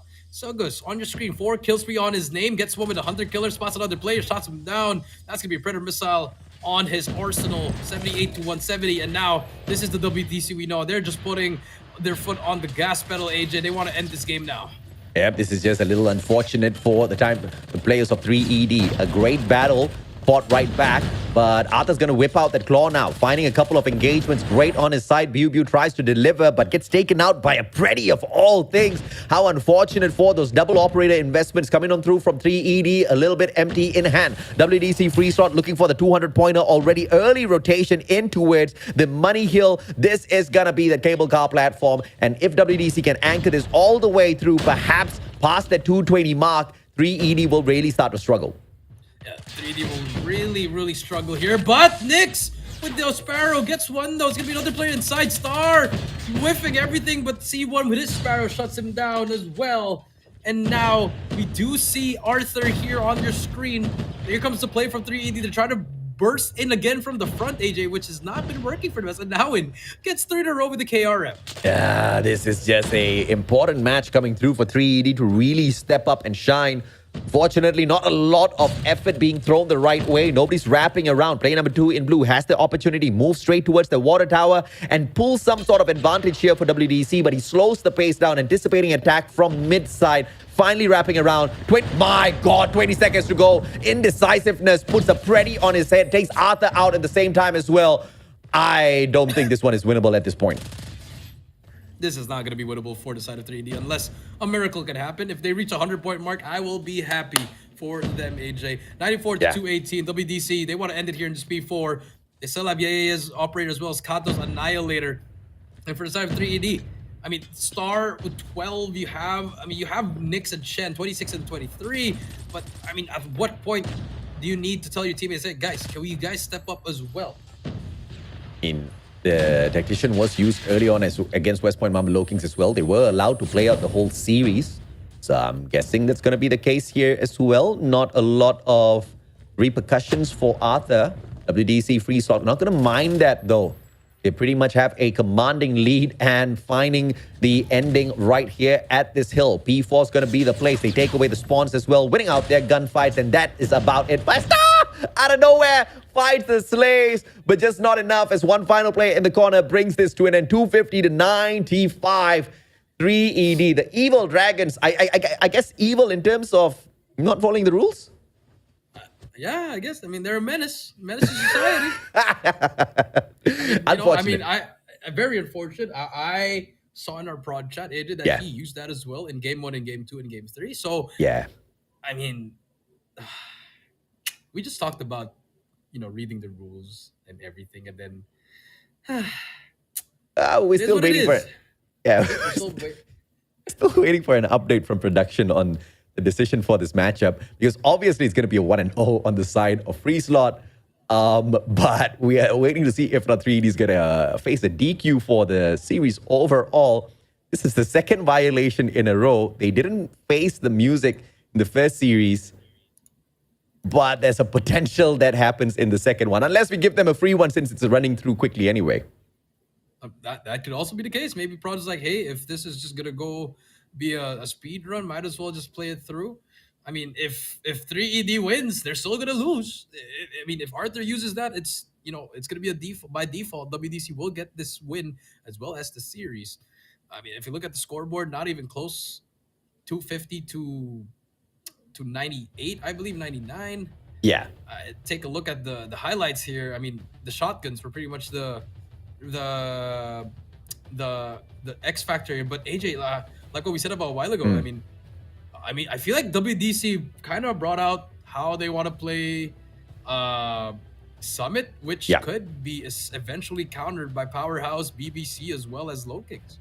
I agree, and at the same time, they're slightly weaker showing from WDC, not really enabling themselves to shut down 3ED the way Low Kings did to them at Hacienda. Granted, two very different maps, but it was just a little bit of a lesser firepower out of 3ED, but they still managed to clock away 95 points against WDC. This might be something that they really have to sit down and think about, but we are waiting for an update, and there's a DQ for 3ED, but by the time we could get to the DQ decision, the match had already ended, so no repercussions once again. Yeah, no repercussions. It doesn't matter if they get the DQ or not. They've already lost 250 to 95. Better showing from that first series. Yeah. Now we move on to Slums S&D. And, Free Slot, they might just run away with this one. They went up against a formidable foe, against Scotty and then S&D Tunisia. And maybe they might just do the same against the side of 3ED, AJ. Yeah, I'm at this point hoping and praying that somebody tells Arthur so Stop they don't. using it. Yeah, I mean, he has to stop using it for obvious reasons. They don't want to get into a situation where they're having these heated conversations and they're turning matches around, and maybe they start doing really well on SND, and then we spot Arthur again, and he's using it again. Then all of that effort is going to go for naught, right? So fingers crossed. He stops that, man. Unfortunate from the side of 3ED. I don't know what the conversation gap here is going to be like or what it was like for them to unfortunately do this twice, series back to back. I'm guessing the information just didn't flow through after series number 1. I guess it didn't flow through for them, and maybe they were just like, hey, we didn't get called out. Yeah. Might as well use it again. Well, I mean, now if we're I didn't calling get you banned, out. maybe it's allowed. Fair Game enough. number 2, AJ. Oh my. SND Right. starts off a little hot here as 3ED drops the main player out of the equation, and the bomb's slowly going to rotate over to its A this time around. Yep, let's see what they can do. So far, 4 versus 5. Arthur is down. And now on your screen. I mean, surprisingly, they're playing it very slow, and I think that's not the way you want to go against a team like 3ED. You got to try to take notes from the Low Kings. Just apply a lot of pressure. Now, 4 versus 4, bomb is down as well. Yeah, I totally agree with you, man. Don't allow 3ED to breathe if you want to run away with a quick matchup here. View finding one. Traded instantly as Kato, Sugus, and C1 instantly step it up, leaving Nyx all alone here. Panic in hand, 1v3. Sugus circles around as C1 finds Nyx. That pretty much ended quickly. Yep, very quickly, and I know the retake was there for them. I mean, I don't want to say it, but maybe the free sub, they're trying to experiment something here, which I don't really agree with that. If you're trying to experiment with a team in stage 4, but I mean, if it works for you, go ahead. C1 walking in this time. Earlier on, it was a great round. 2 eliminations coming through courtesy of the guy. This time it's going to be a B bomb site stack by 3 players. One holding on to mid. One's going to be overextending at A. Let's see what he can do outside here. Okay. It's going to be an opportunity as finds a triple out of nowhere. Yep, and And we do see Anawen. Peekaboo. Takes down Arthur. 1 versus 4 Chen. Oh, almost spots that player. But he's going to get wallbanged by Yaya. That's going to be 4 kills for him. 2-0 so far. Amazing stuff as usual from WDC. 3ED just not putting up a strong fight as anticipated. And all they need to do, they are the attackers, just slow the pace down. I mean, when they slow the pace down, they could find some eliminations. Really depend on Chen, especially to find a couple of those frags from afar. Arthur as well should be able to deliver, but a great smoke out coming through from WDC. An overextension should not be executed here by C1 until a backstab is set up by player number 1 in blue. That's going to be Anawin at the KRM. Doesn't overextend. Yeah. Actually, he does. And Nyx manages to find it slay. Yeah. And the trade is all equal in terms of pressure, but the numbers on the side of WDC. Yep, numbers on the side of WDC. 4 versus 3 so far. Yeah, he's going to get sniped by Arthur as well as Chen. And Arthur's still using... Yep, okay. Yep, is 2 he versus 2. still Yep, on tactician? Oh my lord. Okay, so this is a DQ from game number 2 as well. I'm going to check with production if or not we're going to continue with the matchup. DQ. And now he gets 2 in a row. I literally looked at his perks and I saw it again.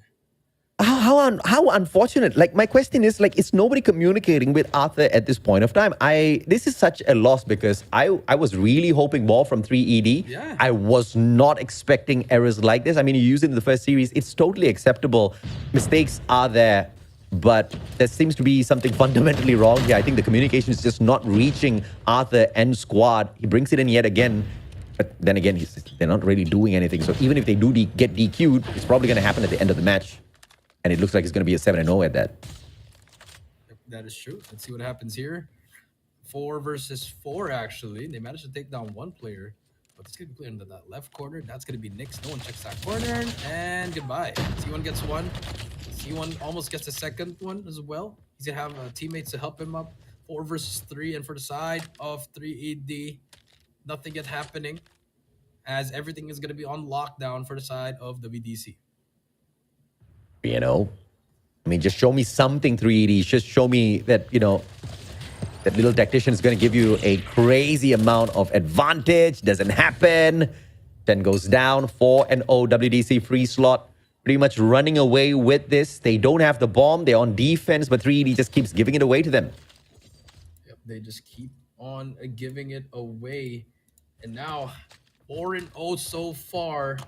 A little bit slower on the side of WDC, but I think they are going to get it done if they do get it 7-0. But here comes the rush throw coming in from 3ED. Trades are going back and forth. Nyx gets 2 in a row.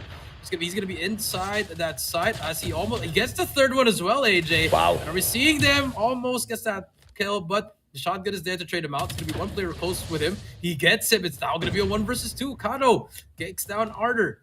1 versus 1. 1v1. This is attacker's game. Does Chen go for the hunt or does he plant the bomb? Play the objective. Don't get cheeky. That's a very simple statistic here that has ended up on a lot of these 1v1s. And 3ED's Chen doing exactly that. Extension over towards Arches as Kato finds the wraparound. Chen shows up at the perfect timing for Kato to pull the frag from out of nowhere. 33 seconds to go. WDC free slot with the 5th round. That is true. That's going to be round number 5 for them, AJ. 2 more rounds before we move on to the next game. And it's looking like it's all been WDC. I mean, even if they lost this game, which is not really bound to happen for them, the DQ is still going to be intact, ladies and gentlemen. That's very unfortunate for the side of 3ED. As they were showing signs of life, AJ, like you said. But now, Biu again gets that first kill. Can they find more? Nyx and Star to get 3. Are they going to win this first round? It's 1 versus 3. I kind of love production. Production's just like, yeah, just let the guy use it. Let them have a good time. 1 round pulled away. Still doesn't seem to be a match-winning play there. But, you know, as long as they can get these small wins, as they can be a little bit more proud of themselves. Let's see as 3ED this time plays on the defense what WDC does with the bomb. Let's see what they do with the bomb here. WDC with Sniper Kato.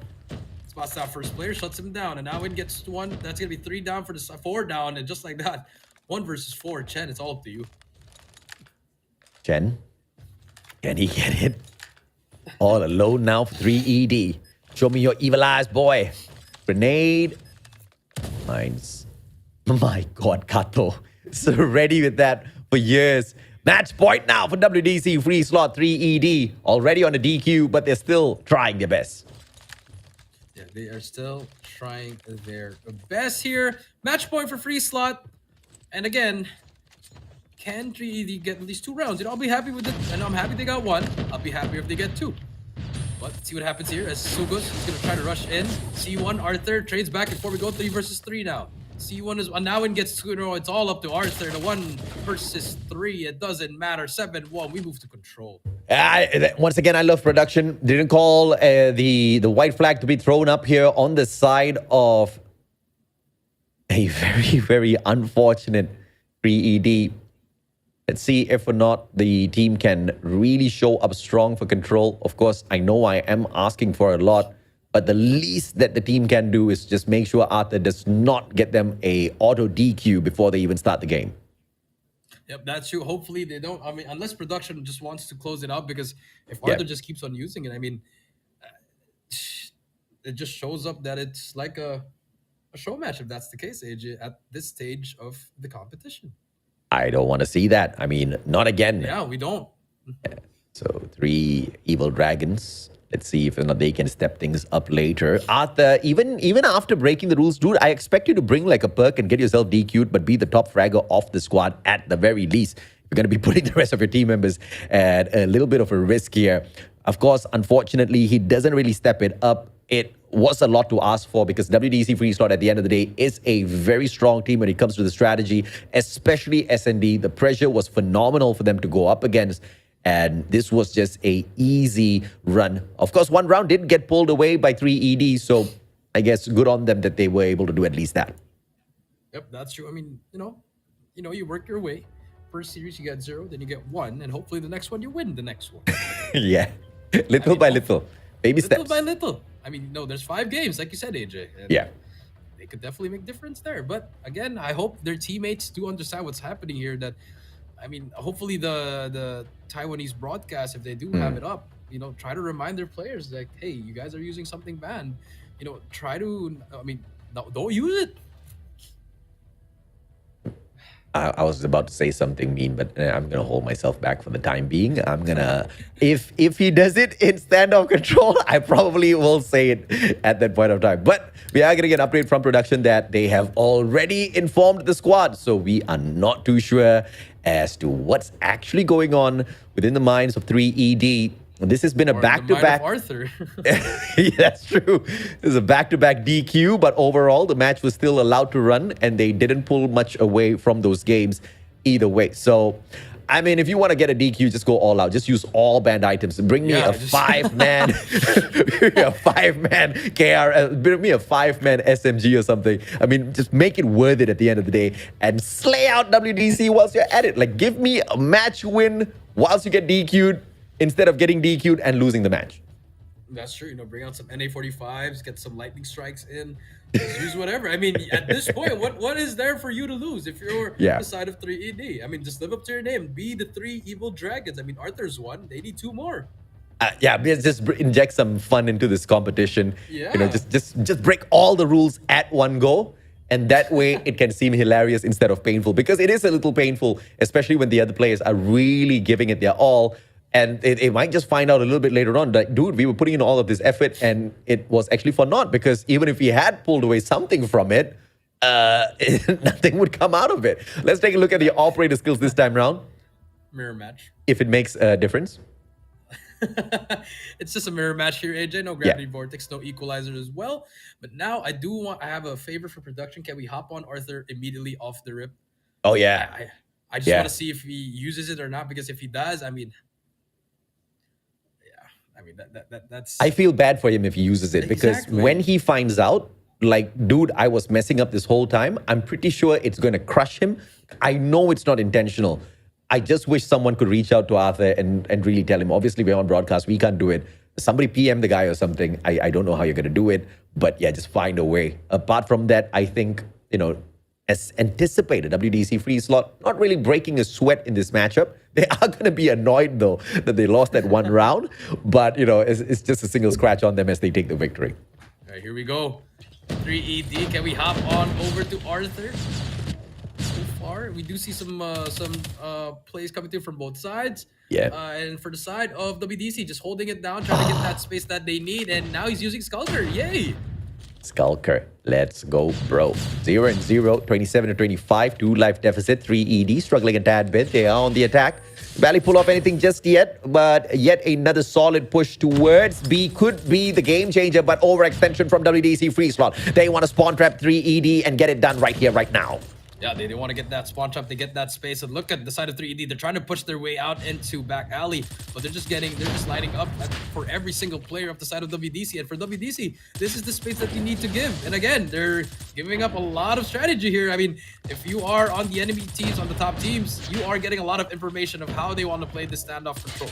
But this could also be a 3ED kind of thing, right? WDC free slot clearly know that these guys are not really matching up when it comes to the gunfights. This is on an ultra slay mode right now, 22-6, and looks like round number 1 is going to come to an end anytime soon. Yep, it should come to the end. Last 3 lives, 20-3. Shen gets that kill, 19-3, 15 seconds left. They need to hop on something. Chen, though, gets 2 in a row. Makes that 4 kills for him, 1 versus 18. If he does this, AJ will shave his... Okay, C1 gets that kill. 1-0 so far, ladies and gentlemen. WDC free slot, not breaking a sweat like you said, AJ, and I feel like they just want to go through this right here. Yeah, and they're pretty much laughing at this point of time as well, as they know that it's going to be an easy one. A couple of rule breaks on the opposite side as well, but they can never underestimate their opponents, especially 3ED. You never know what sort of charm and luck they're going to be bringing onto these matches. We have seen them rise up to the occasion a little bit in that Hardpoint matchup. A 1-round win that they took in that SND. Could perhaps end up with a 1-round taken at control as well. But WDC making quick work over at B. Early investment off this Sparrow. Nobody's doing anything about C1. Yep, no one, and now he's going to bring out a Pred and get a 1 as well. There's going to be a player trying to flag from the back. Yeah, it takes him down with a War Machine. B is going to be captured. Here comes the Sparrow. He gets 1. He still has the Sparrow. He still has a Sparrow. Finally loses it, but I mean, no contest whatsoever from the side of 3ED. None at all. And I don't think that strategy that they really want to, cap that A and just slay out the players on WDC free slot. I think they were just a little unfortunate in terms of that approach. Now, Hunter Killer Drone's going to find one for C1 as well. 4 life deficit. A totally open. Just a single defender over at that hotel. Let's see if the second floor can give them any sort of benefit. Those players get slain out, and WDC, here comes yet another solid attack. Yep, another solid attack. A is slowly being captured. 1 tick about to go in as well, but Nyx is there to get at least 1 trade. It's a 2 kill spree, but they need to hop on that point to try to slay him. And now he's going to get taken down by Kato, and now in as well shuts him down 17-8. This should seal the deal for this round number 2. 17-7, 10 life deficit. Make that 11. WDC free slot brings it down to just 5 now. Can they win by cap, or are they going to just slay out the players of 3ED? They're not going to overextend. Good respect to their opponents. WDC wins by capture. Wins by capture, 2-0 match point for them before we ended this series. Unless a miracle can happen, can we get 3 back-to-back reverse sweeps on control, AJ? It's like the tactician was doing some sort of magic for Arthur. And okay, it could also be that he really found out and he feels absolutely terrible. A little bit of a lower performance from Arthur this time around on this respawn. And he manages to slay as I talk about him. Fantastic play by Arthur there. They just need to win out a few more of those as they travel around. The attack has been a little soft from the side of 3ED. But on this 3rd round, it seems to be fantastic. 1 objective player. Player number 5 still holding on. Big gunfight. Can he win it out? Gets outplayed by a now win. Unfortunate. Yeah, very unfortunate. But the game is close. 25-24. They have 1 tick on A. But here comes the spawn trap from Sogus. 4 go down. And as soon as you say that, Arthur, the last player on that flag, he's going to get taken down. And now the spawn trap will begin. Just this 23-16. Life's really not doing good on the side of 3ED at all. And if you just put a line in front of the 3, it's like dead. Spells out dead on their logo. They're dying out there, getting slain, dead, getting slain. Left, right, center, man. 9 more lives left. 44 seconds. And the attackers are really not cutting it out there. Yep, they're not really doing much here. 19 to 4. So Gus, he's gonna get taken down, but it doesn't matter. This game is done and dusted. AJ 3-0. WDC free slot. They take it with ease. Yep, and a single life left, and that gets taken away as well. A Star goes down, a 3-0 victory. WDC free slot clutch out the series with not much of a difficulty at all. Yep, not much of a difficulty from them. And WDC, they end their day one with at least a 5-1 record, winning 2 series and 5 maps as well. Solid record for them. Yeah. And let's see if they can keep it up. Yeah. Just smiling a little bit.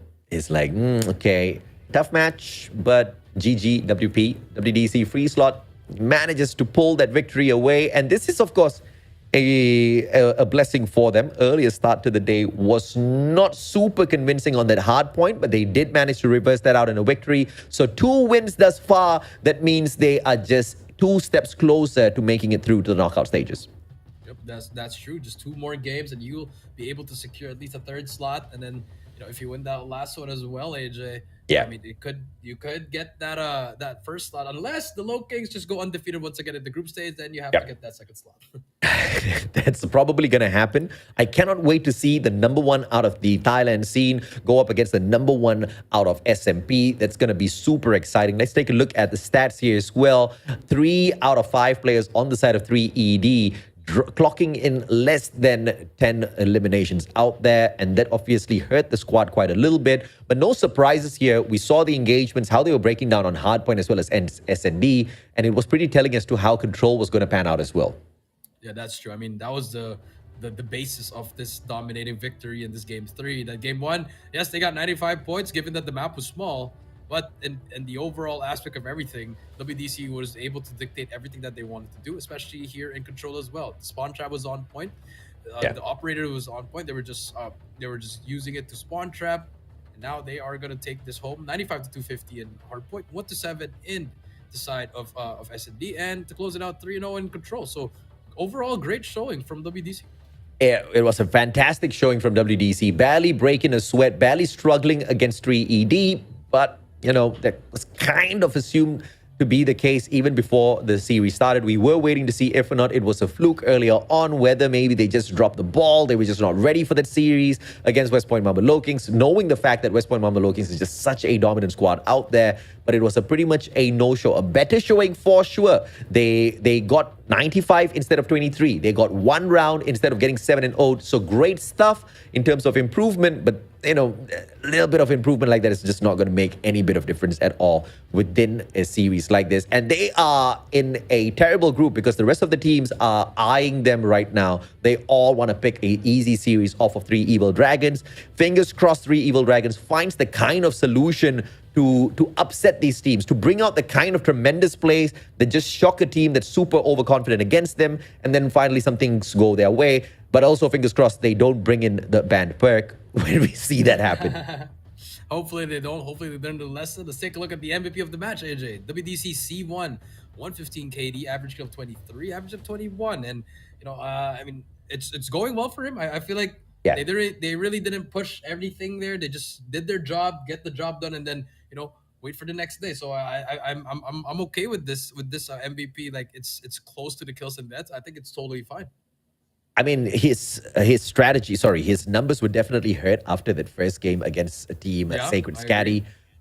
But I think the recovery should have been phenomenal in this matchup against 3ED. Yes, he gets the MVP of the match, a little bit of a wasted opportunity, but this also shows the respect that WDC had for their opponents. They knew that they could easily 3-0 them, but they didn't overextend. They didn't play cheeky. You saw even in the moments of Control where they were on the attack, they could overextend and just find the kills, just really torture the lives of 3 Evil Dragons, but they just stuck to the objectives. They just wanted a straightforward game, not really wanting to play cheeky against their opponents. Really gets the respect that WDC has been building for themselves up to another level. I love it. But Jericho, this brings us to the final series of the day now.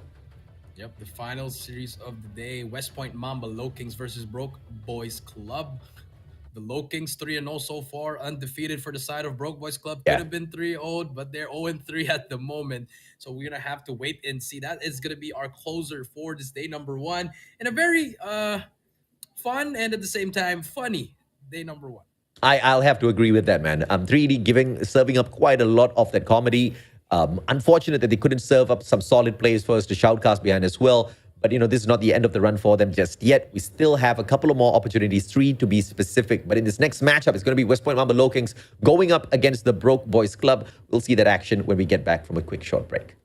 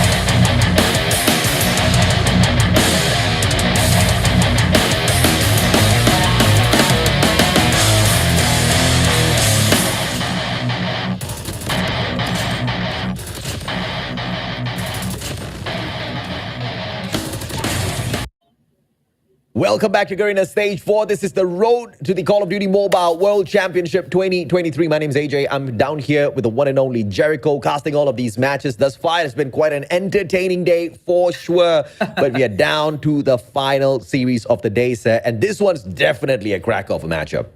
I mean, this last one is definitely going to make everyone turn up for this final matchup. I mean, it's the main event. West Point Mamba Low Kings, the best team in Garena. I would say I would double down on that one. Going up against Broke Boys Club that has improved from GM5 after placing 7th, has taken Wolves all the way to the brink of them almost getting that 3-0. That's crazy. Wolves. That's absolutely crazy. The amount of improvement from GM5 to now, because GM5 was just a couple of days ago, right? Just a few days ago. So, phenomenal improvement. But we need to have a benchmark test here, whether or not there has been true improvement, or whether it was just Team Wolf just pretty much mucking around with their matchup, bringing it really close, and then just, woohoo, we are the comeback kings. There's a potential. There's a potential. They have the quality to do exactly that.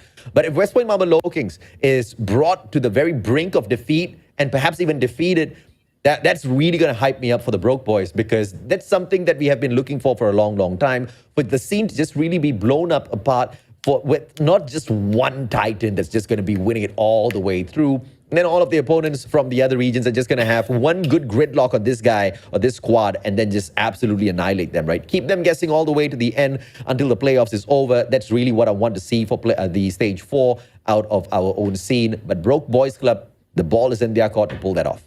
Yeah, that's true. And I'm also looking at Z-Man versus PJ. I mean, Z-Man, 56 kills, 16 kills in S&D, and then he also has a number of kills in control against PJ. Now PJ has competition here because, you know, he dropped 45, casually dropping a lot of kills against 3ED. But now against a formidable foe in Z-Man, can Z-Man replicate that kind of a performance, but up against one of not the best SMG right now in Garena? Absolutely, man. A 3.5 KD out of PJ earlier. And of course, three evil dragons were the ones that contributed to the 3.5 KD through their lives. Luffy, PJ, Susano, Kalo, Alea, as well as Yopi. Stepping up once again, Alea, the best coach out there that can potentially lead a team within Garena SMP. But let's see exactly how they stack up against Broke Boys, who have clearly shown a vast improvement brought in before they kind of got trumped within Garena Masters Season 5. I guess that hurt them quite a little bit because that must have been some monumental effort to be able to improve so much in such a short span of time.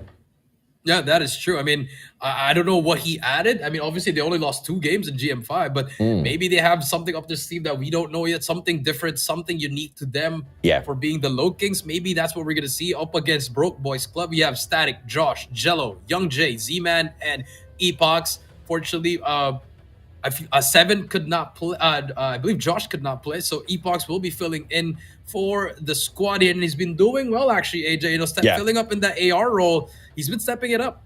I mean, this is just a solid squad, no doubt about that. A little bit Frankensteinish in terms of being able to patch together some of these really good players who have been in the pro scene for such a long time now. You know, in teams like PDR, RTL, we've seen them all around the place. They've got the veteran experience for sure. They just haven't had a great spotlight shined on them just yet because, you know, I don't think they were ready just yet with some of their plays. But now, I think after sharpening all of their gameplay strategies, after being beaten so many times in the past through other squads, they are in their best form thus far. Yes, they did take a 3-0 loss earlier, but it was such a great series to shoutcast. It was going down the wire, and that's how I like it. This time, maybe Broke Boys can walk away with their heads held high as well as a victory.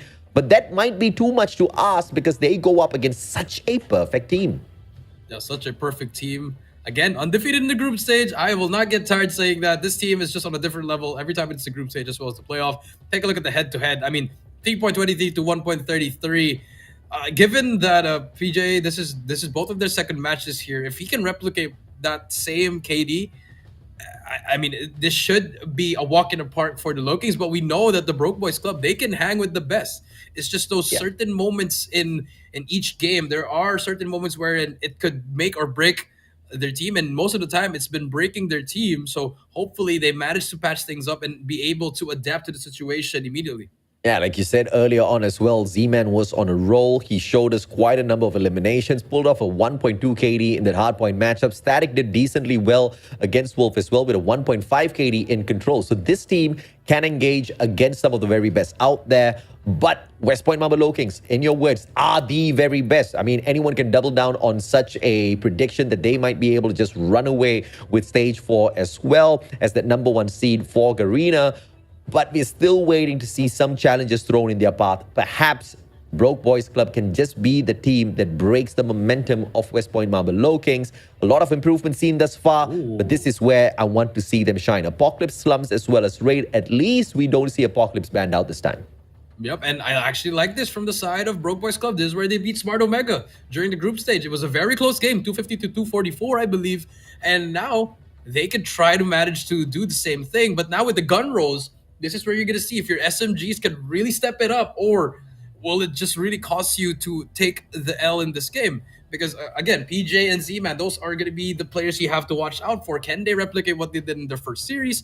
At the same time, you're going to watch out for Luffy. Yes, he didn't have a great game in that first series, AJ. But now going against Epox, he definitely wants to take over that AR role and be that guy because, you know, Luffy's not going to go down with a fight. So we know that guy will be able to bring it down with the AR. But I like this pick coming in from the Low Kings. It's not something that I expected from them. I thought they were gonna go for probably like a Summit pick, but Apocalypse, I'm all for it. But it's also a question mark for me because the Broke Boys Club, they definitely know how to play this map.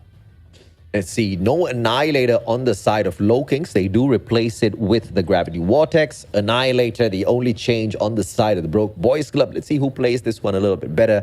Perhaps the Broke Boys have got that perfect counter against the Gravity. Like what some of the other squads in the other regions have been shown to be very proficient at doing this far. Yeah, I kind of like the Low Kings' operators more, AJ, just because if you look at the map, there's a lot of covers, not really a lot of distance where you could use the Annihilator, or you could even probably bring out the Equalizer. I think it would have been a greater time here because there's a lot of corners here where you could just hide in corners and pretty much bring out the Equalizer here. Yeah. And for the side of Low Kings, they're using their operators are more for the area of effect, just cutting down these angles wherein they can lead the Broke Boys Club into one lane and they can just take them easily. So I kind of like where Olay is going with this one. But for the side of Broke Boys, if Young Jay could get like a 5 out of 6 from the Annihilator, then that just shuts down the kind of strategy that the Low Kings are trying to go for. Young Jay's just not been in shape today, unfortunately. Usually, I think he should be able to pull this off, right? I mean, you're talking about Apocalypse as well as Raid.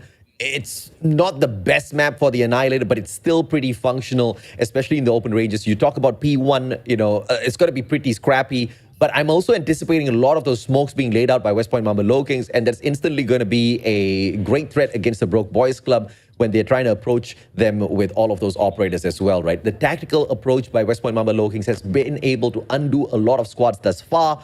I'm wishing Broke Boys Club have got a little bit of a game changer plan here against them. Let's see how things do break down, though, as we kick Apocalypse off. Yeah, here we go. Game number 1 is going to be Broke Boys Club versus WPM Low Kings on Hardpoint Apocalypse. As start things off, Broke Boys getting the first 3 kills here as well as some time here. But PJ gets 2 in a row already, shuts down the hill, and they finally get on the time at the moment. Bleeding does get stopped. Players are continuously slain out, taking the spawn out of Temple here. The players on the side of Broke Boys Club trickling in one after the other. They're setting up P2. We're not there just yet. 37 more seconds to go. They hop on in, and Broke Boys Club, they do find the hill for themselves. Do they want to play the flip of spawns? Perhaps a little bit earlier on, but they do have the advantage for P2, and I think Broke Boys are going to try to maintain the spawn off of the right-hand side of the map here and still try to play scrappy for P1. It's a great disadvantage, though. Yeah, great disadvantage for them, but for the side of Broke Boys, they can give up this P1, like you said, AJ, and just set up for this P2, but we know the success rate of WPM on retakes. It's always been really, really high. It's been always great, and here comes the retake. Susano and the boys going from the back here, clearing them out. One by one, they fall static. That's all of them. He's going to get taken out, and just like that, anchors are dead. Pinch may happen, and as you can see, one player has spawned already, which is going to be static. He is going to be able to take down PJ, but here comes the Low Kings. Solid strategic approach coming through from Low Kings, just sending in 3 players to break the anchors first at Temple, and now being forced to split on the opposite side of the map. The pincer maneuver gives the advantage to West Point Mamba Low Kings, attacking from the front and the back. They were able to surprise the Broke Boys Club and now continuously running away with the points here. 42 seconds to go. The players on the side of Low Kings having the great advantage. Susano beaming them down, takes a triple for himself. Low Kings are really putting on a show. Yeah, they're putting on a show here. I mean, they gave up 20 seconds to get 40. That is what you want to do. Susano's still on a roll. Make that 5 in a row, 6 in a row, 7. Susano on a roll here. Can he make it more? Finally gets taken down, but the damage has been done. Spawns have been flipped here, and I believe the Low Kings are ready for this as well as they get all this time in this P2. Great usage of the retake, great usage of the time there, and the power position abusing. It's just on point. And now as we rotate to the P3, and this is where, if you do see the Low Kings have their operators, could be very useful in this P3. And Low Kings already taking a straightforward approach, not really taking the spawns away from the top left-hand corner of the map, 82 to 15. Let's see how they work their way around this. Initially, just focus up here on their gunfights, dropping down under the underpass as well. But it's going to be the Broke Boys winning out a majority of those fights. Susano makes that game-changing play, purifies their souls. Static brings in the exact same operator, trades him out. Broke Boys playing the hill. And this is the kind of fight we want. Yeah, this is the kind of fight we want to see. 85 to 23 so far. Broke Boys slowly trying to inch their way back. Yopi brings out the claw. Can get 2 kills in a row. Can make it 3. Yes, he can. Yopi shutting them down one by one. That is some space you need to do. And here comes the Lokings about to reach the 100-point mark. Oh yeah, 24 to 95. West Point now running away with the game. Freddy drops. Doesn't take anything. Great trophy counter. And the Hunter-Killer drone soaks up absolutely nothing as well. Broke Boys maintaining their lives as they pull off one final encounter here for this hill. 15 seconds to go. Kalo on the ready here, waiting with the gravity vortex. Will get flashed in his face halfway through, but still no impact whatsoever with the tactical used out of Broke Boys. West Point Mamba Lokings, easy hill. Yeah, easy hill for them. 125 to 24. This is looking like a one-sided game so far.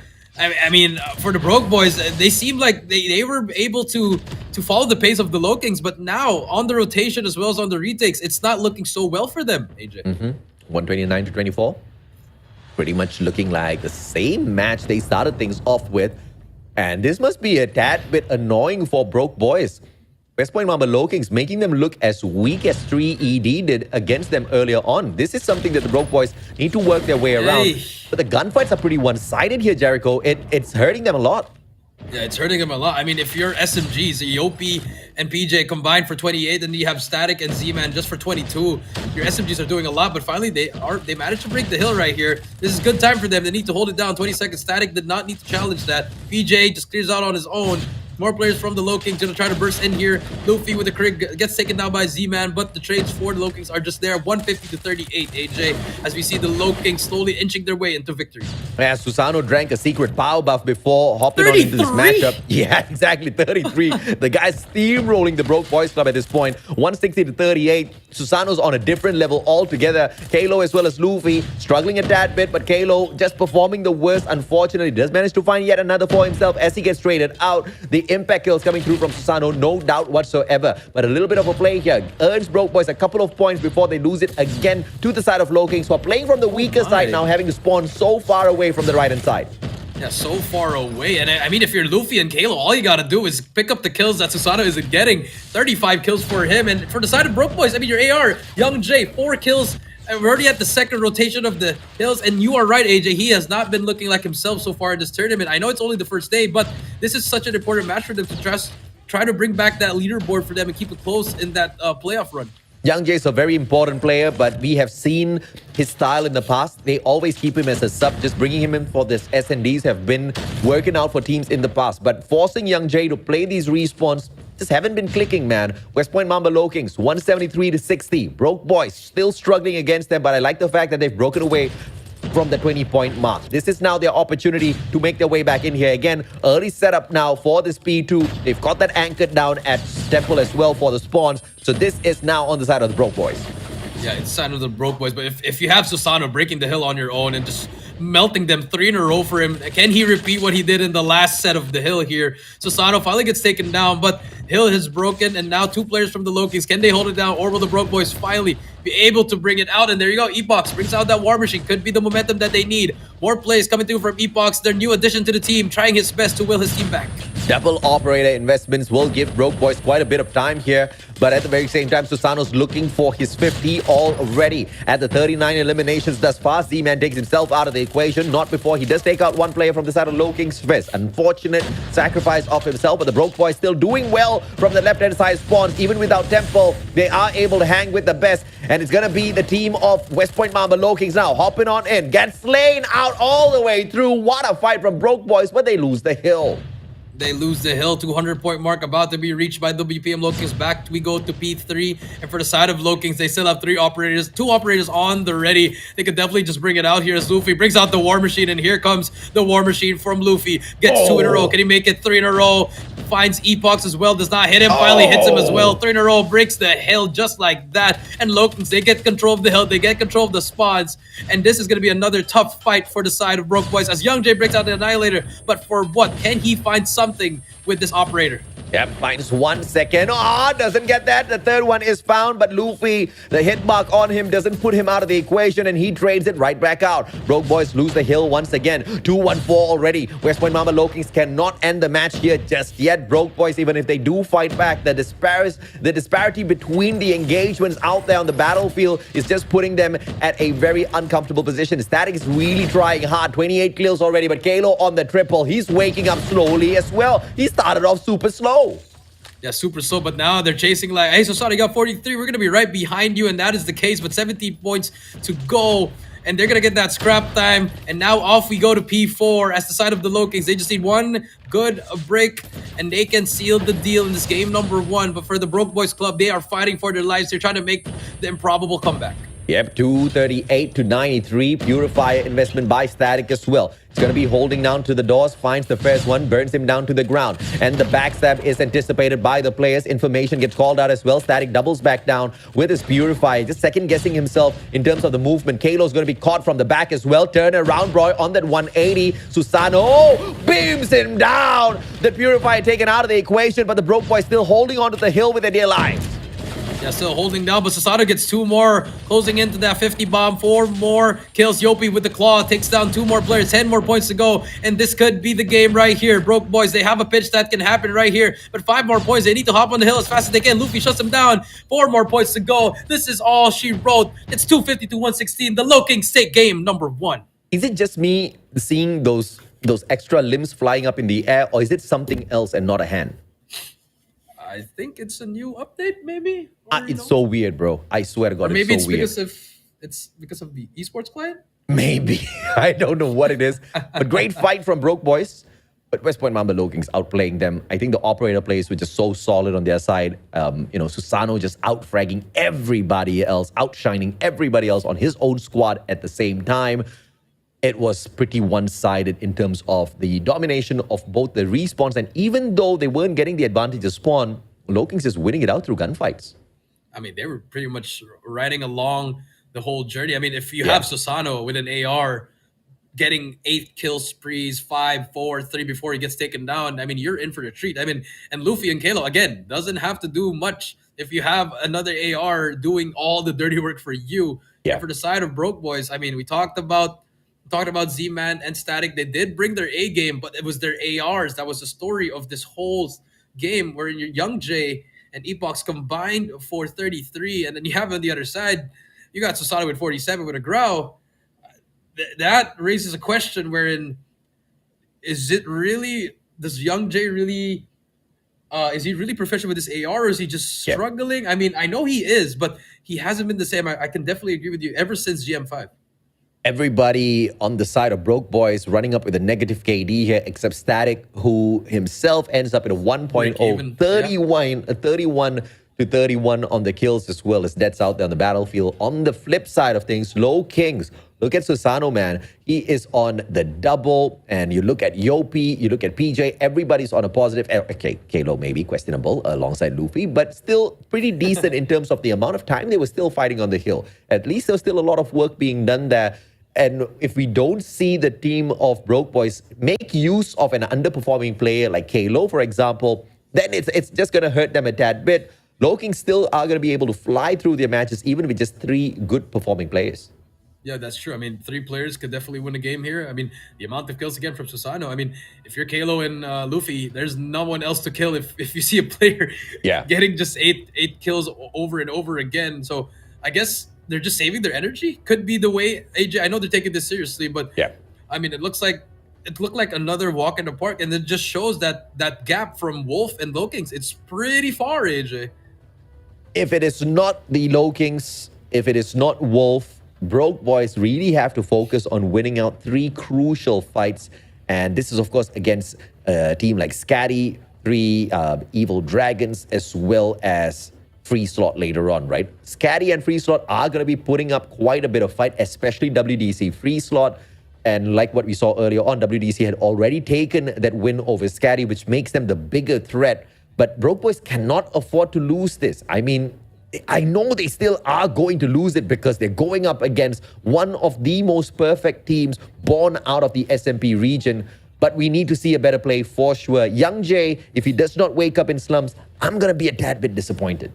I will be too. You know, I mean, he's a very close friend of mine. We studied at the same school. I know he could do it. I coached him when he was in Omega for at least a month, and I know he can bring it back. I know he Yeah. can, but at the same time, the team, they have to gather around everyone. Like, let's just forget about what happened already. You know, we lost three in a row. We lost this Hardpoint, but we can definitely bring the fight here. I mean, S&D could be that fight for them. They could tie it up 1-1, and then Control could be a toss of a coin there, AJ.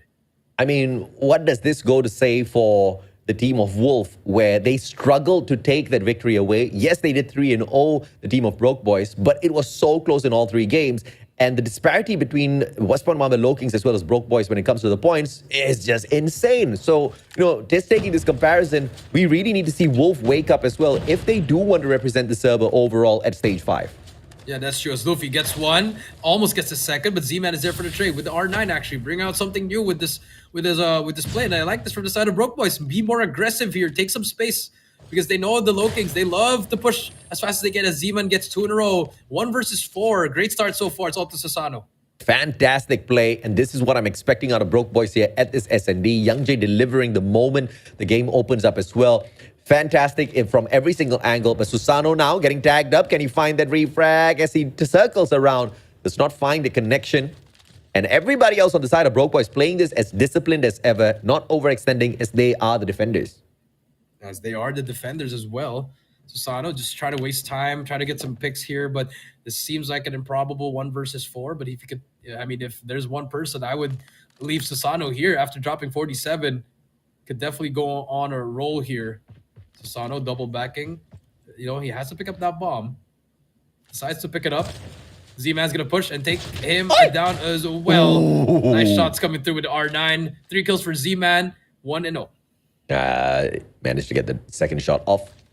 And unfortunately for Susano, he could not find that recovery after missing the first quick scope. 1-0, Broke Boys. Great start to this S&D as the defending team. It's going to be a B stack this time round for the squad. A very aggressive one, and they take immediate control of the mid segment of the map. Yeah, mid segment, and again Z-Man trying to go for that as he gets tagged up with the nade. He's gonna be half health now, but they managed to get space here. This is good for them, not giving up space for Low Kings, because if you give space for the Low Kings, they are definitely gonna take advantage of it. And I like this from them. Keep it close, keep the trades close as well. If ever they do go in, no shots going down yet. No one's gonna get taken down yet. 1:25. The Low Kings still trying to look for a pick with the sniper here with Luffy and Susano on your screen. Crucial engagement for Z-Man. Susano in front of him, but Static sorts him out. Advantage to Broke Boys yet again. No sniper now except Luffy. Another player can pick it up off of Susano, but that's not the usual setup of West Point Mamba Low Kings, so they're going to deal with this. 2 SMG players, Kalo and PJ. They are going to be heavily dependent on as PJ delivers. Young Jay goes down. Yopi finds Static as well, and the numbers to the side of the attackers. Yep, man, but Jello evens it out, but PJ immediately gets the trade. Z-Man gets Yopi. Now he all has a shotgun here. Could definitely try to find a weapon here to pick up and maybe clutch the round here. PJ with the bomb, gonna be able to plant it over at A, and oh, they're going for this B plant. Okay, so Z-Man doesn't have a second gun to go in, only has a shotgun AJ, but could definitely make it if he gets up close and personal. As well. Oh, the timing here right here, AJ. Z-Man. Oh. PJ from the back and gives that information over. What is that? A smoke, beautifully played. He's going to walk right in. R90 for the capture here. Luffy, blind shots. Not aggressive on. Ah! He misses Luffy. And the backstab is solid. Positioning supremacy. West Point pulls 1 round back. I mean, that was a smart play coming through from Z-Man, but smarter play coming in from PJ and Luffy. They stuck together. They knew that they've, you know, before, if that was the old Low Kings, it would have been a far 1v1 and maybe Z-Man could have clutched that up. But here comes the Low Kings. They're going to go for this ultra rush on B, and this is what they're known for. Let's see if they can execute it. Yellow finding Kalo. Luffy. Bill cheeky with that shot. Walks away with nothing. PJ already with a hit mark on him. Needs to find a little bit of recovery as well. As he backs away, Luffy takes over as the aggressor. On from the right-hand side, spots out yet another player. Angles played well by Young Jay. Delivers for the side of Broke Boys. And now in a 2v3. Numbers not stacked on their side for the defenders. Yep, numbers are not on their side, but it's Epoch as well as Young Jay, the two snipers that have been struggling, combined for 2 kills, can definitely try to make a difference right here. 23 seconds left. They got to start moving here. Clock is not your friend, AJ. Halo still underperforming. Something's very wrong with the guy.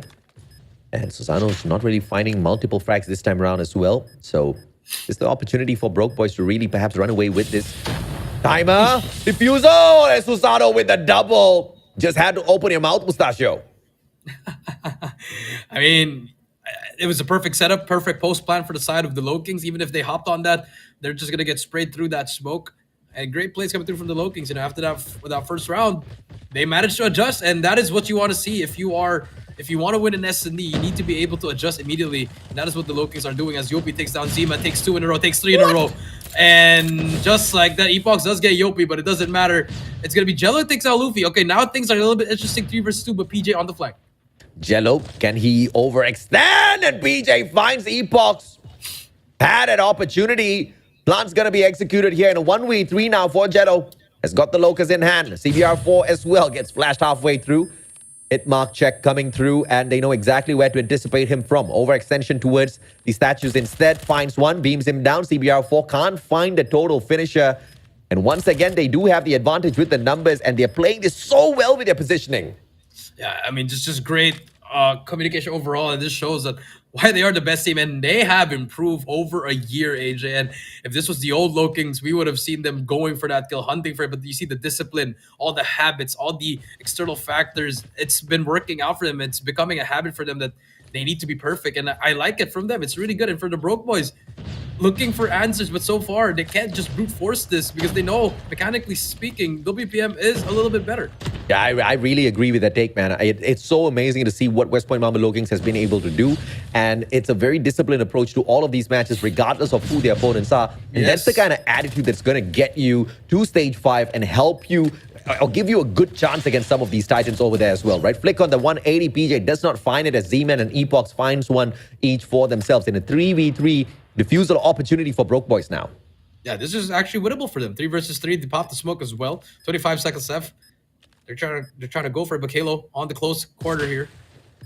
Probably trying to get one right here. Susano takes down Z-Man. Spots another player. Kalo takes that player down. It's all up to number 2, Epochs, in a 1 versus 2. But here comes the Low Kings. 10 seconds left. They're going to play time right here. This is just smart S&D right here. You don't want to peek it, but the double child comes through. And the Low Kings 1 and 4. And you could see the frustration coming through from the Broke Boys Club. Yeah. Coming out from those cameras. And like you said, AJ, no coach. You got no mental fortitude coming through. It's very unfortunate it's happening at the expense of the Broke Boys Club. And I think at this point, the Broke Boys just really need to slow pace down to a district where Young Jay really finds these initial frags first, really disable Susano initially before they really go in for the approach, because multiple defending rounds now, they've just dropped the ball a little bit too aggressive, and they've paid a high price for it round after round. Luffy finding Young Jay. So much for that hope.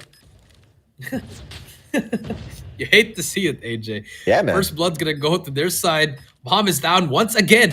And again, check your corners, please. PJ gets one. Susano takes Z-Man as well. Just challenges right there. Yes, you get that kill, but for what? 25 seconds left. You're gonna be more players. Susano gets 3 in a row. 1 to 5 switch of sides. Susano flying around with a secondary on the battlefield. Broke Boys really need to think of how they can sort him out. 8 eliminations already. At one point, the guy wasn't waking up. At one point, he wasn't pulling away a single frag at all. And look at him now leading his team. I mean, this is just great.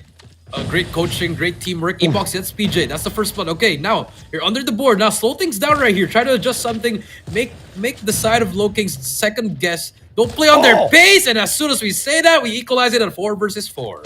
Man, I don't know what that move was. I think he tried to slide by, but takes the hit mark. Susano allows one to sneak away. Young Jay got super lucky there.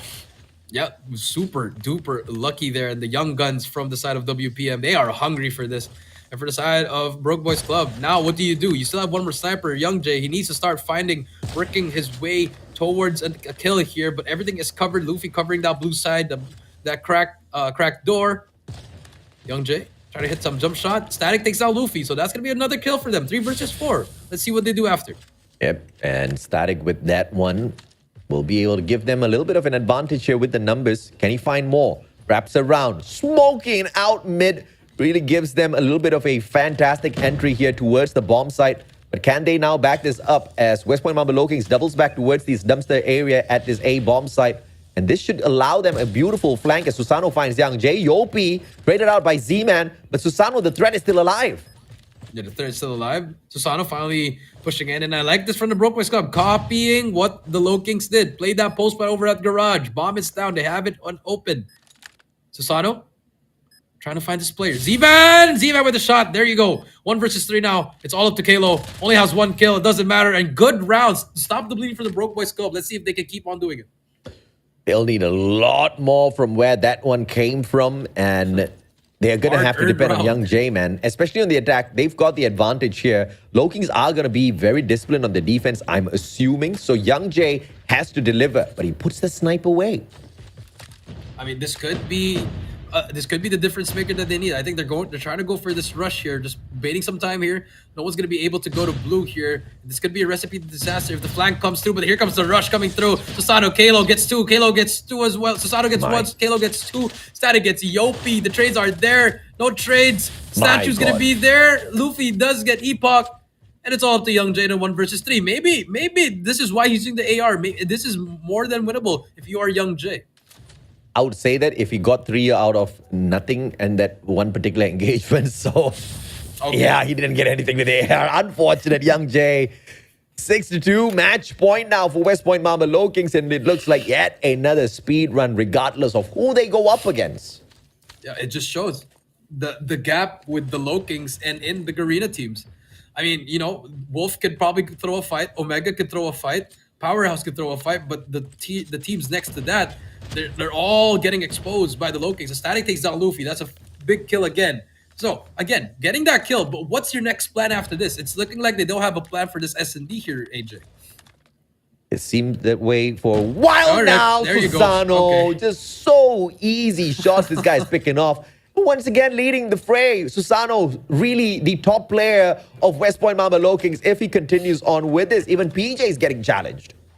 Yeah, PJ's even getting challenged. I mean, if you have a sniper and an AR that's doing this for you, you just have to lay back. I mean, they're essentially giving Susano these free picks, which is, I don't know, at this stage of the level. Finally, Jello Young J, they find something. Yopi does get Young J, so 2 versus 3 here.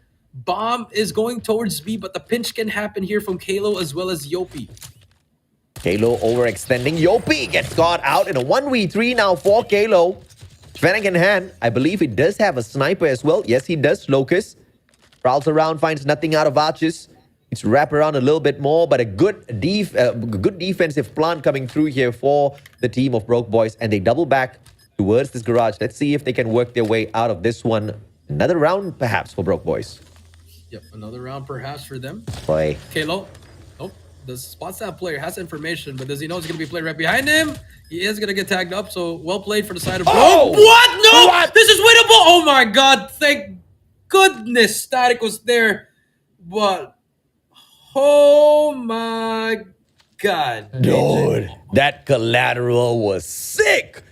And yeah, you can say that again, man. Static, if he wasn't there at that point of time, Kalo could have just easily flicked that 180. Be prepared for him. The timer was on his side as well. Crazy stuff out of this guy. And Kalo was sleeping all throughout the matchup. So this Broke Boys really need to wake up instead. I mean, it's a relief that they won the round here, but yeah, I would still say the momentum is still on the side of the Low Kings here. It was a 1 versus 3, and now look at the space that they're giving. And again, Broke Boys again on the default once again. If Epoch gets one, Susano's gonna get the trade. That's been the story of this whole S&D. Susano looking for perhaps 15 in this one. Needs to hit a triple before they end this game. Can he get it done? Already the star player of West Point Mamba Low Kings for this particular series. As the Broke Boys very methodically shut down Susano. Epochs picking up the sniper, the best thing to happen to the Broke Boys, but Young J has it on his side as well. Let's see how they wrap around. Has got the 3 eliminations on his side, but we need more from Young J if Broke Boys want this match. Yeah, if they want this match right here, Epoch's trying to find something that's going to be clear right below him. Does not check that's there. Oh, I think he spots him. PJ in a very, very cheeky spot. Could be helpful, could not, could be his demise as he spots one, gets two. That's all you need if you're on the side of PJ. No trade from Epox. He's gonna get turned on. Biopi is there for the trade, and it's all up to Young J to 1 versus 3. Can he do it? And just like that, we might just be going to a control. And yes, we are 7-3, 2-0. The Lokings take the series, but there's still one more game, and it's just pure perfection for the side of WPM. Yeah, Broke Boys need to figure out what's up with Young J, because if he's going to be missing the usual, Young J does not miss a flick like that. It was just a easy one. We've seen these pro snipers do it so many times. But the guy's just playing offbeat a little bit here. Could be a change of device, could just be a change of settings that he's trying to force, which I think is horrible. I want that old Young J back, that old Young J who used to just dominate some of these sniper matches out there and, you know, easily earn those SNDs for Broke Boys. It's just not available here against Lokings. I mean, first of all, Susano was undoing each and every single one of them, and the best counter could have been Young J, but Epox tried to step up. Even he could not do much. Yeah, even he can't do much. And I mean, there were rounds where they were getting that first blood, AJ. They were getting the first blood, but after that, what's the next play after that? Yeah. I just didn't see any plan coming through from the Broke Boys. You know, I'm not trying to be mean here, but that's the way I'm seeing it. It's just, let's try to get one, and then after that, okay, what's next? And that's just me as a coach looking at it. I just don't think there's a plan. I know they're probably talking about it, but I think it's just, like you said, the Lokings strike fear. Yeah, and you know, they were just playing that way too scared. And you could see the fear in their gameplay as well. Just second guessing, third guessing themselves before even going in for the approach, be it on the attack or the defense. The whole pacing of this matchup has been controlled by the West Point Mamba Lokings, but I guess you are going to be in that fear stance, especially against that Hardpoint matchup where they were trying over and over again, whether they were anchoring down the spawns, whether they were attacking from the back, whether they were splitting up, regardless of any of the opportunities they took against Lokings. A solution was always found. Loking still managed to turn the situation around. Didn't allow them to really get past that 100-point mark, right? 116 was all they could nick off at Apocalypse earlier on. I guess that broke their confidence a little bit. Yeah, it really broke their confidence right there, AJ. That collateral, I think even though they won the round, like what we said, it didn't matter. Yeah. It just seems like they lost hope after that because they were like, okay, we have proper post defense, and they just get collated. Your play just got broken immediately. So that's why the next round, it just looked like they were lost. And I mean, you can't blame the Lokings. They know how to adjust in mid game, and even in 1v1 situations, they know how to clutch it up. It just shows again and again. We're just gonna keep on saying this. The gap that the Lokings have on everyone is pretty big. Yeah, I swear to God, it's the ragdoll effect that's on this current server that is just so hilarious, man. Every time someone gets popped, a limb flies up in the air.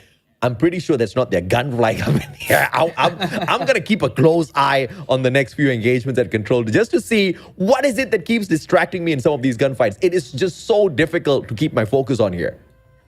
I mean, I definitely agree with you. There's some physics that are not really working properly, but I mean, I'm all for it because the matches that we're seeing it's just all pretty fun. Yeah, absolutely, man. I think this final one as well has been pretty decent in terms of entertainment. Broke Boys have been putting on a good show, at least trying to punish the West Point Mamba Lokings in many ways. And we've been having multiple questions. What if you take away the spots? What if you go in for the split push? Broke Boys are trying everything, and we are getting to a point of analysis where the West Point Mamba Lokings are just truly looking phenomenally solid as they make their way towards stage 5. Nobody has been able to really question the Lokings just yet. I mean, of course, 3 Evil Dragons, you know, that match, we're going to check that out of the window for the time being.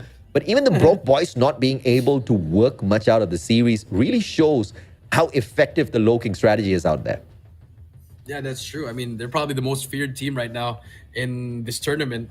I mean, for Group B, I think they're all happy that the Lokings isn't there. And for Group A, they thought it was going to be easy. Hey, I guess again, that #1 slot has a name already. It's WPM Lokings. And so far, they've been running away with this. Now, can they keep the streak alive here and get a back-to-back 3-0 and get that 2-0? Take a look at the operators. An interesting one. No Annihilator in control for the side of the Lokings, AJ. And I don't think they're going to mind this one too much. They're still going to be working. There you go. You get that updated, but still, no Annihilator. It's going to be the equalizer swapped out this time. I mean, I guess they've had the momentum and the way Yeah. that Sasano's been shooting. I guess you don't really need a one shot, one kill operator. I think Yep. they're gonna be more focused on trying to work as a team here. And I like that. And for the side of the Broke Boys Club, same operators again. But again, how do you want to use them? When do you want to use them? What's the purpose Yep. of this operator for them? It's Yep. been those questions over and over again because the way that they used it against Wolf, it was out of this world. They look like they were one of the best teams because of after GM5. But now they're slowly reverting back to that seventh place that we saw when they lost to Omega and they fought a Hudspit for that last slot. Now they're slowly going back to that, but I know they're going to be able to come back. These guys are all veterans. Yeah. It's just they just need that one good round, one good series, and then I think they're going to be right back into it. They could probably steal that last slot because now that's all that they can really get at this Yeah. point. Can't lose anything anymore. I do agree with you, man. You know, it's going to be a uphill battle for the side of the Broke Boys, but to think that they can pull something away from West Point Mamba Lokings here, because at the end of the day, Control, yes, it's a respawn matchup, but you really got to manage your lives, and they have not been doing a great job at that against West Point Mamba Lokings. So that's going to be the biggest torture of all, unless we see some huge game-changing, you know, momentum coming through from Broke Boys. They break out of the gates, they get the 2-0. I'm still not going to be convinced because I've seen too many reverse sweeps today. Too many. Yeah, too many. And I think we are not going to see a reverse sweep. Probably a Yeah. 3-1. I would give the Broke Yeah. Boys get at least one round. I mean, I know they are starting on the good side, which is on defense. So they could probably get one right here. But to start things off, game number 3, this is going to be the final match of the main event. Broke Boys Club versus WPM Low Kings. And we do see the Low Kings already on that B side. 4 players has control. And just like that, B already has influence, but Epox has something to say about it. Yeah, I love the smokes being played out instantly here over at Laundry, and that's going to give an easy one segment over to the West Point Mamba Low Kings. Epox was instantly disabled. PJ trying to take the backstab against him, but a double objective player investment from West Point Mamba Low Kings manages to cap the second segment as well. And look at how long he's staying alive. Finally needed 2 players to take Yopi out of the equation, but at the very same time, the rotation towards Ace just not seeming to be a thing here for West Point Mamba Low Kings. They want to finish the job at B. Yeah, they want to finish this job, and I liked it from them. You know, they are willing to sacrifice some of these lives, but in order to get that 60 seconds, they want to do it right here. Z-Man gets Luffy as well, and this is what we talked about. Great round coming through from the side of Broke Boys Club. Sasato not on that growl, has that sniper actually, but now they are switching over to A. They know that the full control for the side of B of Broke Boys Club will be on that B side, AJ, and here comes the push towards A. 16 more lives left here for the side of West Point Mamba Low Kings. So Broke Boys have been managing this situation very, very well. Now, encircling them, trying to make sure they get caught in this tight little spot here. Overextension by 2 players, 1 and 4 in blue. But they're not helping out the rest of their defenders. And A is going to get capped at the same time. I don't know how much I like this one. Yeah, I mean, it's all right. And at the same time, for the Broke Boys, they haven't even depleted that B side. As Susano trying to get some picks with a sniper, just, you know, being a nuisance there. And finally, for the side of Low Kings, slowly but surely, they're losing a lot of lives here. They've been throwing a lot of lives here, AJ. Z-Man gets 2 again. And now we're seeing that potential that we saw from the side of the Broke Boys Club against Wolf, 14-8. Yeah, they wake up finally. 8 more lives left here for West Point Mamba Low Kings. They rotate over to its B focus to finish what they started at the very beginning of this matchup. And with that executed, they now can wrap around, but they really have to be concise with the attack now because 7 more lives left, almost double of that on the side of Broke Boys. Yeah, double on the side of the Broke Boys. But again, WPM, they can find magic out of something here. 6-6 so far. Playing a little bit of an S&D here. Kalo takes down another one. 10-6, AJ. 4 life discrepancy. The flag from the 3 players from the Low Kings from the back. Z-Man gets Yopi. Last 5 remaining for the side of the Low Kings. It's going to be heartbreaking to see the Broke Boys Club drop the ball here if they don't make it through. 4 more lives left. They're managing the situation really well. Overextension coming through. 2 players. Do not play the double stack. And Luffy gets traded out as well. It looks like Broke Boys will be able to pull this one round away.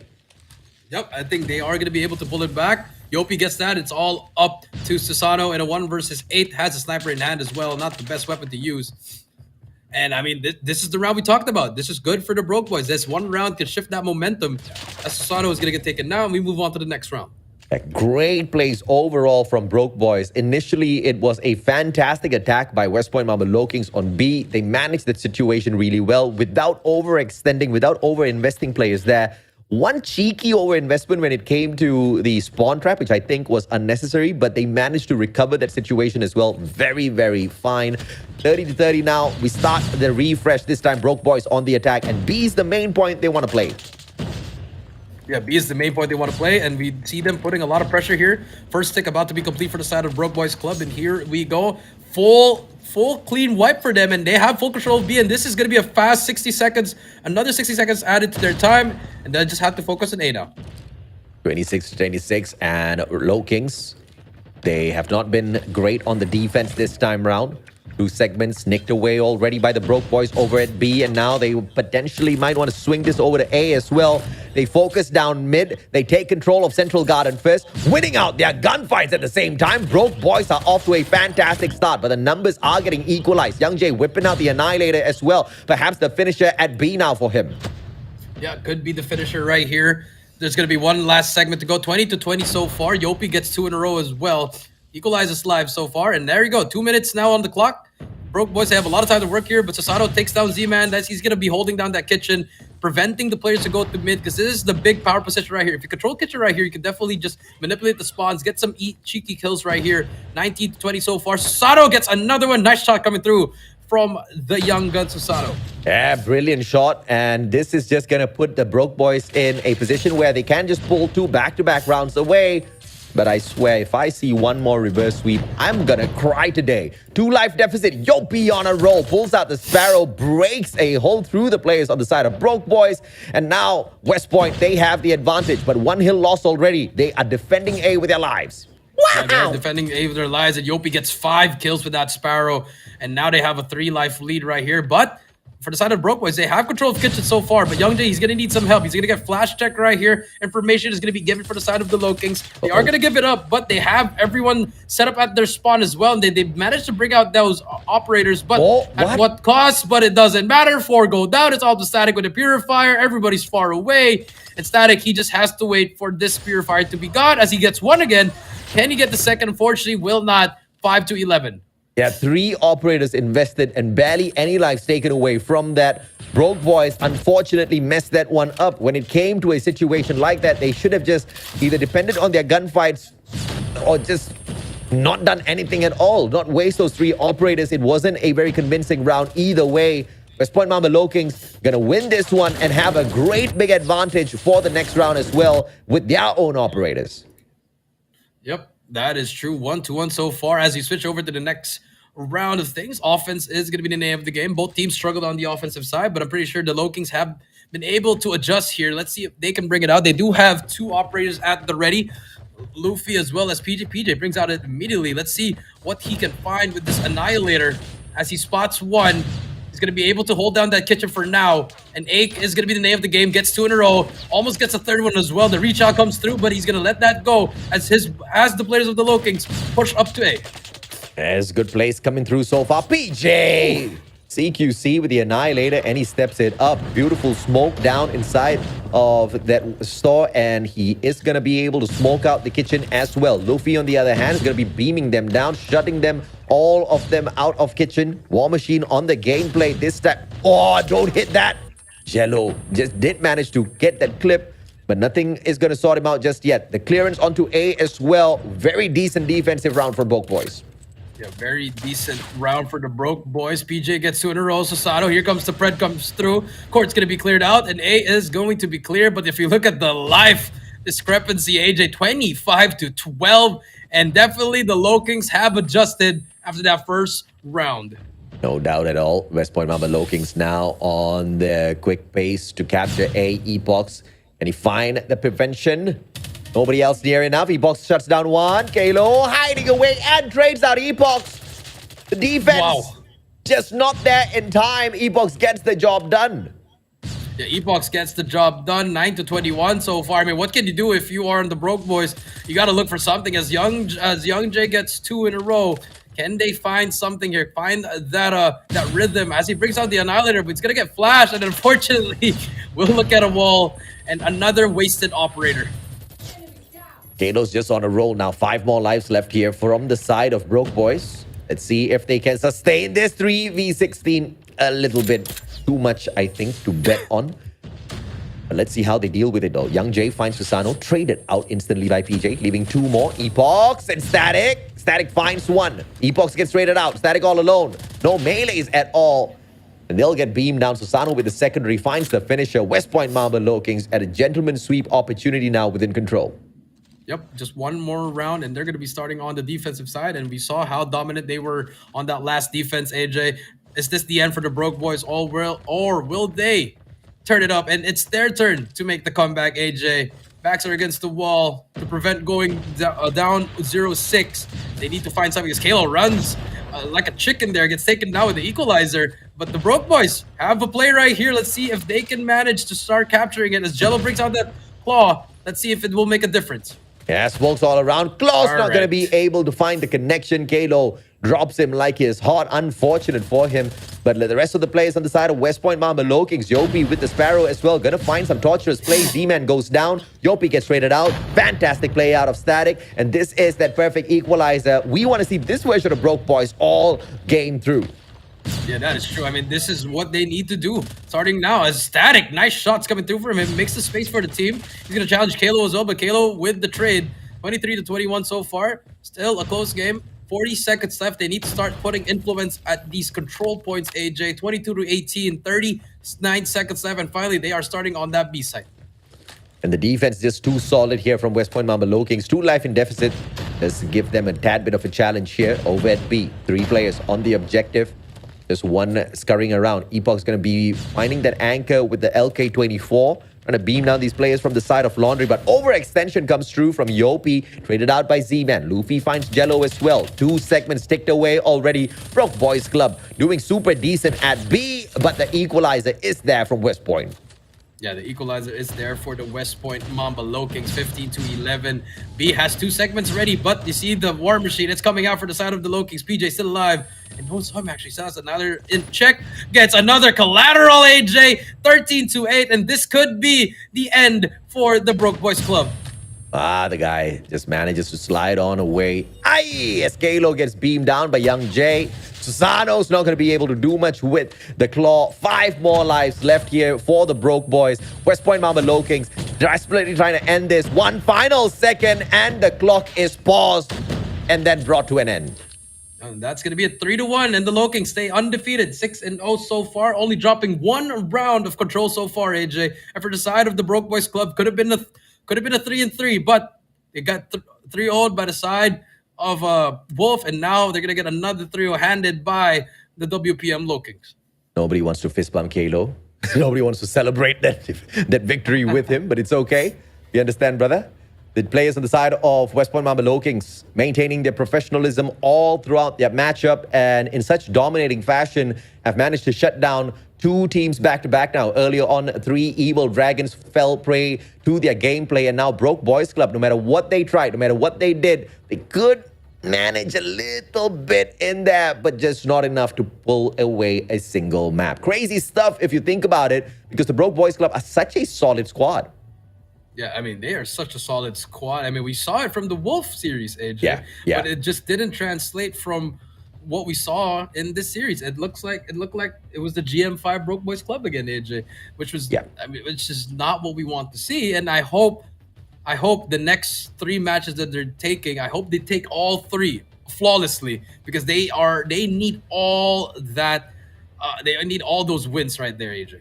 You did talk to me during the break, and you were telling me the most crucial matchup for Broke Boys is going to be against Free Slot, and I absolutely agree with you, Jericho, because against Scatty, perhaps they've got the numbers and they have got the confidence to get that victory.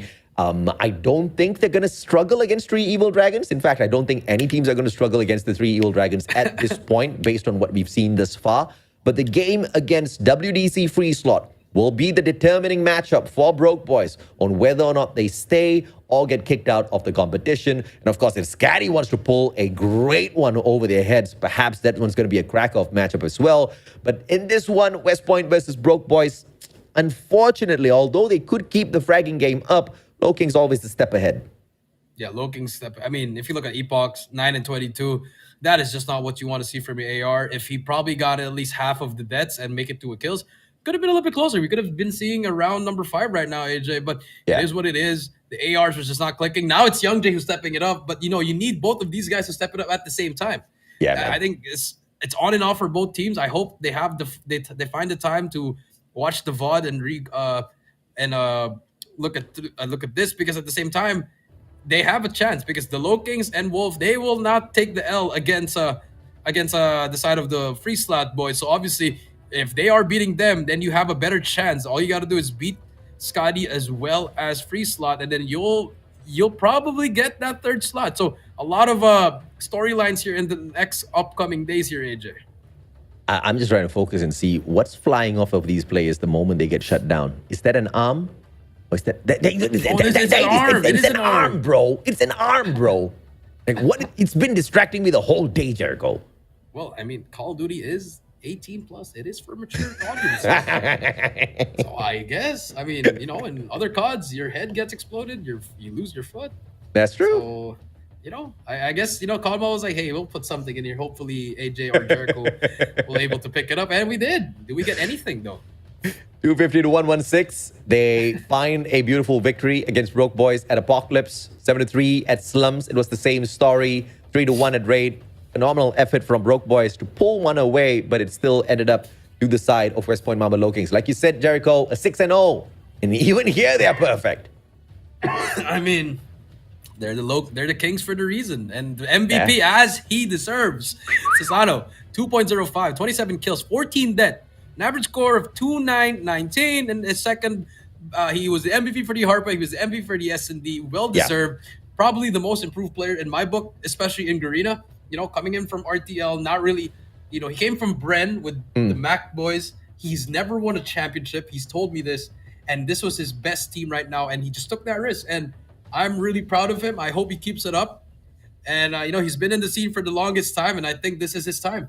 Yeah, I resonate with those thoughts, man. I think Susano's really stepped up. And once again, when the departure of Demos was the moment where Susano could have been, okay, this is where I'm really going to take control of my life and my future and show the best gameplay of Call of Duty Mobile after years of practice, after years of investing my time into this. Or I allow myself to just remain on the to just remain a bench warmer as West Point Mama Low Kings brings in yet another champion. He stepped up. And my, oh my, did he step up. Now, being, just absolutely, he's just been so stellar. And I can't believe this is what we're seeing out of him, because he used to play like Young Jay. Only super solid in those SNDs. Those respawns, you're not really going to see Susano pop off. But he's a different kind of beast altogether these days. Yeah, and I think that also shows the trust that Olea has in him. Yeah. After losing the Mords. That's true. He probably sat him down and like, hey, you're gonna be part of this core three. You, PJ, and Yopi are gonna be the integral parts. And I feel like that confidence really resonated with him. And now we do see him shining, and he's definitely in that top 10 player list in especially in the Philippines. And hopefully, he just keeps on going. And overall, we get 4 out of 5 donuts. Scatty, the only one saving us from putting on a little bit too much of weight on all of the sugary stuff.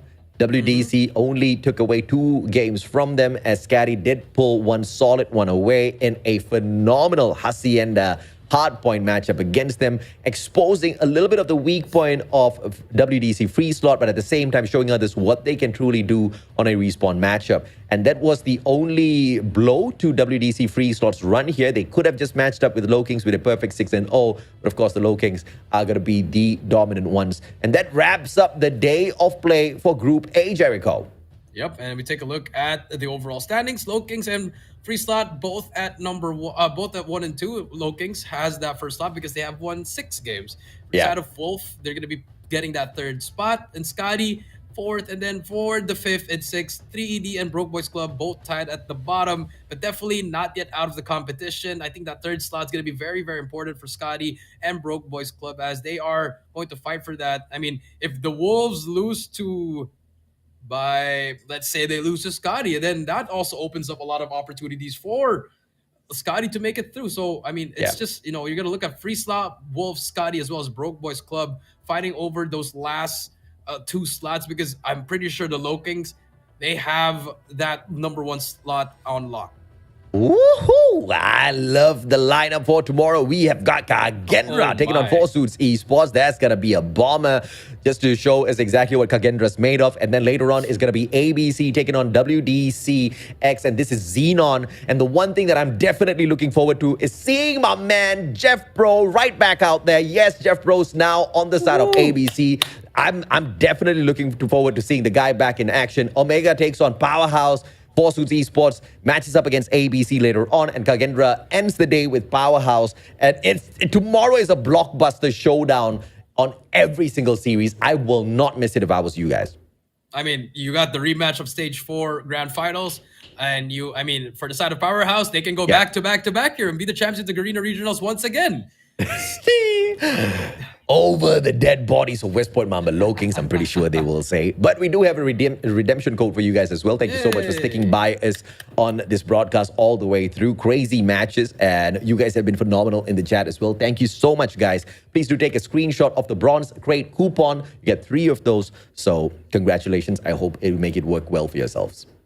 Yeah, hopefully you guys can get something off that. Thank you for dropping by. This is only the first day. You got 5 more days of group stage, and after that, you got 3 days of the playoffs, and after that, you got to wait for stage 5. Very few opportunities, but even fewer later on at stage 5. So no room for error whatsoever. You have to take each and every single series like your whole run to the world stage depends on it, because it definitely does. We have seen phenomenal matchups within Group A. Tomorrow is going to be an even bigger banger. It has been fantastic casting with you yet again, Jericho. Thank you so much for the day. Ladies and gentlemen, boys and girls, that actually brings us to the end of day 1 now, Jericho, doesn't it? Yep, it does. Brings us over to this day number 1, a jam-packed day, but there's going to be 5 more days to go for the group stage. This has been me, Jericho. It's been Mustachio. This has been the Stage 4 Garena Regional Finals presented by Call of Duty Mobile, and we will see you guys tomorrow.